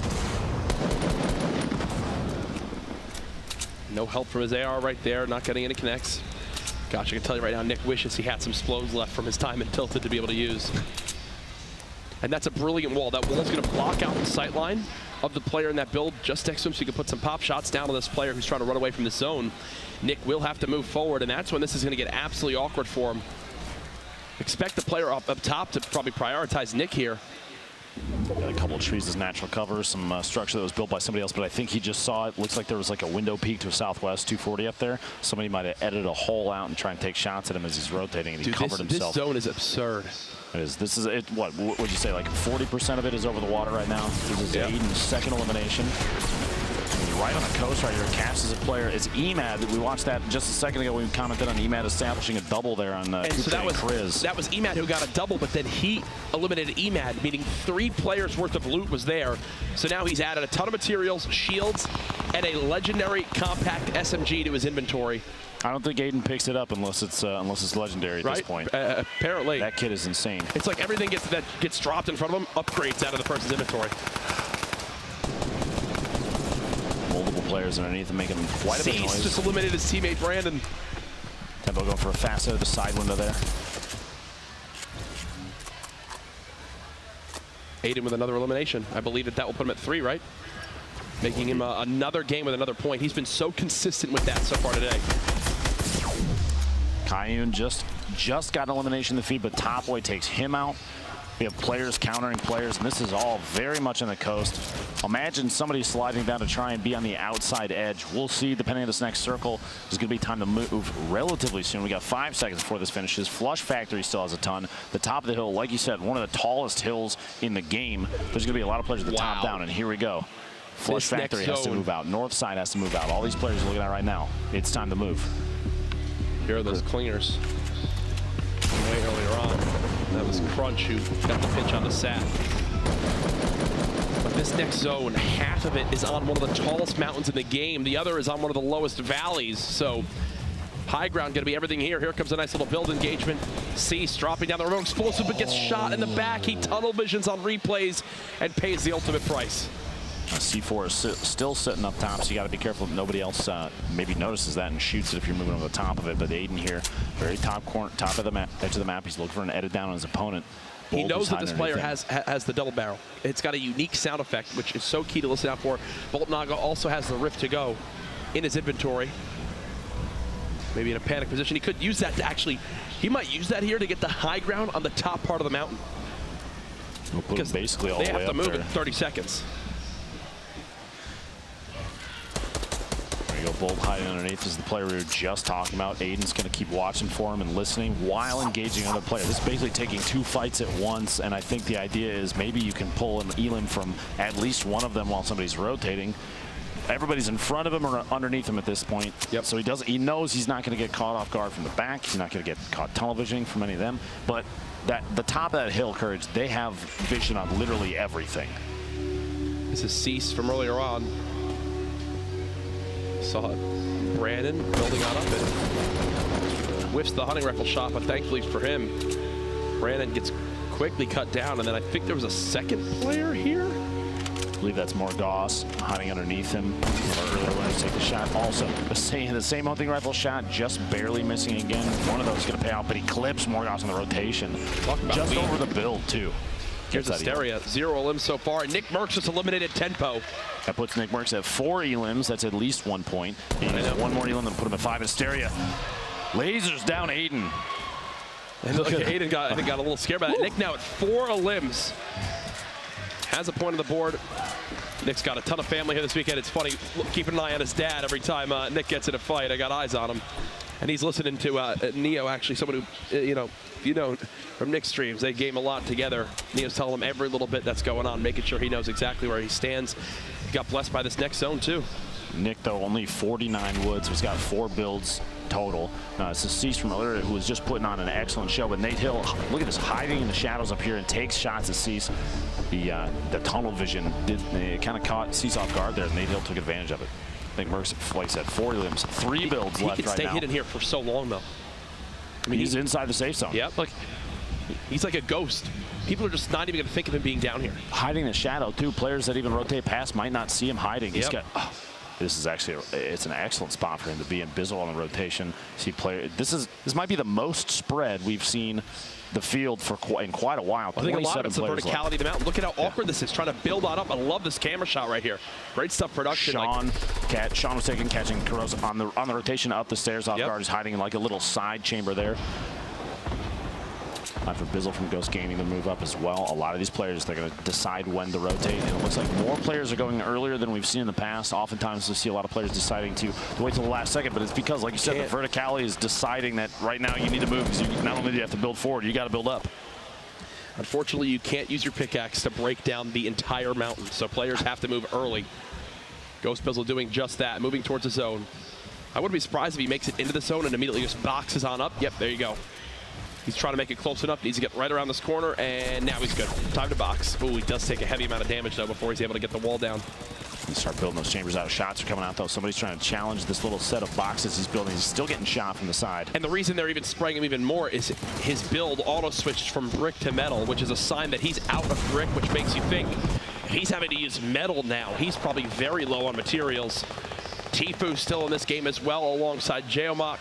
Replays and Sinful caught at the bottom. This is going to be a fight to stay ahead of the Storm and ahead of their opponent. I feel like both of them are going to get eliminated right here. So Nick Merckx sitting for them. Maybe looking for his fifth right now, listening. He doesn't have any builds left, so he's chasing. He's going to spray the wall down and catches Rex inside his own box. That's 2 points for Nick Merckx. Top 20 left. He makes it to top 10. That's another point soon. He does have, and just got a med kit. That was a smart play from Nick. He goes to pick up the opponent's grenade launcher. He had 0 ammo in his grenade launcher, but Nick was hoping that if he picked up the other grenade launcher there, that there might have been some ammo still left in the clip. Unfortunately for him, there was none, but a sign of a smart player. As, oh my goodness, Hysteria, if he gets sneezed on right now, I think he's eliminated from this one. I think if Nick flexes his traps, Hysteria's character would get eliminated here. Bizzle moving up, trying to get an advanced spot up this hill. He doesn't want to get caught off guard outside the zone. You see he's already rotating towards the east side of the circle. He saw the fact that, that's the side he's going to have to go to. The next circle, it's a full movement. Everybody's got to relocate. You got to get ahead of the zone if you want to move and stay alive. So like every time he pushes out and makes another one of those like little 1x1s, he's burning through 60 material, and he's only got 200 something left. So that's all going away quick. Struggs, someone we saw earlier on. We got an interview with him after he had a big performance earlier in the week. Here comes the zone move. Rio launch pads up to the high ground. Nick Merckx having to go bounce pad time as he's going to try to keep up with this zone. Oh, he's going all the way to the low ground with barely any builds left. Nick's on 6 eliminations right now, by the way. One more would put him at 7. That's 3 points. He's got 2 points already from this game. Rio in the fight. Sean trades out Battle Him. You see Struggs now down. Nate Hill still in this one as well. Nick Merckx with another elimination on Base Soldier. I think that puts Nick at 7 eliminations. 3-point game for Nick Merckx, as this is going to move him way up the scoreboard now. Another elimination from Nick. That's Tfue down. A statement game from Nick Merckx, and he's got medkits to use. Nick Merckx can win this game.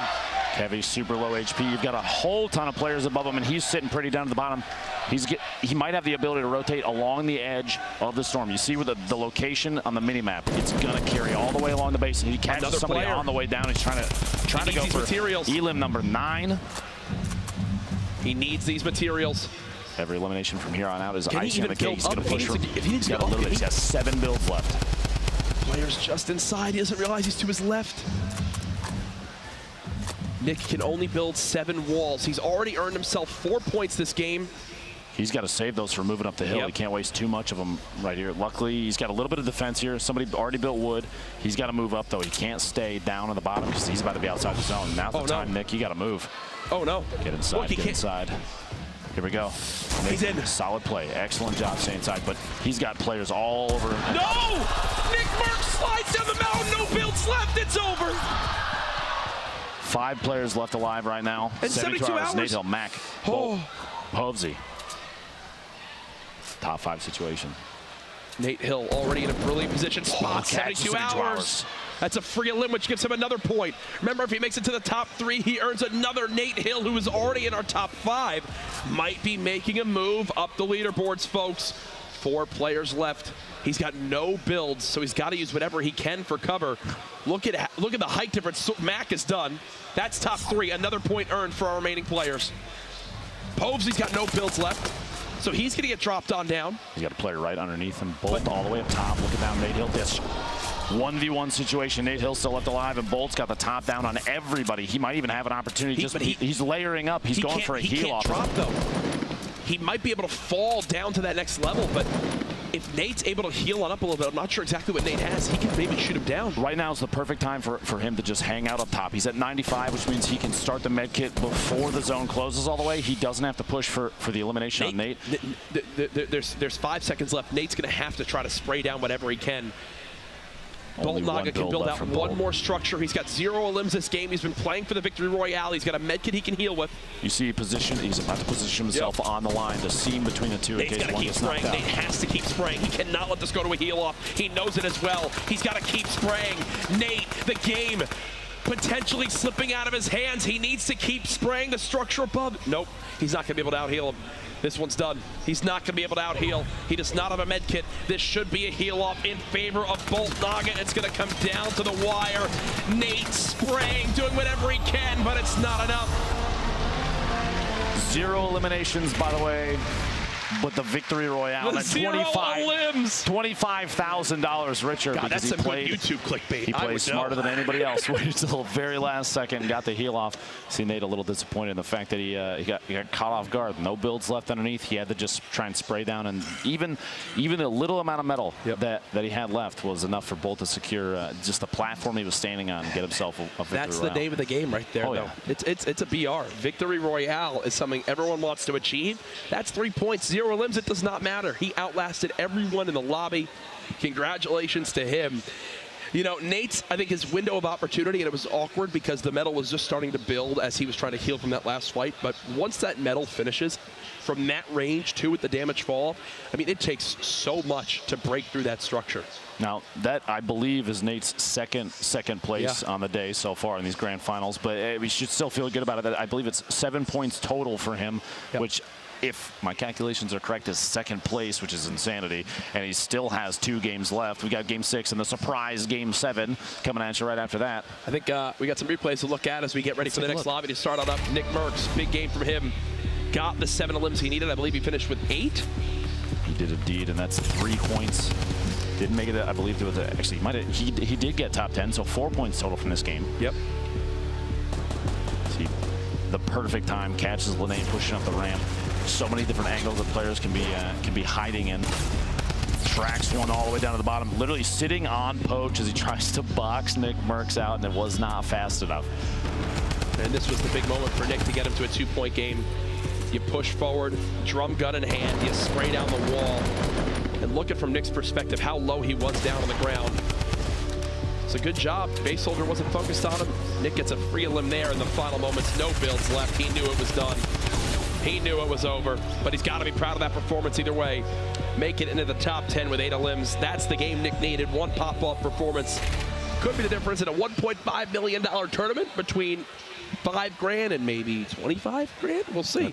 That's quite a bit of money, Jack. It is quite a bit of money. Also from Ghost, we've talked so much about how great the organization is doing this weekend. Bizzle had some great performances in this game. Obviously, game 5, still 2 more games to go. I love seeing these cross sections from the side. You see all the layers coming out as these players progress across, and Bizzle is one that knows exactly the right time to take an advantage shot on somebody. So I talked about all the great performances. Did you just cast or curse a replay? I did. Courage? I somehow figured out a way to cast or curse a replay. You're hitting people with cards. Wow. I'm never going to be hired back. It's okay. No, I'm just kidding. Please hire me back. Nate Hill from FaZe Clan, their new pickup. He was the first in line for the qualifier heats back all the way on day 1, and now here playing on Sunday, or Monday, sorry. Hiding from the shadows, the shots on Cease. He had no mats for all this. I think that situation, multiple opportunities here. He caught players in bad positions, but playing with no materials, like you said, he's a player that he'll use everything that he has or everything that he doesn't have. See this moment right here? Everything that he can. It's right just there. Yeah, I think the option at this point was just to continue spraying. Granted, it's metal. It's going to take quite a while. He had to get knocked reload. down. Look, so he took 3 extra ticks just to reload.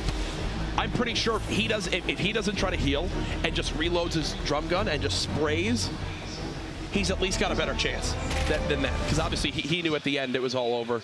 Didn't have the med kit to out heal. Either way, what a day we've had so far. Fun from start to finish. The final day of PAX West.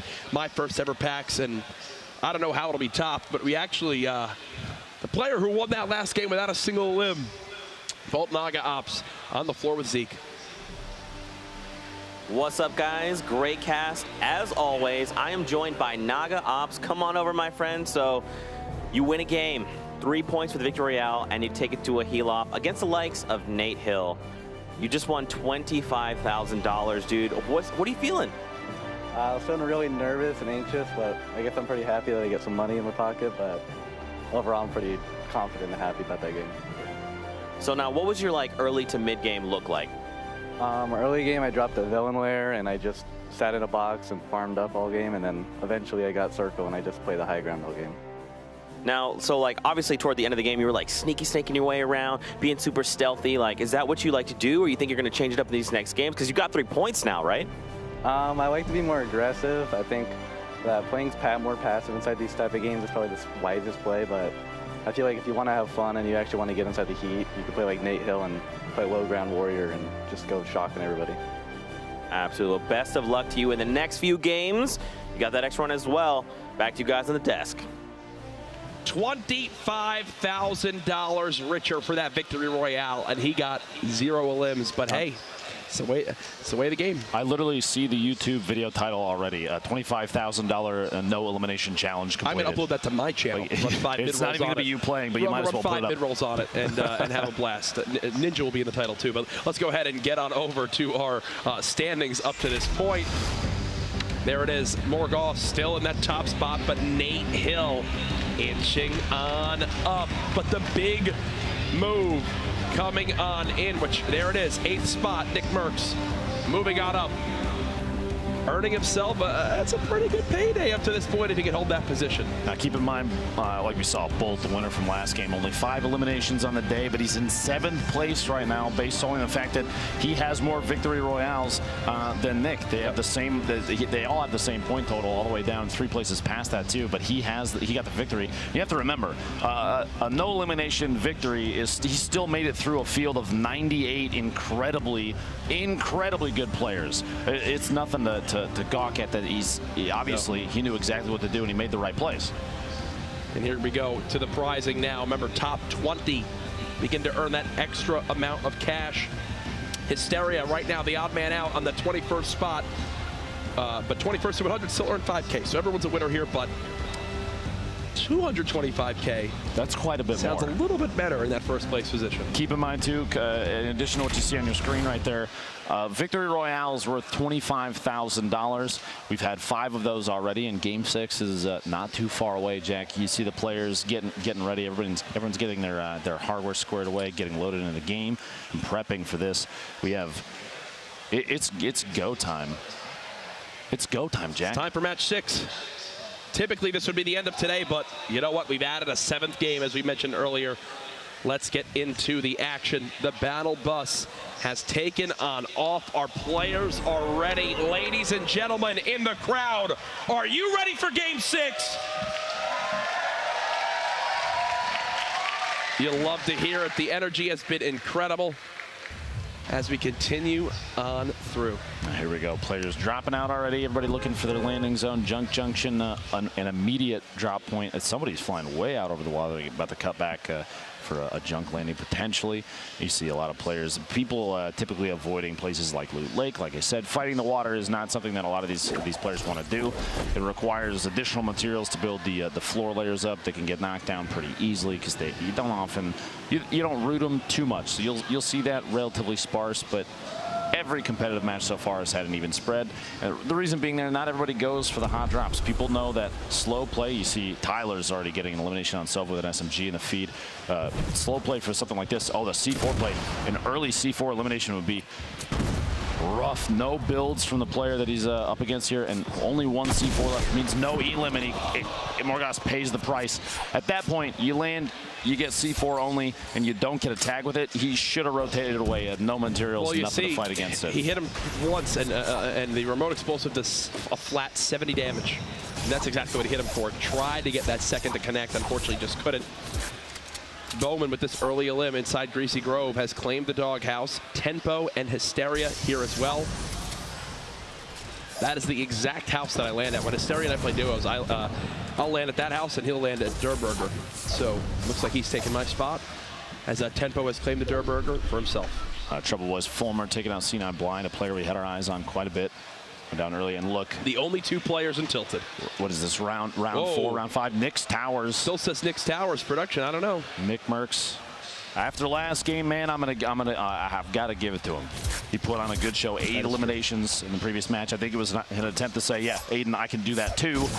Let's go again. And they're both here. It looked like almost nobody else was in Tilted, so this might be a true 1v1 in Tilted. Man, that is so fun. That is just awesome. Remember, we are in our 6th game. It can't be stressed enough. We will be playing 7 today after Game 4's shenanigans. As we continue to see exactly how this will play on out. Jay Cuddy. 7th game cut. You look at it kind of like a bonus game, and with that like bonus game comes still the $25,000 for a victory royale in that. Just as much as every other match. Now here we go, the start of the engagement. Aiden sitting on a 138 right now. He does have a slurp. I was gonna say I expect him to use it. He almost getting max value out of it. The feed Flower getting an elimination on Jumpman, but Nick Merckx, both of them basically the same HP, same shield right now. You have to remember that slurp is slowly ticking, which means Aiden's gonna end up at max HP and shield here in just a second. Nick Merckx gonna be at a 50 shield deficit. These players hit their shots, Jack, especially with the loadout that Nick has. You're going to see that pump shotgun, an immediate swap to the blue drum. And Nick knows exactly where he is in the build, and he's going to stop and just listen. Tags for 20-something. Aiden should still have the HP advantage, and there's the trap. Can't hit the second pump shot, but gets tagged from down low. The remote explosives, though, and Aiden! Aiden again! It's Aiden's Towers now. It might be time for Nick to choose a different drop location. Oh my gosh. It does make me curious. Every game that Nick has been able to avoid Aiden, he's popped off.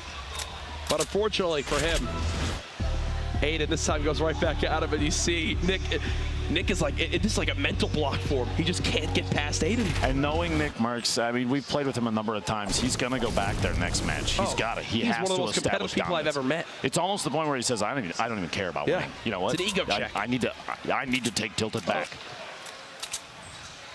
The M-Fam right now wishing they could spawn into the game with Nick and swarm Aiden with pickaxes, but that's not the case. Prodigy Aces just on the outskirts of Salty Springs as Tempo Sicarios. It's just bouncing around near the cliff house. Feed ecstatic. Someone we saw dropping Tilted as well, kind of avoided it going down the feed. Now Crashy, a gas caster during day 2, now establishing inside these grand finals. He made his way through, getting an elimination there of his own. Farico, somebody we saw incredibly fast builds from earlier, only sitting on 68 HP. He's got some remote explosive. He's going to try and use it. Tosses it over the top, and he's going to take the opportunity to push up, catching himself on a build. Almost fell the drop down a second time, still catching himself. He's trying to get a top-down view of his opponent here. Traps him inside. The edit, the fast edit, the shotgun. You hear the trap go out. Dodges the trap damage, making it away, getting the elimination. There's so much going through in the thought process right there. So he's trying to edit. The second you hear the trap go down, you have about half a second to react and get to the opposite side of that build to dodge the trap. He does just that, also finishes the elim. As we swap over to Tempo, he just secured his first elim of the game. On to Triz, and Bowman is close. 2.5 minutes as the zone is closing in. We have a player or two still very far away. Looks like Snobby and Haunted have a handful still out there, and they're the furthest away. Make moves early, get ahead of the game. They're not going to have a ton of materials, but they'll still be able to make it in the safe zone without taking too much damage, especially if they have like a launch pad, rift to go, something like that. You have to use those. We'll see here. Landjock, one of our earlier winners. That power cord skin.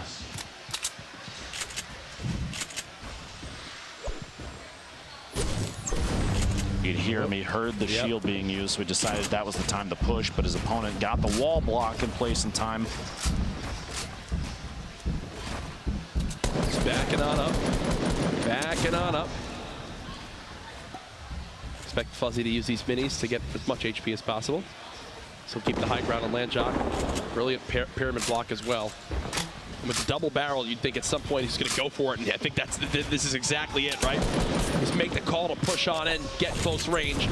Maybe break that down, take command, and yeah, there's the build. Can't get the engagement victory as of yet. Kind of the head shake there. Oh, Landjock catches him off guard. Right as he was going for the edit, Landjock was inside and said, okay, you're going to try and open this door. I'm going to open this side. I'm going to back down you. I'm going to rotate out and get a different angle and catch you off guard, and it worked. Looks like Aiden's got another challenger in his towers. He's going to keep on rotating, but no, here's shots behind him, and this is typical Aiden. Wants to push towards it, gets aggressive, going for the high ground. And the new building, because of all the pallets inside that new building, it lets you leave tilted with max materials. That used to never be the case. He's sitting on a ton there. This loadout is incredible for mid game too. Even mid to late game, he has, I mean, honestly, a ton of ammunition. 200 rounds is quite a bit. Here, the middle of Loot Lake. We haven't seen too many fights happen here. Players kind of avoiding it, but Laskus has landed up top. He's getting sprayed down. Has to catch himself on the way down, and he does so successfully. A very well-timed jump. Spraying with that SMG. Look at his ammo count, though. Once he reloads this, basically has a clip and a half left. Ranger just disengaging for the moment, I believe.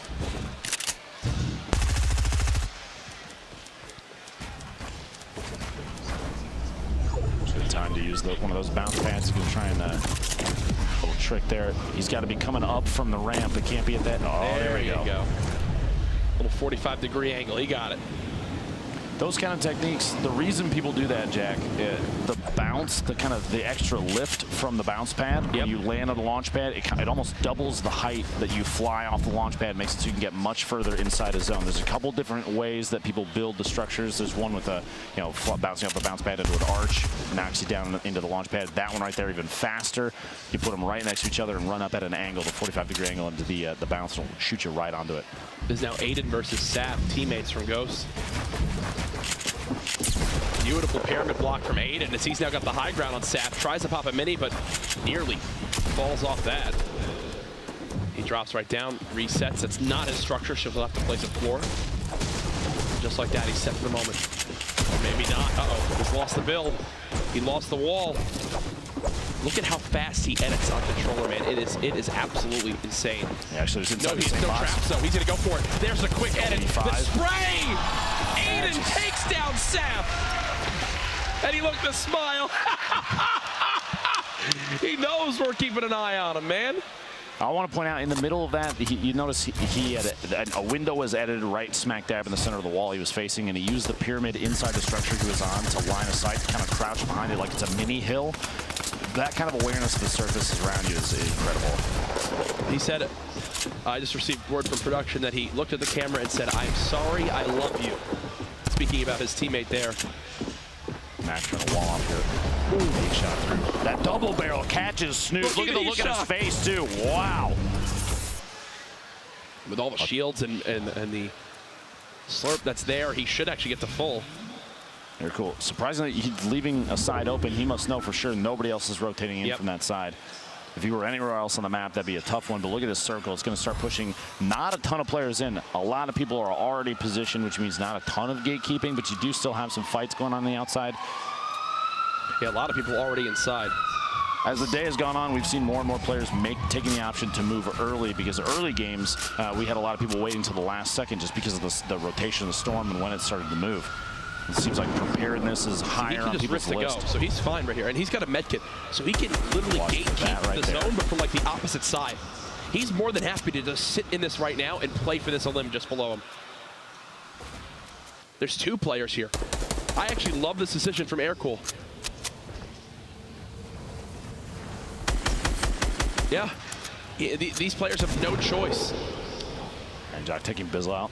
a snipe 44 meters. You heard the shotgun blast inside, which means these two underneath air-cooled did run into each other, but no elimination yet. There's still two people there. He saw his opportunity to get at least one of them. Mac goes down and sees the shots from above. Air-cooled trying to be the fourth player, the fifth player here. Depending on how you look at it, the Storm's still taking damage on these players too. 10 into the feed, getting in another elimination. And he's deciding to use the med kit right now. He's investing everything. Longer. He's investing everything into getting this elim right now. Oh, that player, I think tried to bounce. I think that player tried to launch pad, but had the traps out instead, and they just lost to the Storm.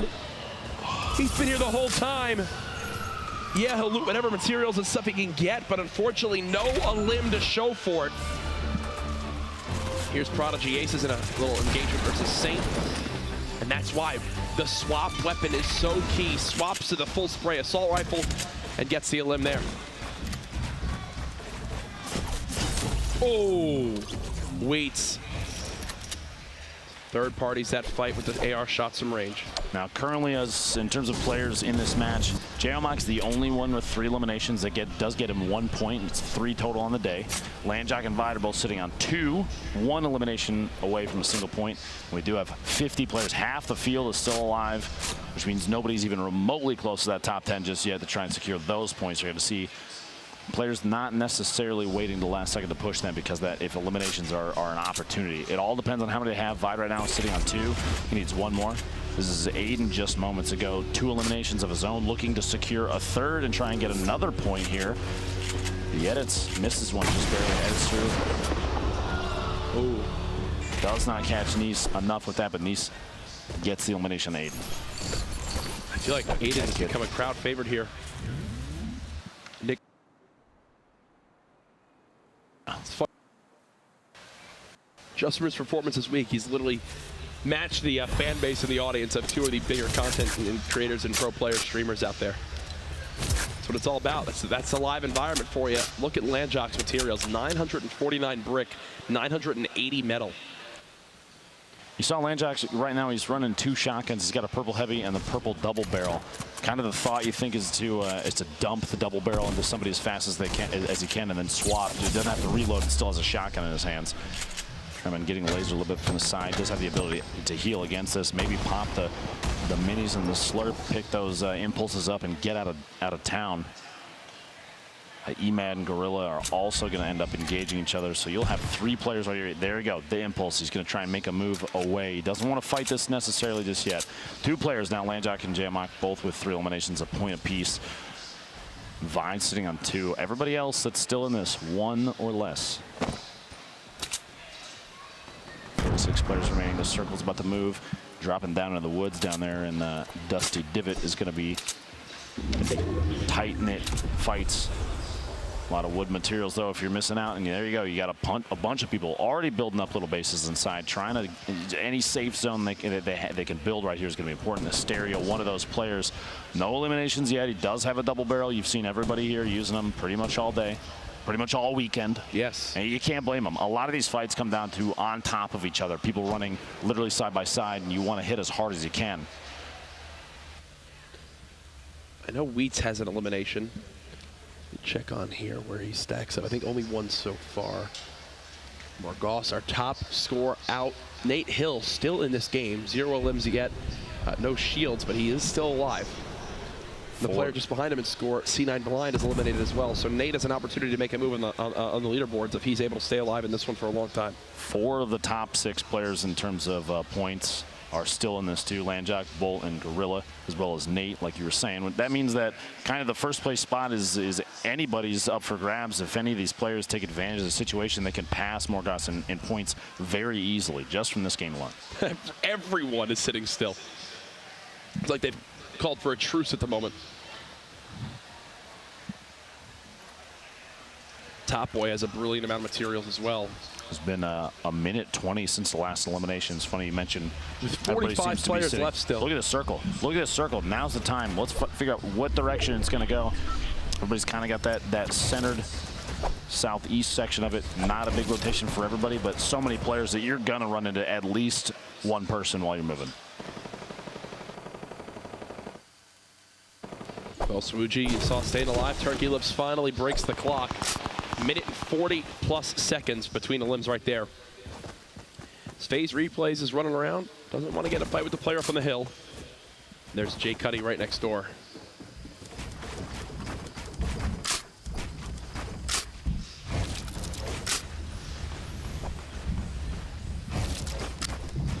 Replays, building out his little huts. Trying to stay alive. Liquid Chap still in this game with 0 limbs. Tfue still in here as well. Alongside 72 hours with 1 limb.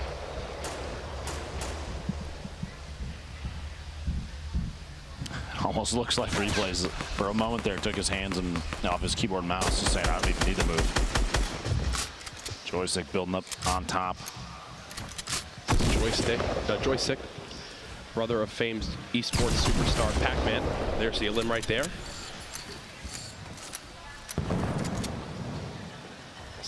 Wondering if he goes and picks up that double barrel. He's got a, Lenane with almost no HP left and some Splodes coming in, trying to laser the wall down. That SMG is going to be tough. Joystick, you see her just hide now. Fighting Simon does pick up that gold double barrel.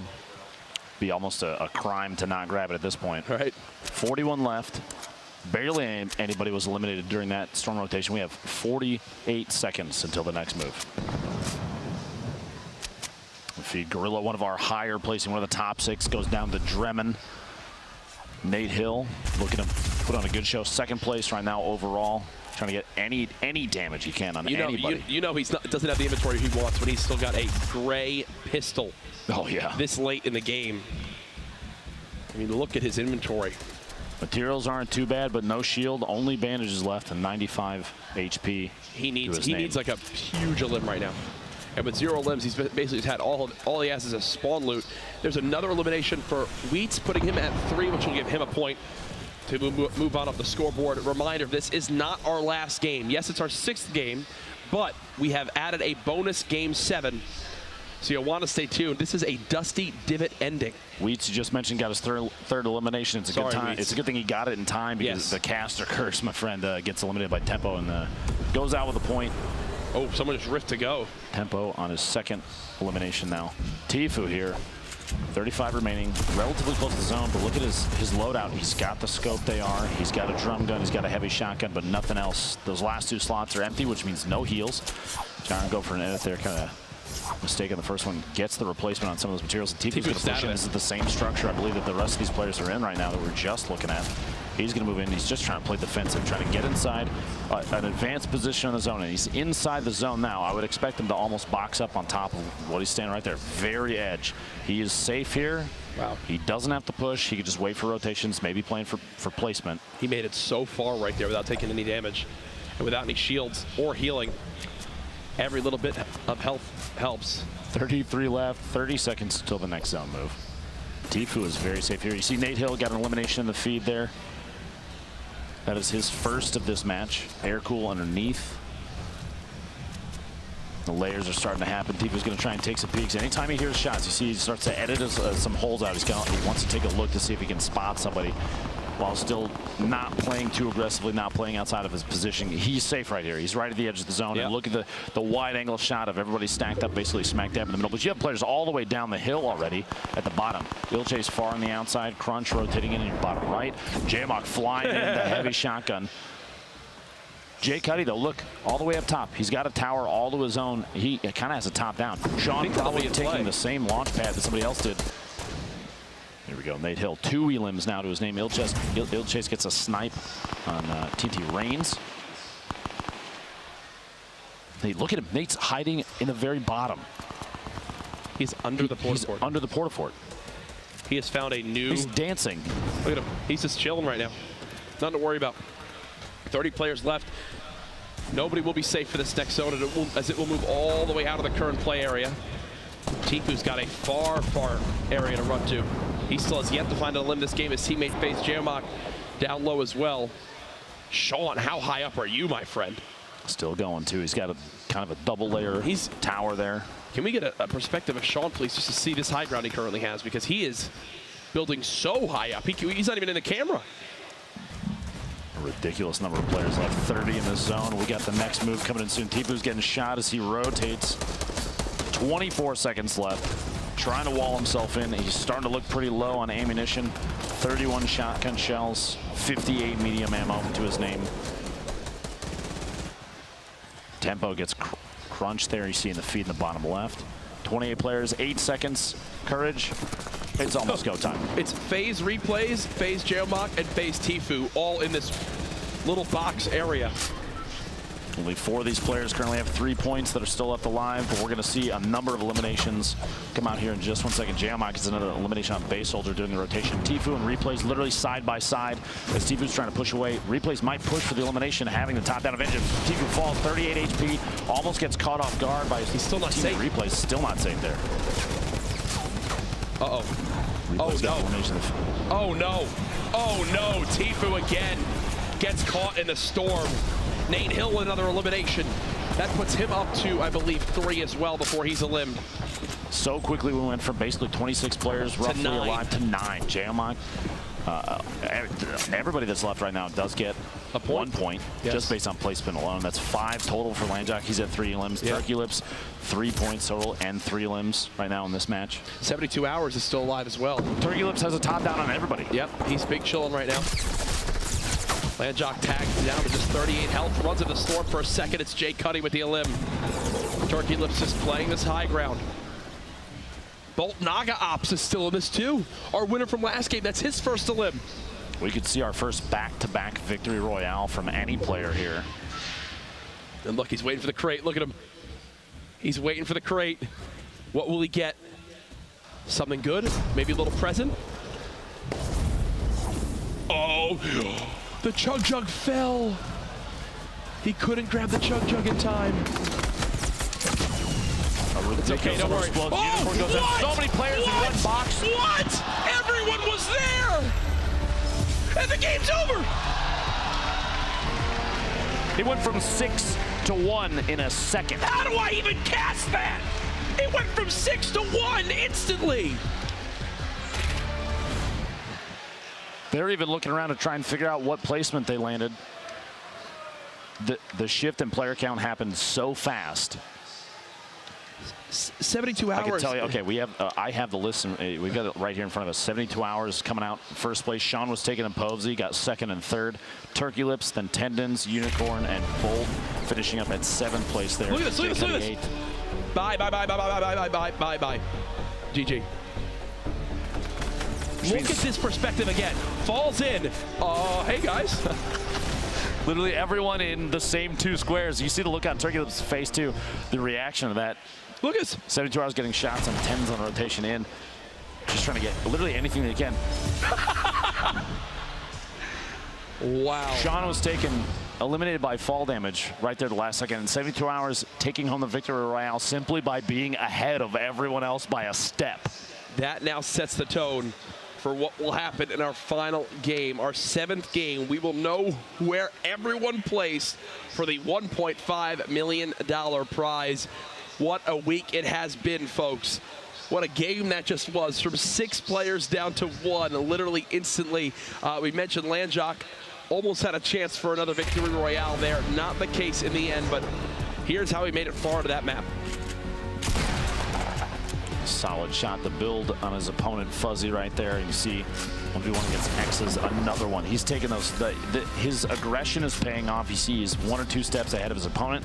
He gets the shot off just barely ahead of their build rotation, trying to get up on top of him, and secures a handful of eliminations. But you have to remember, 72 Hours just won $25,000 by literally surviving a storm. Ridiculous cacophony of players right on top of each other. Yeah, that's a big thing. Crazy momentum shift for 72 Hours there. Nate Hill, who's been a name we talked so much about this week. And well, it's for darn good reason, as this man continues to put himself in favorable positions each map.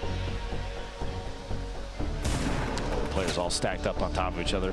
Diggy is basically 1 HP, gets in a fight with Sinful, and hoping, I think Diggy pushing out, trying to get anything he can. He heard the fight, and Diggy maybe in a very, it's an all or nothing situation. Nate listening in there. This last little push in. 19 players. This was to get his last slim, I think, yeah. Does he find another? Yeah, see, so that was to get 3. Rocket from above. I don't know if he got the look. He was trying to calculate. He was like, Yeah. did I get top 10 or did I not? I couldn't even tell you. We'll have to find out. But Nate Hill still pushing towards the top of that scoreboard. We've seen incredible play from him. Consistency is key. Consistency is key.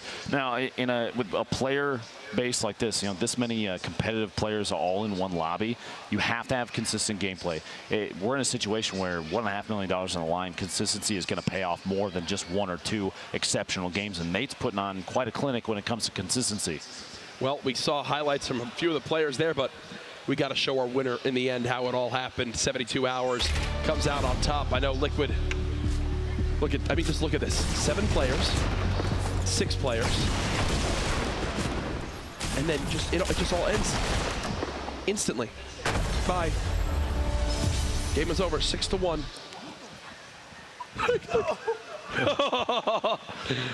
Turkey lips to live reactions there and the sigh of relief for 72 hours.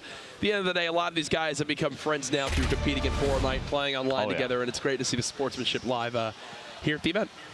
It's a good opportunity to see like like you said, the interactions in person for some of these guys. These players, the first time meeting each other in person here at PAX West in Seattle, which is it's awesome to see that. And we talked to 72 hours during the qualifiers. We're going to take have a little chat with him again here. Zeke, you got him? I'm here with the man, the myth, the legend himself. 72 hours, dude. All right. First off, let's just talk. For anyone that maybe missed this, 72 hours, you were the #1 seed coming in from the heats before, and now you show up in the way you did. And we only have 1 game left to play. Dude, what are your thoughts right now? Up until that last game, I was sweating. I was nervous, but I'm glad that it went the way it did, Can't complain, and then hopefully Game 7 can close out strong. Now, we kind of had a moment here to watch the replays, kind of like watch things develop. Did you know what was going down there? There was a lot of things happening all at once, but did you know what was going down? I knew I had 2 kills and I was top 10. I knew if I got my point for getting 3 kills, I would get into, the higher standings. So I knew I was just going to jump on somebody with a double barrel, which I did. And then I jumped on another person because I just saw him in front of me and I had the double barrel loaded, and then the game ended. And I was like, all right, I'm alive. This is a dub. Excellent. This is good news. I'm proud of this one. Now, what's your strategy going to be like going into this last game? With that amazing play there, you probably poised yourself to take, let's say, top 10. I'd even go as far as to argue that. What's the play here?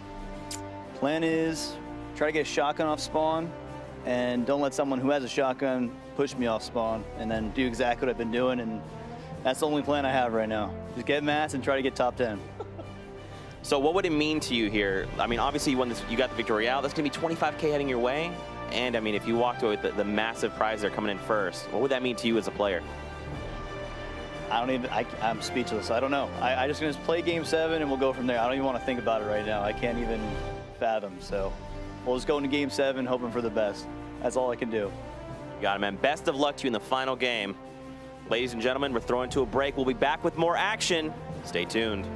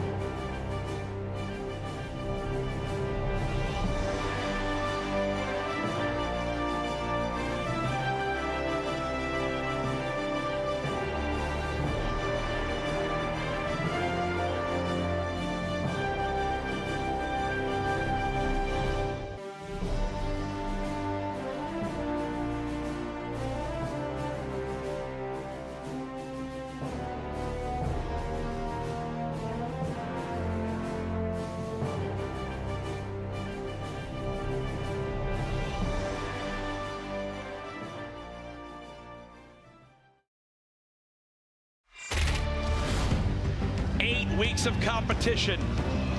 $8 million on the line. The 100 best players in the world. And one final game. Ladies and gentlemen, welcome back to the grand finals of the Fortnite Summer Skirmish. Everything leads to this moment. After this next game, we will know who takes home the majority of the $1.5 million prize pool.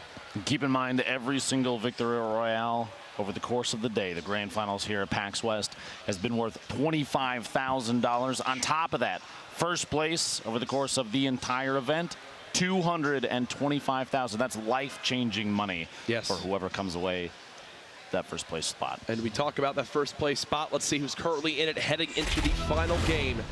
Our standings a look more Goss tied in points with Nate Hill, but due to the Victory Royale, wins the tiebreak currently. Liquid 72 Hours in that 5th spot, Liquid Poach in that 6th spot. You also see Sean was taken. Solid performance here. Nick Merckx actually dropped from 8th down to 14th. He's just below Aiden, who's actually got the most limbs on this front page at 18. Very close to 20. He's got 1 game left, maybe 2 more. We could see our first 20 elimination player, but a lot of these players putting up 8, 9 eliminations apiece, and the board is heavy with the number of elims. You saw Chap there, a quiet game for him so far. Only, 1 elim with 3 points. This is it, folks. Our prize pool breakdown one final time. $225,000 for first and the title of Summer Skirmish Champion. Now, top 5. At this point, top 5 is 6 figures regardless, and just making it to the grand finals, Jack, is $5,000 minimum. We have seen it all so far today. A bit of everything. It has been a ton of fun. With everything said, there are hundreds of thousands of people watching online. Thank you for tuning on in. It's crazy to think this is just the beginning of Fortnite competition. It is improving literally every week. So many great announcements, such a good time. PAX West, I think it's safe to say, has been a major success for Fortnite. Now, if you're anywhere here at PAX West or in Seattle in general and you got nothing going on in the next 5 minutes, you should probably sprint your way over to the parking lot here, and you got to take this people in. have lined the street outside. They're watching the it's huge crazy. I see people screen across the street actually watching, and the reason, Jack, is because right now, ladies and gentlemen, the final game. One final time. Can we make some noise? This is it. $1.5 million to be decided right here, right now. The battle bus has started. Thank the bus driver. Good luck. Have fun. Now, like you said, this is Game 7, the last bus trajectory for the entirety of Summer Skirmish, 8 weeks straight. There's a top left to bottom right. It's a pretty even spread, a clear cut across the entire map. You get to see another even spread, players dropping in. I expect, I just got to say this, Nick Merckx versus Aiden, the final round. This might be it. We'll see. And this could be the most important. They're both close to the scoreboard right now, but, a big thing from Nick could make all the difference. Vape Jesus is wearing the Black Knight mask. IRL in real challenge. I don't think that adds any extra armor. He's got pizzazz, that's for sure. You see Lenane going down. Does he have the headset on too? No, he's just going for it. Okay, interesting play. Tilted tower, or sorry, lucky landing. We'll see if this pays off for him. Speaking of Aiden and Nick Merckx, we already got crowd cheering here as soon as Aiden shows up on the screen, and there you go. Whoa, a lot of people. Barnell just crunch. You got Nick Merckx inside the main building he always drops to, and early rockets for Aiden is going to be pretty important, especially if nobody else has shield yet. And speaking of the devil, there we go. Get a full shield. You can swap weapons out. He's going to get that green AR. Clingers on the ground too as an option to fill the last slot. Flower on the outside. Some C4, switch to attack, shotgun shot. Whips a little bit left and right. A body shot, there we go, 33 as well. He's got to be low, and there it is. Bothsy goes down, 38 HP left for Flower. He does have a little bit. You think Crash he's going to sprint on over, right? Yeah. Oh, yeah. Saf, who has always been landing at the top of Valhalla or Viking Village here, does it yet again. Drum gun on the ground. He's got Jumpman nearby. Does have a health advantage. There's a rift there too. So no matter how long this fight plays out, Jack, they can go to the last second, and whoever's left can escape. Tenpo just eliminated Nice. Here's a look at Kevy in a shotgun engagement. The tack not coming out on top quite yet. It's actually a battle with tempo. Who has 1 elim so far. Kevy is as weak as you could possibly be, and there's another elim for tempo. We were just talking about up at the Lynx crashing, did push on that fight on Flower and got the elimination as well. You got Aiden fighting a little box on the outside here. Rotating around with somebody who's dropping in from above. A lot of damage, and Sakairos gets the elimination on Aiden early, which means no more final round. Rex sees Sakairos out in the open, and this also is what happens with Tilted when there's this many people landing here. It's a completely different ball game, as you've got to be worried so much about these third-party engagements. But oh my goodness, since we last checked in here, Jumpman looted 2 chests and actually got full shields from it, which will now give him a huge health advantage over Sap. Sap's got to be worried about this one now. Because again, he's stuck at just around 100 HP flat. The Tilted Rex, who just got that outside elim. He was watching the fight go down. Now looking for tendons. Probably heard the trap go down inside. Not necessarily the best time to push. This is air-cooled TV. Some shots, jump shots on Boyer right there. Down in Lucky Landing gets his first elimination for the game. Back up top, Saf. We were just watching this. Jumpman, most likely still full shield, full HP. Hysteria, I believe, in the feed. Just got an elimination with a fall. Must have dropped someone off of a structure. Saf taking a shot there. Jumpman, the laser from the green drum gun, gets his first even. And honestly, that's the big difference. He got all that extra shield, pushes on up to Sap, and the game kind of ends shortly thereafter for him. Here's Rex still in Tilted. That epic scoped assault rifle. Static Bartnologist, I would bet Nick Merckx is still inside the big gray tower. Wouldn't have it any other way. Really farming up this RV to get as many materials as possible now. If you're Rex, you've got to be so worried because you know all eyes are on him right now. Cheeky to even break that for just another 13 brick. That actually lets him build 2 more structures. You see in the top right how close these 2 players are rotating against each other, just trying to figure out what angle the other is going to come from, where the best position to push to is going to be. And this was Dakota. If you remember, Tempo was around here who had 2 elims, so he was, oh my. Look, he even said it. Wow.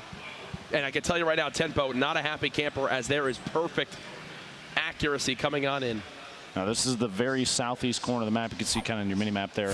An interesting thing about this building is there's a basement underneath. You could be on the roof, you could be inside, but a section of it drops down one more time, and there's actually a chest spawn in there. So you might have a player hiding inside, and this is a launch pad kind of sneakily hiding. He's gonna back out of this. I think the threat of the zone potentially too much. Farigo even he's at 150, which is fine. He could have taken the engagement, but you mentioned FaZe Tempo getting eliminated. FaZe Replays just got knocked out of this one as well.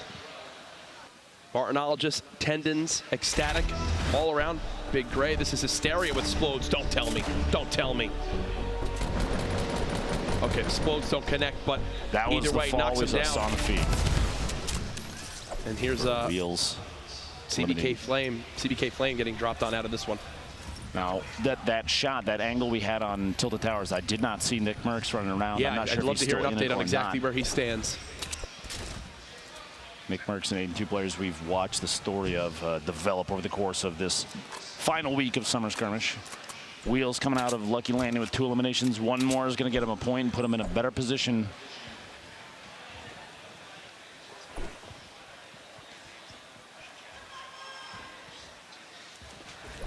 As Wheels is rotating towards Lucky Landing, he's got to go the opposite way. Here's LeVake. Only 35 health, but gets the headshot onto Hysteria. And that'll end Hysteria's day. He was just on the outskirts of the top 20. So I believe he'll fall just short of earning some of that extra prize money.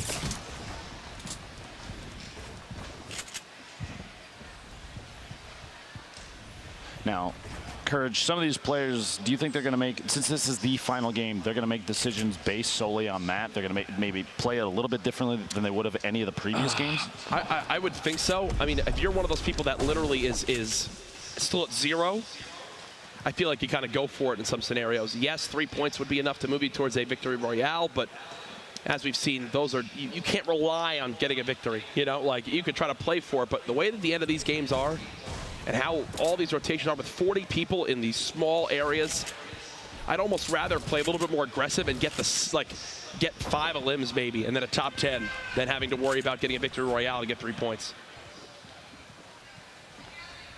Diggy and his opponent basically trying to mix it up, going up and down against each other. Fuzzy and you see Landjock, both of them kind of just stacked in the same box. It's like they're roommates right now, and nobody wants to rotate. Kind of had a spin around angle there, watching just how many people are very distant from them, which means, I mean, there's not necessarily a chance of a third player coming in that engagement, but neither of them want to fight anybody. I think he's going to have to wall himself in. The rocket coming in kind of exposes his opponent inside the same structure. It's time for one of them to engage the other. Everything was blown open there, and it was Nibs that shot, I believe, that rocket. You see Amon's in front of him as well, but the zone is kind of it's the player that's going to push everybody along. Still probably the most efficient eliminator of the entire weekend. Diggy just breaking through structures. He wants this elim so darn bad. He doesn't even have mats. It's like an all-in sort of thing right here from both players, as there's also Wheels still here who's bandaging. For Diggy, technically right now, he's at one elim. If he somehow cleans up Kayun, and then Wheels tries to go for the trade, and he can get the second elim there as well to put him at 3. But as I say that was his last wall. He's done for.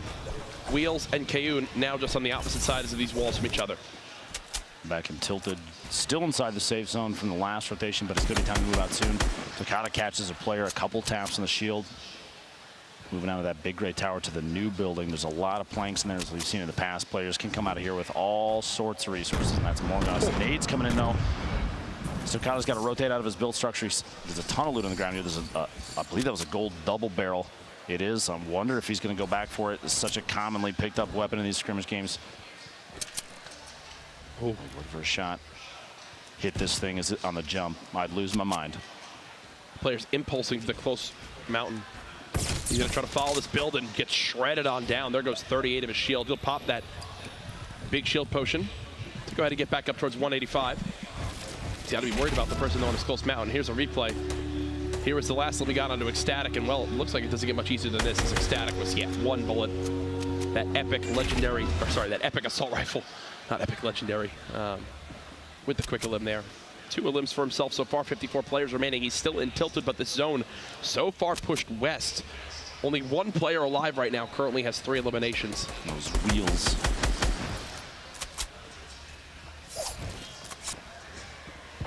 Now this next circle courage is basically centered on that villain base, or Valhalla, the Viking village up on top of the mountain. So you kind of got Greasy on the edge, you got Snobby on the edge, and the sports complex. But there's a lot of open area with just sprinkling of trees, which means you're going to see a lot of structures pop up as the main defense method to feed their poach, securing another elimination. We've got multiple players now. I believe Takata's at 3 elims.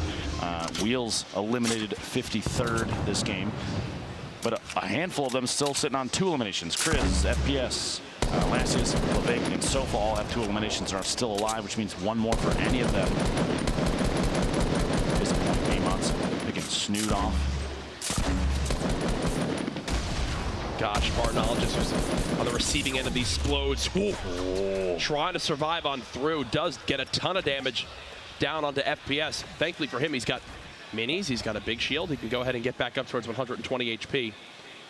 Bartologist will take the time to stop and medkit, and you see Blind trying to be the third party that engages on here. He's pushing forward. Blind can pay spoiler for both these players here. One on the opposite side of this wall.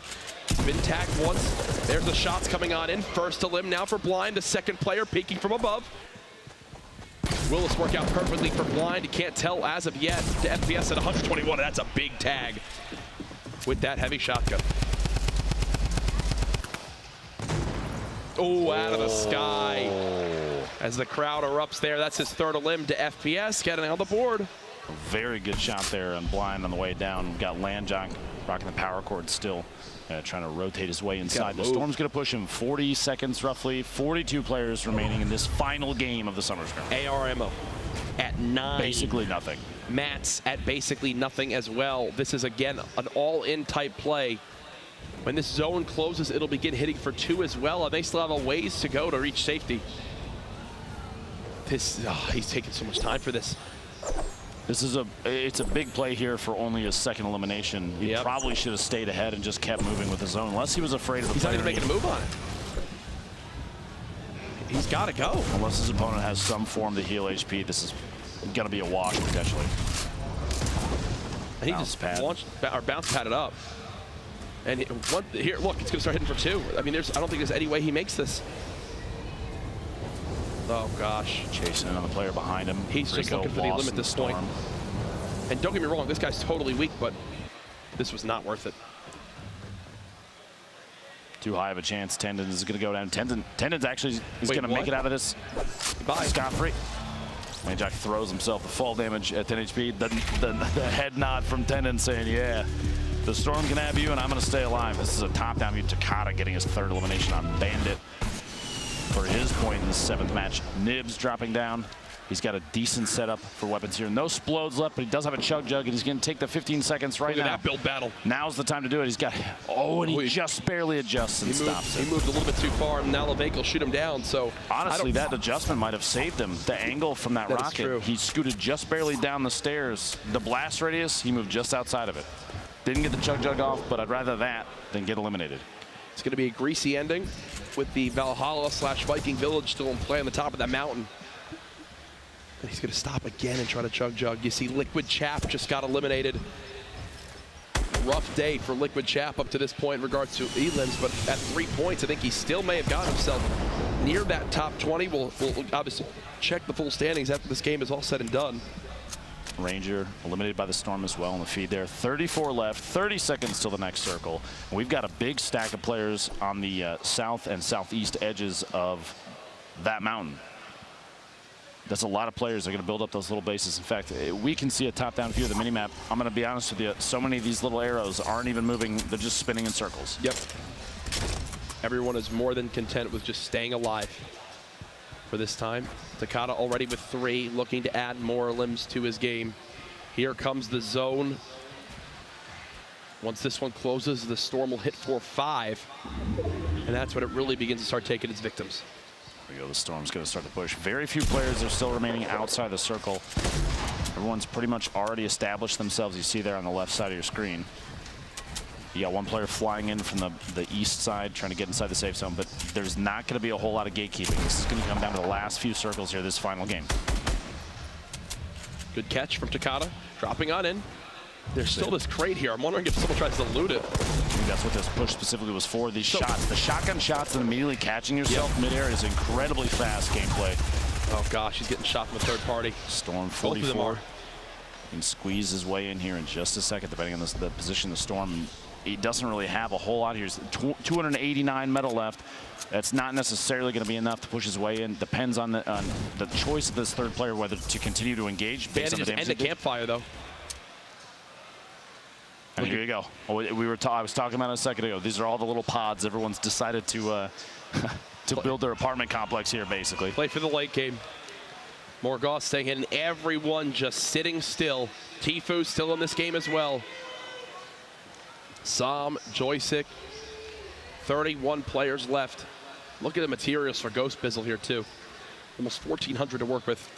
Pretty solid spot, and he's got to like his inventory as well. He's got the rare drum gun, rare assault rifle. Obviously the tac shotgun may not be the best, but he's got 10 minis. There you go, the next circle. Honestly, pretty much nobody inside, so everybody's going to have to rotate to that southwest edge. A bit of cliff play, some water, barely any water in play here of the next circle, but everybody's got to move. And Bizzle, along with a number of other players, are going to take the opportunity very early, get ahead of the rest of the crowd.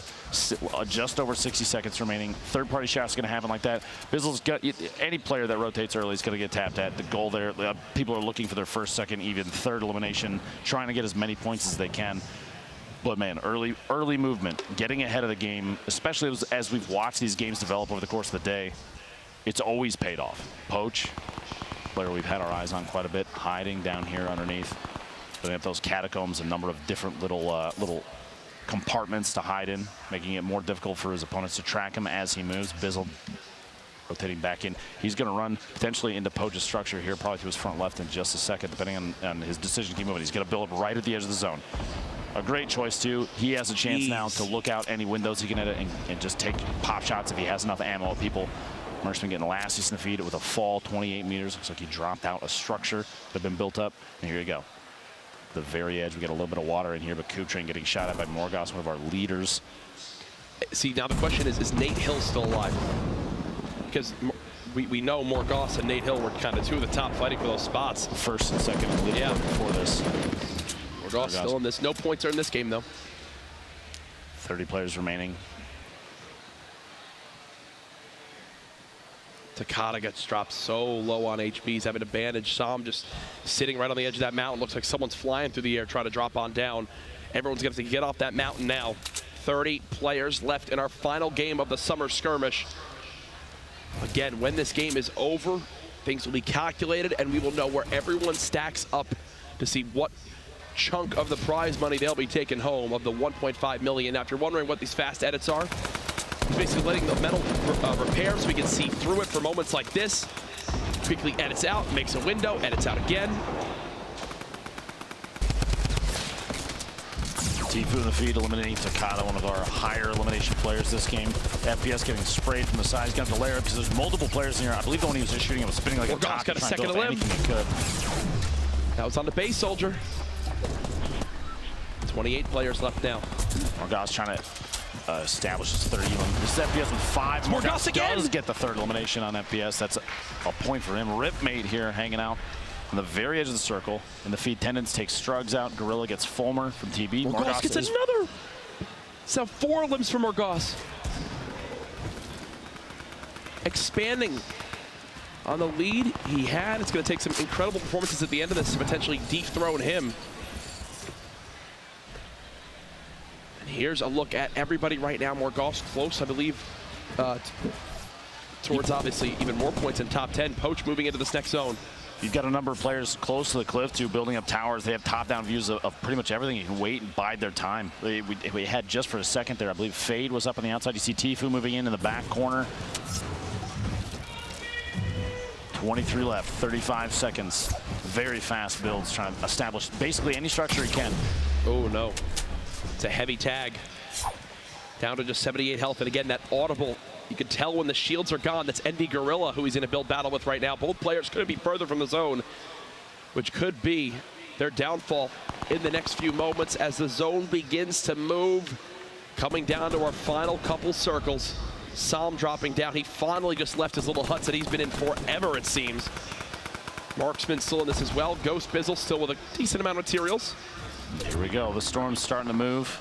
You've got only a handful of players outside the zone, including one flying in right now. I believe there's 3 or 4 more that still need to get inside the safe zone. So everyone else of the 23 players, the rest of the field is already established inside the safe zone. So players like Poach, you see, they're going to take tap shots at anybody they catch moving because it's the count of players that's going to be is very low. Remember, only top 10 earn an extra point. There's a look at everybody moving. Sam gets dropped on down. Tendons is one shot as well. Fade still keeping the high ground at max HP. Morgoss now at 5 elims.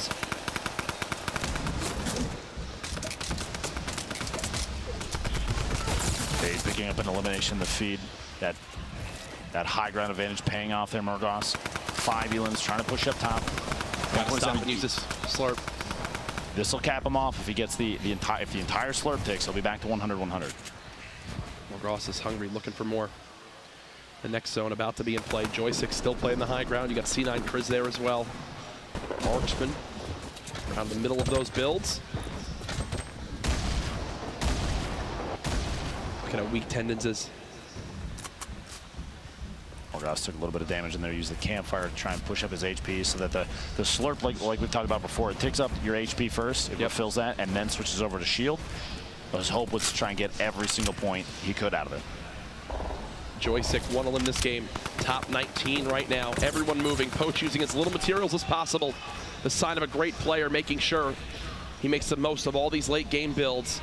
He's basically positioned himself perfectly for this next zone as he begins the builds. Everyone having to move. He's got one just in front of him. It's Morgoss of all people. 72 hours nearby as well. Poach inching forward, gets tagged heavy. He'll place a trap too. Come on, run on in if you'd like. 18 players left, 10 seconds till this thing closes, and then we find out what direction they're going to have to go next. Morgoss, 5 eliminations still. Look at his inventory. 860 bullets in a minigun. He can spray this forever. Almost gets caught off guard. The edit there, bit back just a little bit. He's very low on materials now. Only 20 hours left. Just got dropped by the storm.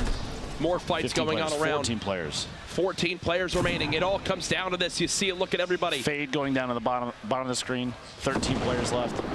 Chris goes down to Cease. Merksman's still alive. Tifu's still up as well. Poach just hiding in his little box, and Triz, the most HP left in the lobby at max 200. Morgos has so much firepower, but not a lot of materials and shields. It's making it have to second guess these decisions. 11 players left. The final match, Game 7 of the Summer Skirmish. In the rotation, everybody's got to go west. Everyone's got to move. Here we go, folks. It's all going to develop quickly. Right in front of us. Tries to hit the shot. Nothing as of yet. Turns the corner. Spraying on down with the drum gun. The Storm at his back. He's only got one direction he can go, and that is forward. He breaks the wall, looking to reload this double barrel. We know how lethal this can be as he moves close. There's the shot on the Tifu.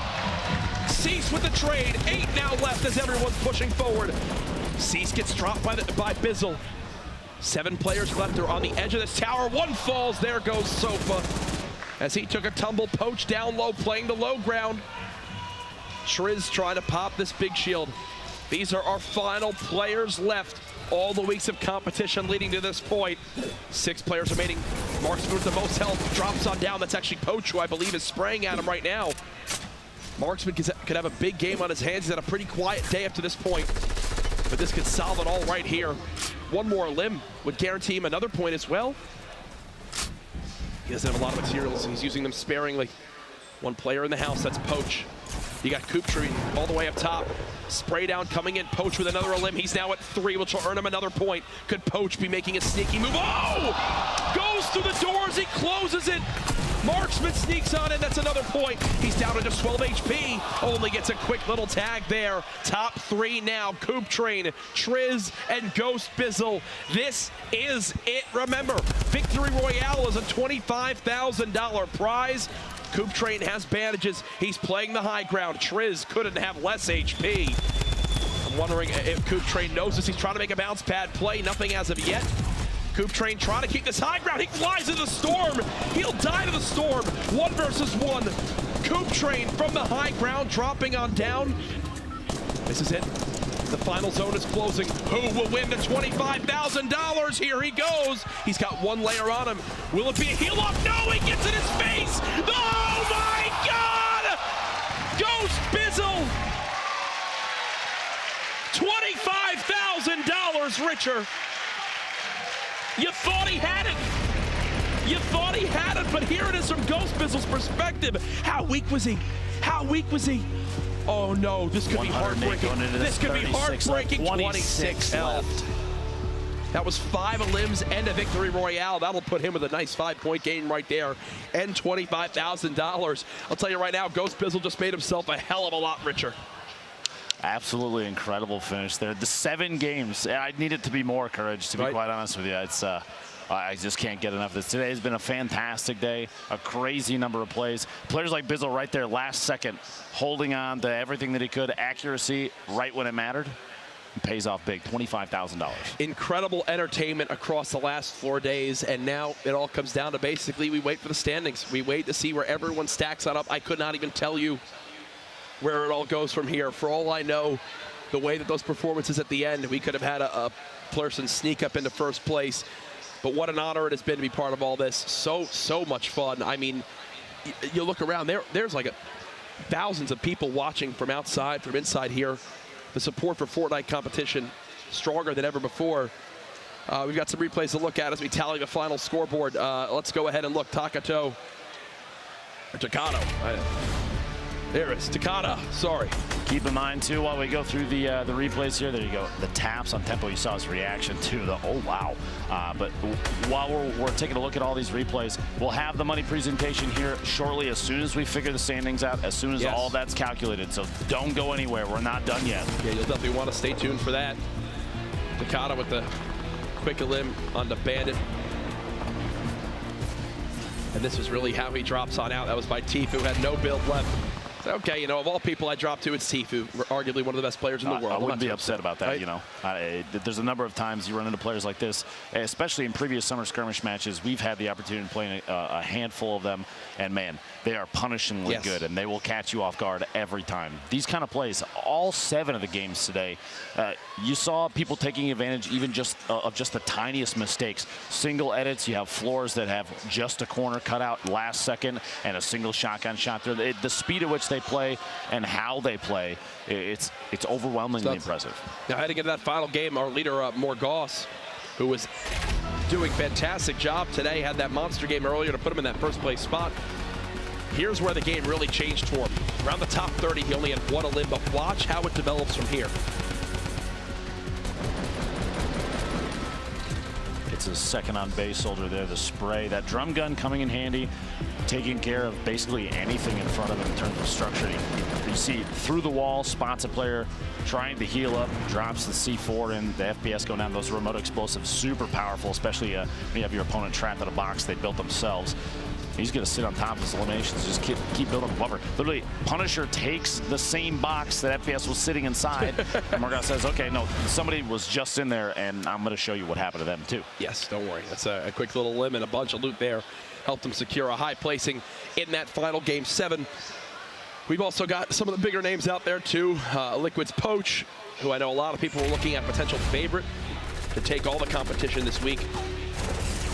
The man knows when he gets an advantage, it's time to go for it, and that snap saved his game early on against Rex. He's in those final zones. The edit onto Brandon. 2 very fast edits. This final sequence, it was so close. You see, he gets inside, goes to shut the door. Catches him just outside. Look at that, right around the corner. The marksman that just barely moved inside gets the jump shotgun shot. So he's got a smile on his face afterwards, right? Oh, for sure. Unfortunate ending for him, but still a great showing from him this week. He's got to be proud of himself. And I think we've got ourselves a nice little montage to show. This is the theme of almost the entire day in terms of early game combat. Forget titling it the Summer Skirmish. This was the Aiden versus Nick Merckx skirmish, as they just went out at every single game. Name me a better rivalry, courage you can. These guys going back and forth, trading shots. Aiden even commented that he felt like he was playing against a PC player, like a mouse and keyboard at the very beginning. It's such accuracy from these 2 controller players. You love to see it. And inside this staircase, every single floor just turned into. Like, that was one that I thought Nick was going to have, but it looked like he fumbled the swap, and then Aiden gives him the clap. God, I love it so much. That was just awesome. Here it is again too from later on. Aiden, who was at near max HP. Nick had no shields, but you see that runs right into the double barrel. I mean, if Aiden has any less health, if Aiden is 150, Nick gets that Olymp. Exactly. Such close fights between the 2 of them. Aiden actually came out of that with, I believe, 2 quarter rifts, because Nick had one, or sorry, rift to go. Nick had one as well and dropped it right there. The C4 bait as Nick was trying to push back out. I would actually be really interested to see if they could have like a damage done just to each other. To see who did more damage today. More damage. Like, even though Aiden came out on top, basically every single time, I think, Nick did so much damage to Aiden in some of those fights. I think he tweeted out like I did 500 damage to him at one point. I still couldn't get it done. So it was nutty to see that battle, as they are both fearless inside Tilted Towers, 2 of the better players at navigating that whole area. As we keep going on, though, earlier today we had that crazy finish from Liquid 72 Hours, where it went from 6 players to 1 in like a literal second. You see how he's dancing around, and the next thing you know, the zone closes, and boom. That was Turkey Lip's live reaction as he tried to get out of the zone. 72 Hours breeze a sigh of relief. Things changed so quickly there that even we were confused. Right. The players, you lose track of who gets what placement. We had to have the leaderboard in front of us to even know who came top 6 that match. Yeah, and that's just how crazy some of the endings of these BRs could be. Obviously, adding that extra game 7 just made the day even nuttier. Earlier on, again, we had that crazy triple rift finish that Nate Hill was involved in. And here was again, Landjock gets the low ground, pops the rift to go, and they all fly to the high ground. And here it is again, just floating on down, in this match too. This was Landjack's first elimination down here at the bottom, and it was one that he was kind of even forced into. He was trying to avoid engagements as often as he can, dropping that, trying to go for the rift again. But Gorilla said it's time to fight, and Landjack responded. And that fight helps Landjack go on to actually win that game, which helped him move way up there on the leaderboards. Again, we'll see where he stacks up at the end. We are continuing to calculate the standings for you all at home. Don't worry, you haven't missed anything. We'll reveal where everyone stacks up and who takes home the majority of that $1.5 million. You win $225,000. What are you spending some of your money on? Probably a lot of popsicles from here. They've been fantastic. Dude, seriously, the line popsicles, whoever made them. The weight of what you can win here, it cannot be stressed enough for some of these players. There are people here that you pay their entire way out. People, if they're content creators, streamers as well, they're taking time off of their stream. They're putting progress at risk, taking time away from work if playing Fortnite isn't their main job. Yep. And that's a lot to put on the line. And so, but the payoff. $225,000. Top 5 come away with 6 figures, and a victory royale is $25,000. The weight of that cannot be stated enough. Yep. And every second we're getting closer to finding out who's come away with what. It's events like this that make new opportunities come up for people. You never know. Morgoss could be on an organization here soon based off of how he did today. I think we have another replay to look at. This was the victory royale from Tendons with the trap. Oh. You got to realize too, like playing as competitive players of this nature, to go for something like this is gutsy, and it paid off big. Honestly, it caught him literally as he was pushing in. Jeez. Sean was going for it. The tack shotgun spray, trying to hit every shot that he could, and it just wasn't fast enough. He ended up kind of boxed in and literally trapped. Literally trapped. Literally trapped. And that was, I believe, to get Tendons his 5th elim as well. So we got like the 5 elims plus, or sorry, the 3rd elims plus the extra points from the victory royale. So monster performance there from Tendons. That moved him into the top 5 at that point. But then obviously the game continued to develop. Is there anyone for you that really surprised you with the performance today? Other than maybe Morgoss, but it could be good or bad, but as we continue to look at replays. We touched base on a couple players. C9 Blind was one that I had my eyes on quite a bit. We had a couple replays from him here, and he put on such a good show. I love seeing the tracking, that engagement against Powder. Yep. You just watch him keep track of every single player, and he did it a number of times over the course of this match. This was intelligent top-down play, multiple rocket launcher eliminations. Right here, feeding another one in through a window, catches him off guard. Jay Cuddy going down to that explosion, and he's just being able to tell exactly the intent of every single move. There was no flailing, minus the pressure right here at the end. I think right after this clip too, he held his hands up and you could see him shaking crazy. But he played so aggressive but intelligent. That's a player to keep your eyes on forever. For sure. For sure. And a great performance from him. Again, to the organizations that sent players out here, I think a lot of them could be pretty proud of how their players performed. You mentioned FaZe. Everyone had qualified. All 5 that they sent qualified. Ghost with so many top performances this weekend. You mentioned Trouble Boys had 4 of them as well. Again, shout out to everyone for the love on social media, using the hashtag Summer Skirmish. And your thoughts, hey, you want more events like this? Let everyone know. Let Epic know. Let the sponsors know. Obviously, thank you again, Logitech, Astro Gaming, and Respawn Products for supplying the peripherals and the chairs. Then for the event, made it all possible. And again, I'm just happy to be part of this. This was a dream come true. So many people watching today. I just want to do it more. If we stay in the chair, you think they'll just keep playing? I feel like we can't leave. I mean, I could just tie myself down here. Good luck lifting me. But we also took a look at High Stakes, the new limited time mode coming to Fortnite. Well, the Getaway limited time mode, but again, High Stakes coming soon. So awesome. You see the limited time mode, the wildcard outfit, the High Stakes challenges. That's the Llama Jewel that you have to pick up and carry. These are the challenges. Play 10 matches of the Getaway. You get 5,000 XP. Moving forward, deal 500 damage to jewel-carrying opponents. You earn the spray with the different suits. And then this is my favorite, though. The final one, the contrail that you can wind up earning for yourself. Pick up a jewel, 5 different matches in the Getaway, and you just got money. Llama money flying all around. Man, that crowbar looks incredible, too. I can't wait for this thing to come out. Playing some Getaway as soon as we get home, I guarantee you're going to get those 10 matches done in, what, 15 minutes? I don't know if that's possible, but... Jack, all you have to do is get eliminated first. It's possible. Trust me. Trust me. Yeah, I've done it before. We'll find a way. No, that's typically where we wind up stacking ourselves up. Again, calculating the standings for everybody at home. Want to make sure there's no no issues, as you can imagine. There's a lot of money on the line, a lot of people waiting. Yeah. And I think we'll be doing some reveals to the players as well here soon. Oh, here's, again, if you want to see high stakes once more, this is the gameplay. Again, as you fly on in. Safe Cracker is the new glider.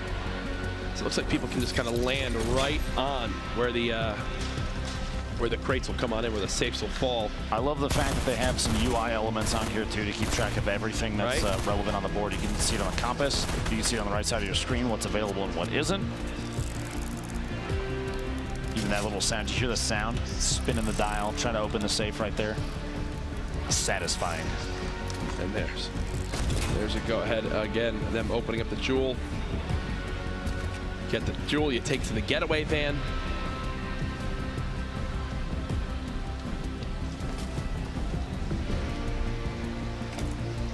As they go ahead and pick this up.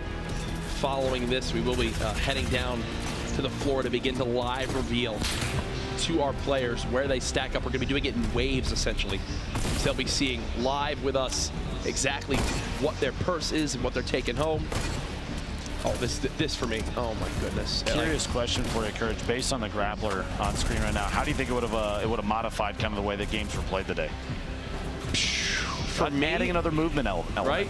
For me, I'm wondering if it's something that you can use to like save yourself when falling. Like, oh, you get knocked down from something, you go ahead and grapple to the floor. Like, can you grapple the floor and have it stop you from taking fall damage? We get to play with this thing this week, right? Too. I can't wait. There's a celebration as they float on out. Getaway complete the victory royale. I mean, I believe the time is here. I believe it is now time to go to the floor and begin to see the live reveal of where these players finished, how much they won, some of the live reactions from these guys. Again, life-changing amount of money, $1.5 million on the line. Here's everyone down there waiting. You see standing, hoping to see where they stack up. The nerves right now have to be at an all-time high, especially some of these players that know that they were very close to either moving up or down on the leaderboards compared to other players. Yep. And I believe it'll pop up on their screen, so they'll be able to see exactly where they are. Again, remember, 21st to 100th, they all walk home with $5,000. Once they get to top 20, you begin to see, I think, that's still Vape Jesus. Vape Jesus with the Black Knight helmet on. Which is an interesting hairdo. I think that's, look at Nick Merckx there talking with everybody. Aiden on your screen. So there you go, $5,000. Hey, congratulations. That's still darn good for a weekend of Fortnite. As we'll wait to see more live reactions. I think the difference in prize money, what, from his 10th is like 11,700, or sorry, 20th is like 11,700 something. And as soon as you kick into the top 5, 6 figures, 100,000 And look, getting a picture for himself. Oh, yeah. You love to see it. People still waiting to see. If it hasn't been revealed yet, at this point they know, hey, I think I've won a little bit more than just that, right? Because they're kept in the dark down there throughout the majority of this. And we'll have an official list for everybody, too, in case you, I mean, obviously you're not going to catch necessarily everything on people's screens as they rotate around in the room. People are waiting to find out. They want to make sure every single calculation is done appropriately. They don't want to. The last thing you want to see, Courage, is an incorrect number for something like this. Yes, right. You won no, you didn't. You won 5,000. Sorry, you did not win an extra 220 grand. But no, we'll wait and see how it all plays on out. Some smiles around there now. I think people are beginning to realize more and more they've got more money won. I think Nick maybe gets him laughing in. There you go, $11,250 for those top 20 spots. We'll see some live reactions here. Pretty darn good as people clap it on up. I believe that's what Nick will wind up taking on home. Fantastic performance from him, coming on in, qualifying last night, playing today, placing top 20. If you're Nick Merckx, you got to be pretty darn proud. And there you go, the quick little flex to the camera. Proud of himself on that one. Now keep in mind, they're going to show the final list eventually, but obviously they don't want to get out ahead of the players that are down there waiting to hear firsthand on their own. You don't want to give it away before even the players themselves know, you know. Right. We got to wait till the last second there. But so I believe that was 16th through 20th just revealed. Moving forward, should have possibly 11th through 15th, I'm assuming. Good sportsmanship high five from Nick to Aiden there. What a story over the course of the day, those two. And look, they're getting pictures, everybody's sharing it. It's a big moment. These guys have been putting a ton of time in this game. Ghost Bizzle waiting right there, wanting to see where he stacks up.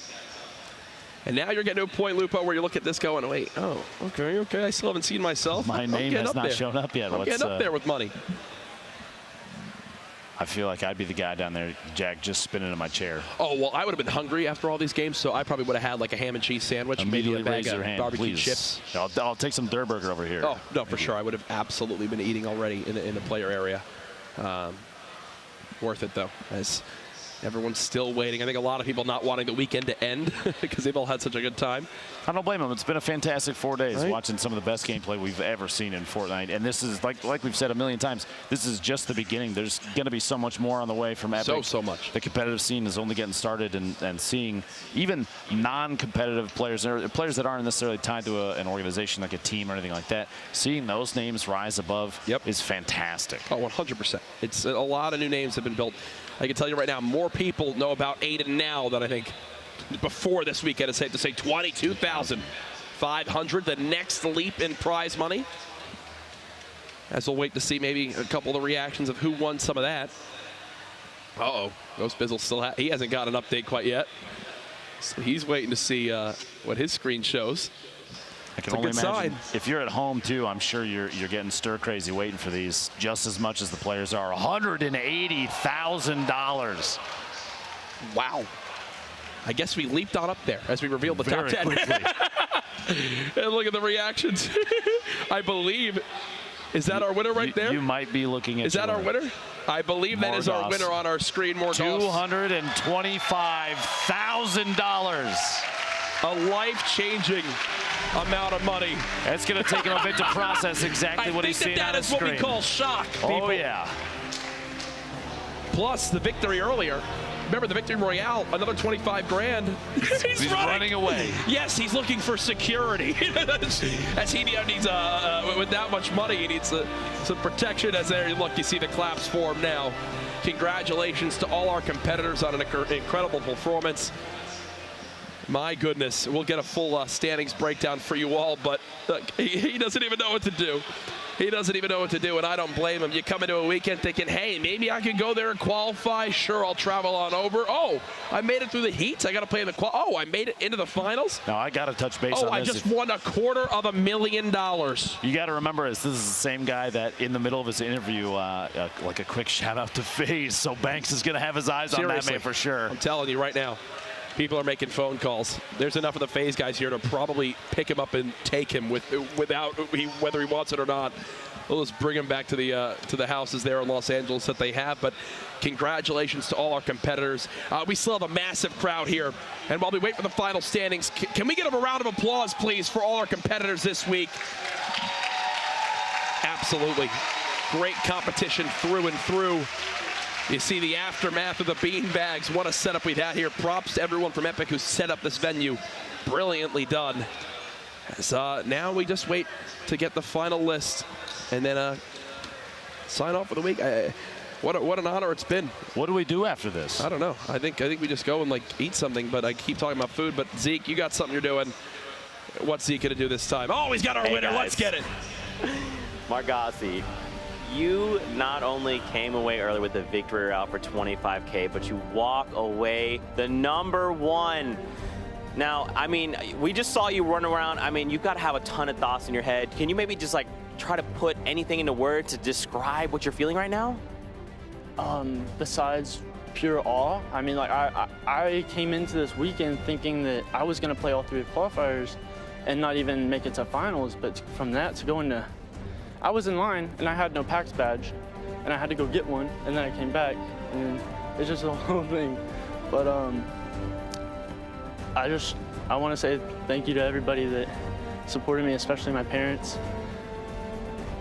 I did it, you know? I mean, you talked about it early in the interview. You sacrificed so much time and put all this time into your play, and you show up with a stellar performance. I mean, so not only earlier did you say, hey, Mom and Dad, look, I won a victory, I won 25K. Now you get to say, hey, Mom and Dad, I won everything. I've won 250K. What do you think? How are they feeling? They're probably screaming in the living room right now with my brothers just absolutely going wild. I can only imagine. Now, what does this money mean to you as a player, dude? I mean, you literally show up and you're like, I'm just going to play PAX. Maybe I'll make it. Maybe I'll get 5K. You win and you're just like, life? I don't think that I've processed how much $250,000 is yet. I don't even know. Probably just... Dude, if I was in your spot, I'd be speechless too. Is there anything you'd love to say to everyone watching, everyone cheering you on? Anyone who's pursuing a goal or a dream, just know that keep your grind up no matter how hard it gets, no matter how tough the times are, it'll be worth it if you keep it up. Absolutely. Well, not only are you the guy that wins the top, we also have some people here that would like to take a picture with you. Come on out, guys. Come on out. That's right. Come on in. Come on in. Gather around.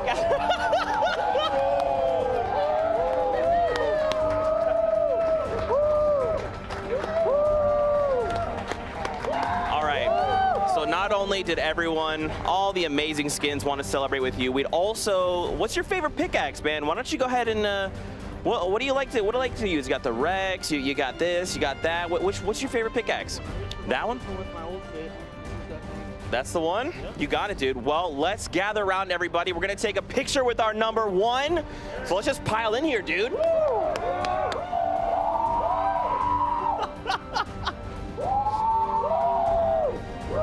Is everyone in here?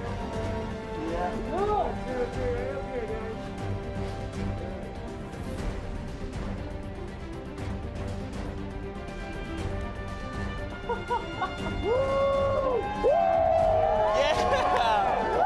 Congrats again, dude. Courage, Lupo. We're going to throw it back over to you. You guys can go ahead and wrap up. And don't forget, Margosi's taking us to dinner, so go ahead and wrap it up. We got to go get some food. Yeah, no, certainly. And trust me, I like to eat. So congratulations again. A nice little ceremony there. I'd be happy to just have the pickaxe, but we do have the final standings for everybody at home. Let's see where everyone stacked on up. We know Margos, the top spot, 20 elims, 11 points, far and away our top competitor today. The only player, too, to come away with 20 or more eliminations, well ahead of the rest of the board there. Even Aiden pulling 18, Poach was 17, and names that you will recognize from all the previous weeks of Summer Skirmish. Everybody that's involved in this, they've all got to feel good about the performance, but man, those top 20s. There's Nick Merckx at that 17 spot, number top 20, earned that extra bit of prize money. That was Ghost Sap, who wind up squeaking on through. Chap finishes in 28th, Tifu in 27th, Tempo in 29th, Hysteria in 30th.